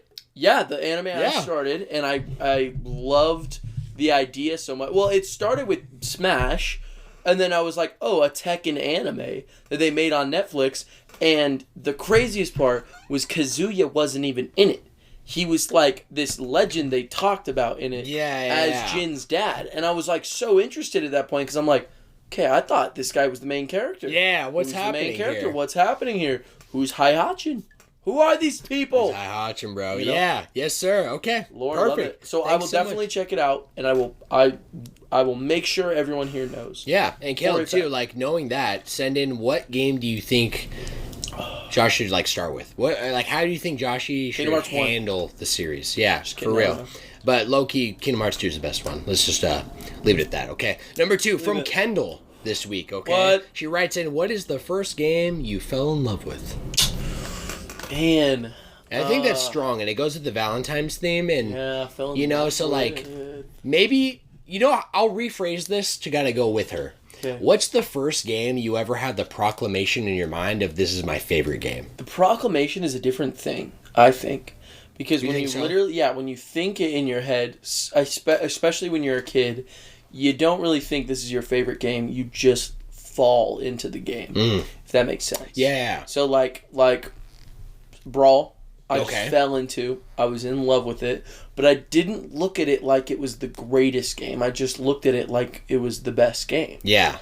So, to be honest, to answer that truthfully, with 100% honesty, I want it. I think it was Breath of the Wild. No way, I swear, bro. Because that game was not just... Because most games you play, it's like, oh, this is a great... Or, like, high-quality game. It's like, this is an amazing game. Maybe it touches me to my core. But Breath of the Wild was personal for me because I was one of the first people that was playing it online. Like when I looked up questions, I remember day 2, like I said, it's stuck in my brain. When I looked up the question, like, how do I cook a meal in Breath of the Wild? Nothing came up. No answers. It was just That's so crazy because I looked up the same thing. Yeah? Yeah. It was like just articles and shit where it was like what you'll be able to do in Tears of the Kingdom Breath of the Wild. Yeah. And in that moment, I literally remember like looking away from my phone and being like, holy shit, I really am in the wild. And I don't know why when I remember that memory, looking away from my phone and just being like, huh. It felt like I could hear the sounds of the wild, like, dude. And it felt like for the first time ever in a video game, this experience was not just, I need to play this incredible game. This game is really incredible. It was, this is my experience in the wild. What is possible in this game? I wasn't spoiled on jack. I found it all myself. All of it. Every single second of it. Out of the Great Plateau. I looked for all of it. So I think that's it. I think it has to be. Because that was the moment. That was the moment where I was like, this is new. This is completely new. Yes, I wasn't avoiding spoilers. I couldn't get spoilers even if I wanted to. You know how I get spoilers? Playing the game. Yeah. No. You're so right, bro. Like, and you're taking me back. Like, you were actually amplifying my answer. I think you know my answer. It's actually in the same wheelhouse. Same series. Ocarina of Time. It is Ocarina of Time. Sorry to spoil you saying that. It is, bro. There's so many layers, and I could talk an entire episode about my memory from this, but I'll sum it up in that the first time I played Ocarina, well, there actually was the first time before I even played it. Yeah. It was when I was exposed to video games, which was GoldenEye and Super Mario 64. Yes. At my uncle's place, right? Right. I'm picking up, and even as a kid, I had like this fondness for, I always like to like pick up really like colorful, I was attracted to like art, right? Like, right. And every kid was, Oh, dude, yeah. Especially you have a good cover art, I'll pick it up. Yes. And so I don't have memories, sadly, of me picking up like a box of an N64 game.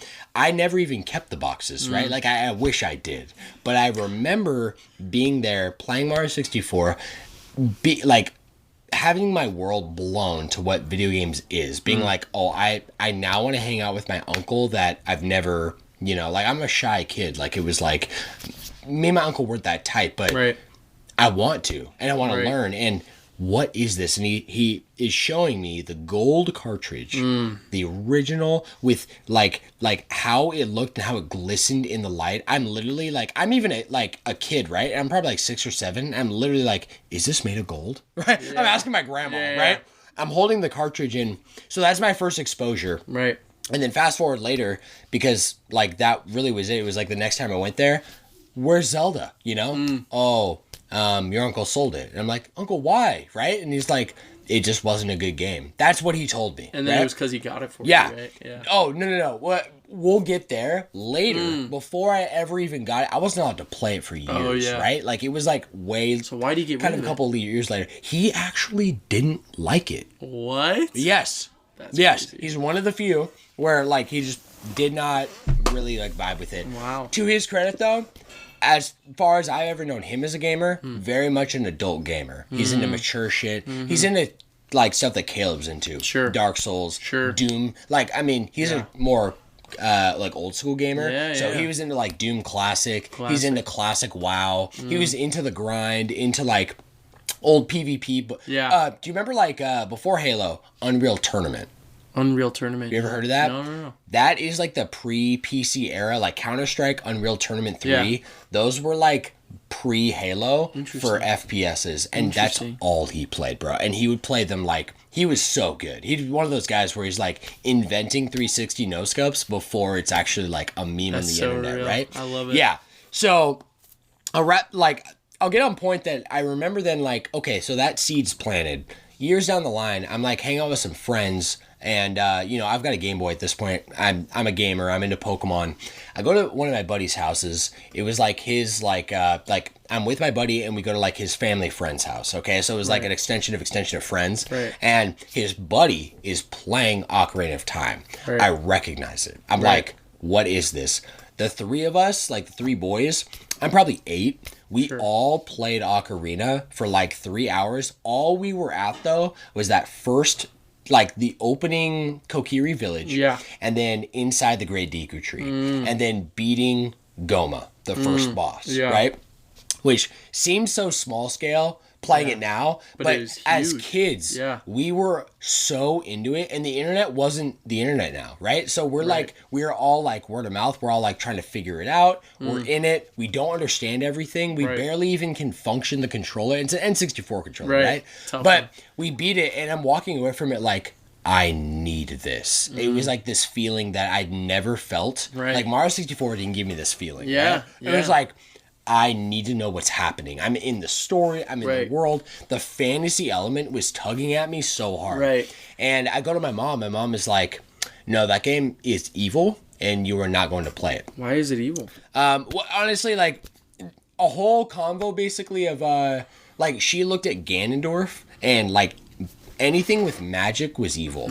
So, like, Pokemon was on the cusp, to be honest. Yeah, because those are some pretty... It's like traditional kind of like Christian ideals where it's like any magic is black magic. Yeah, exactly. You know? Yeah, like do you remember Magic the Gathering? Of course. Right? Like OG. No, Pokemon was from Wizards of the Coast. Yeah, my grandparents were the exact same way. Really? Yeah. Just like, I mean, growing up, that was a lot of things you would hear of like, oh, that's evil. Or even like my dad wasn't exactly like that, but he was on the cusp. Yeah. Because he was from that older generation. He was like 9 years older than my mom, I'm pretty sure. Yeah. So he's like 60 now. So he's pretty much older. That's crazy. My dad's also 9 years older than my mom. My dad was also on the cusp. How old is your mom now? I want to say my mom's like 54. Dude. Around there. My mom's like 55. Or 55. Dude, wait, how old's... I think my dad's like 64. I think my dad's like 61 almost. Well, wait. So then... But if it's 9 years... Oh, then it would be... Yeah, my dad's a little bit older. Dude, I think... Now we're going to find out. Do you know what year your dad was born? Because I know what year my mom was born. What year was your mom born? 1968. Shut the fuck Dude, stop. My mom was born in 68. My dad's born in 59. If he's 9 years, then our parents are the same age.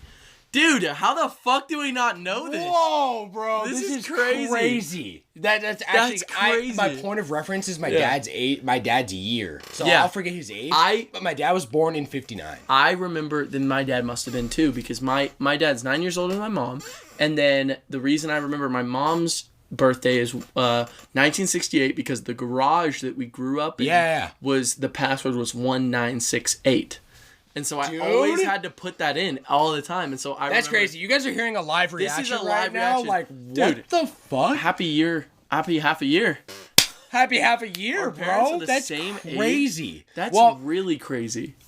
Dude, wow. That's the best point of this conversation. Thank you so much, Kendall. Wow. That's shout out. So my dad was closer. He never like went through that because when he was younger, he loved rock and his parents were like evil, devil music, right? Yeah. So he never went fully, but he did. I don't know how much I should say, Yeah, say whatever you want. You think? Well, like, you know, like, tame it however you want to. Yeah. Well, he definitely felt like there was some influence from a lot of, like, different sources. Yeah. He felt like there was some, like, creators growing up for me where it was, like, he believed they were, like, kind of pushing, like a different religion's agenda, if that makes sense. Mm-hmm. I'm trying to keep it vague just because I don't even want to, like... say that anything is anti-anything, or that my dad even would agree with that, but that was just the way I grew up. But like a closed-minded kind of like, you know, any kind of like, I think like, I get what you're saying, because like, it was like, almost like this, if I could put a definition on it, it was like anything fantasy isn't good, because fantasy is derived from the devil, you know what I'm saying? Yeah. Or black magic.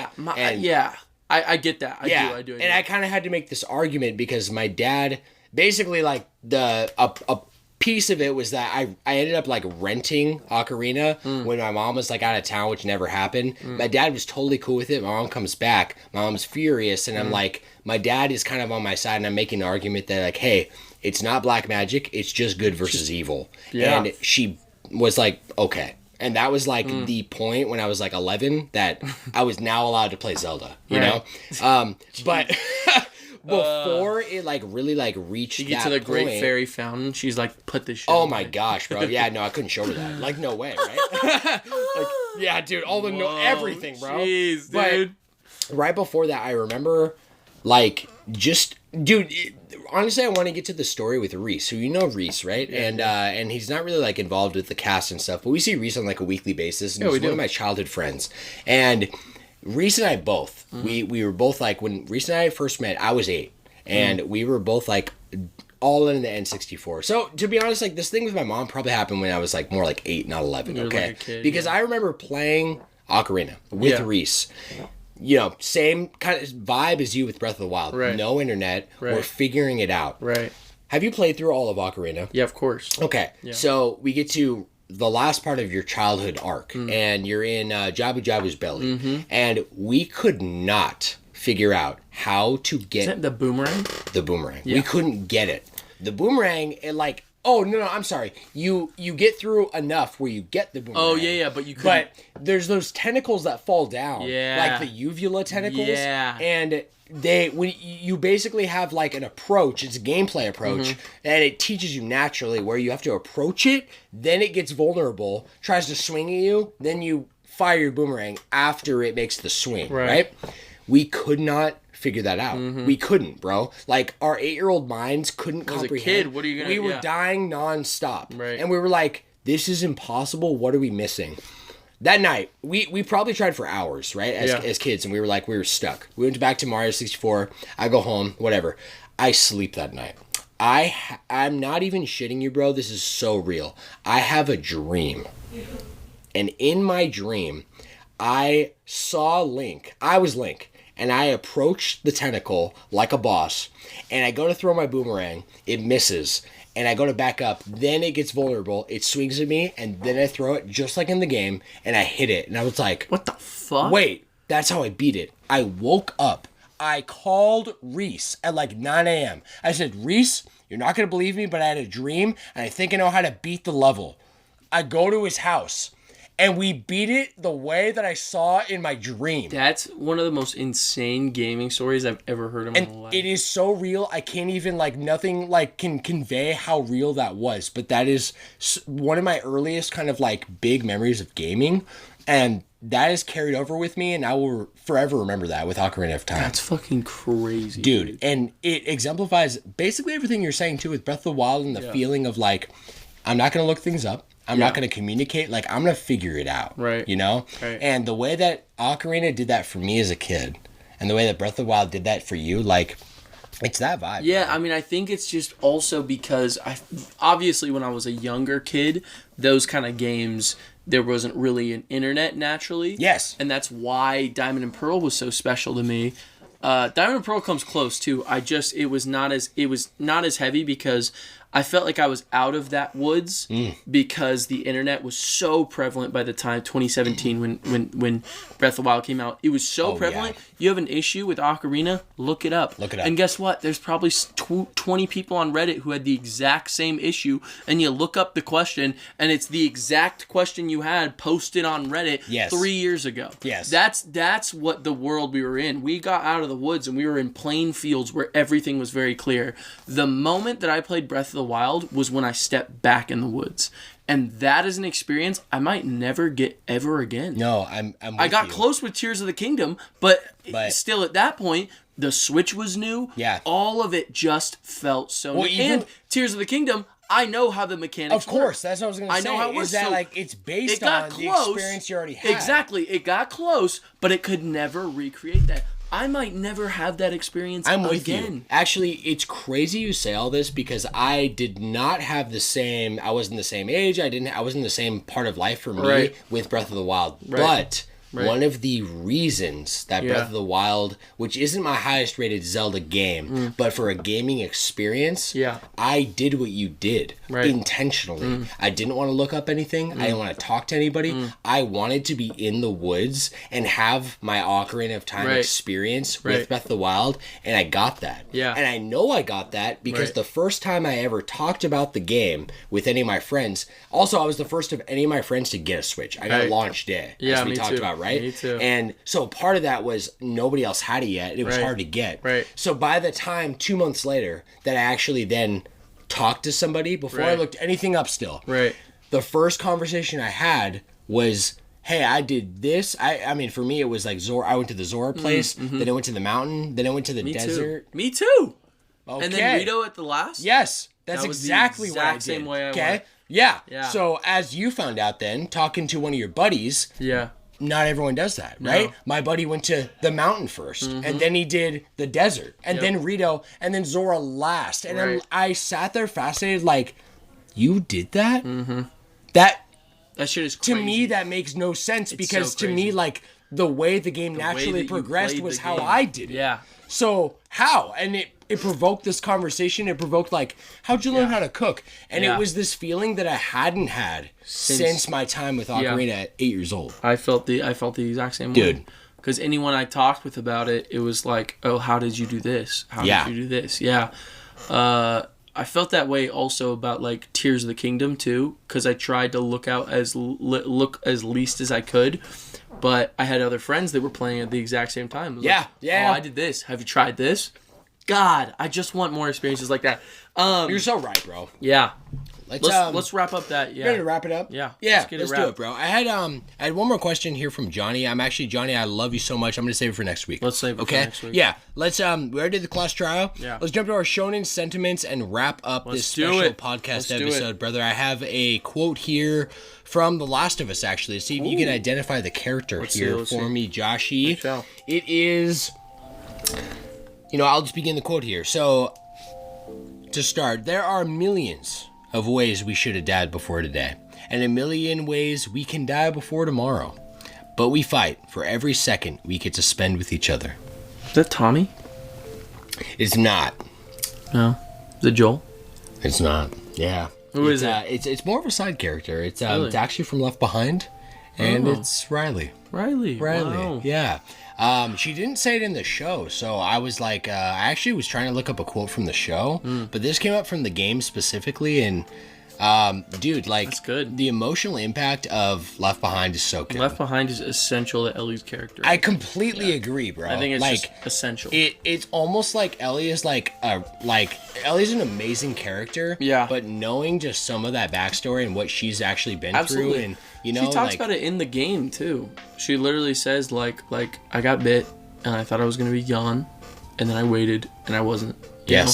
And yeah. And seeing that it was someone she loved too, just crazy. Right? Crazy. Just crazy. Absolutely nuts, man. God. So take that with you into your week. And my friends, that wraps up our episode this week of the Flash Brothers podcast. Dude, happy half a year. Happy half year. And happy Valentine's Day. Happy Valentine's Day. As of today. And happy leap year, bro. Hey, thank you, man. We got a couple things to celebrate, huh? Yeah, absolutely. We got one more episode before leap year really is like impacting us with February 29th, but we'll make sure to keep us accountable with that picture. Yeah, absolutely. And thank you so much, my friends, for joining us this week and showing your love and support. We hope it's been a highlight of your day this week. I hope so too. Yeah, absolutely, man. Highlight of your week. Dude, highlight of your week, highlight of your month. Yeah. Your year. Fuck it. You know what I'm saying, bro? Yeah. And thanks for being with us, guys, for anyone who has been with us from the beginning, like the 6-month journey we've had together. It's beautiful.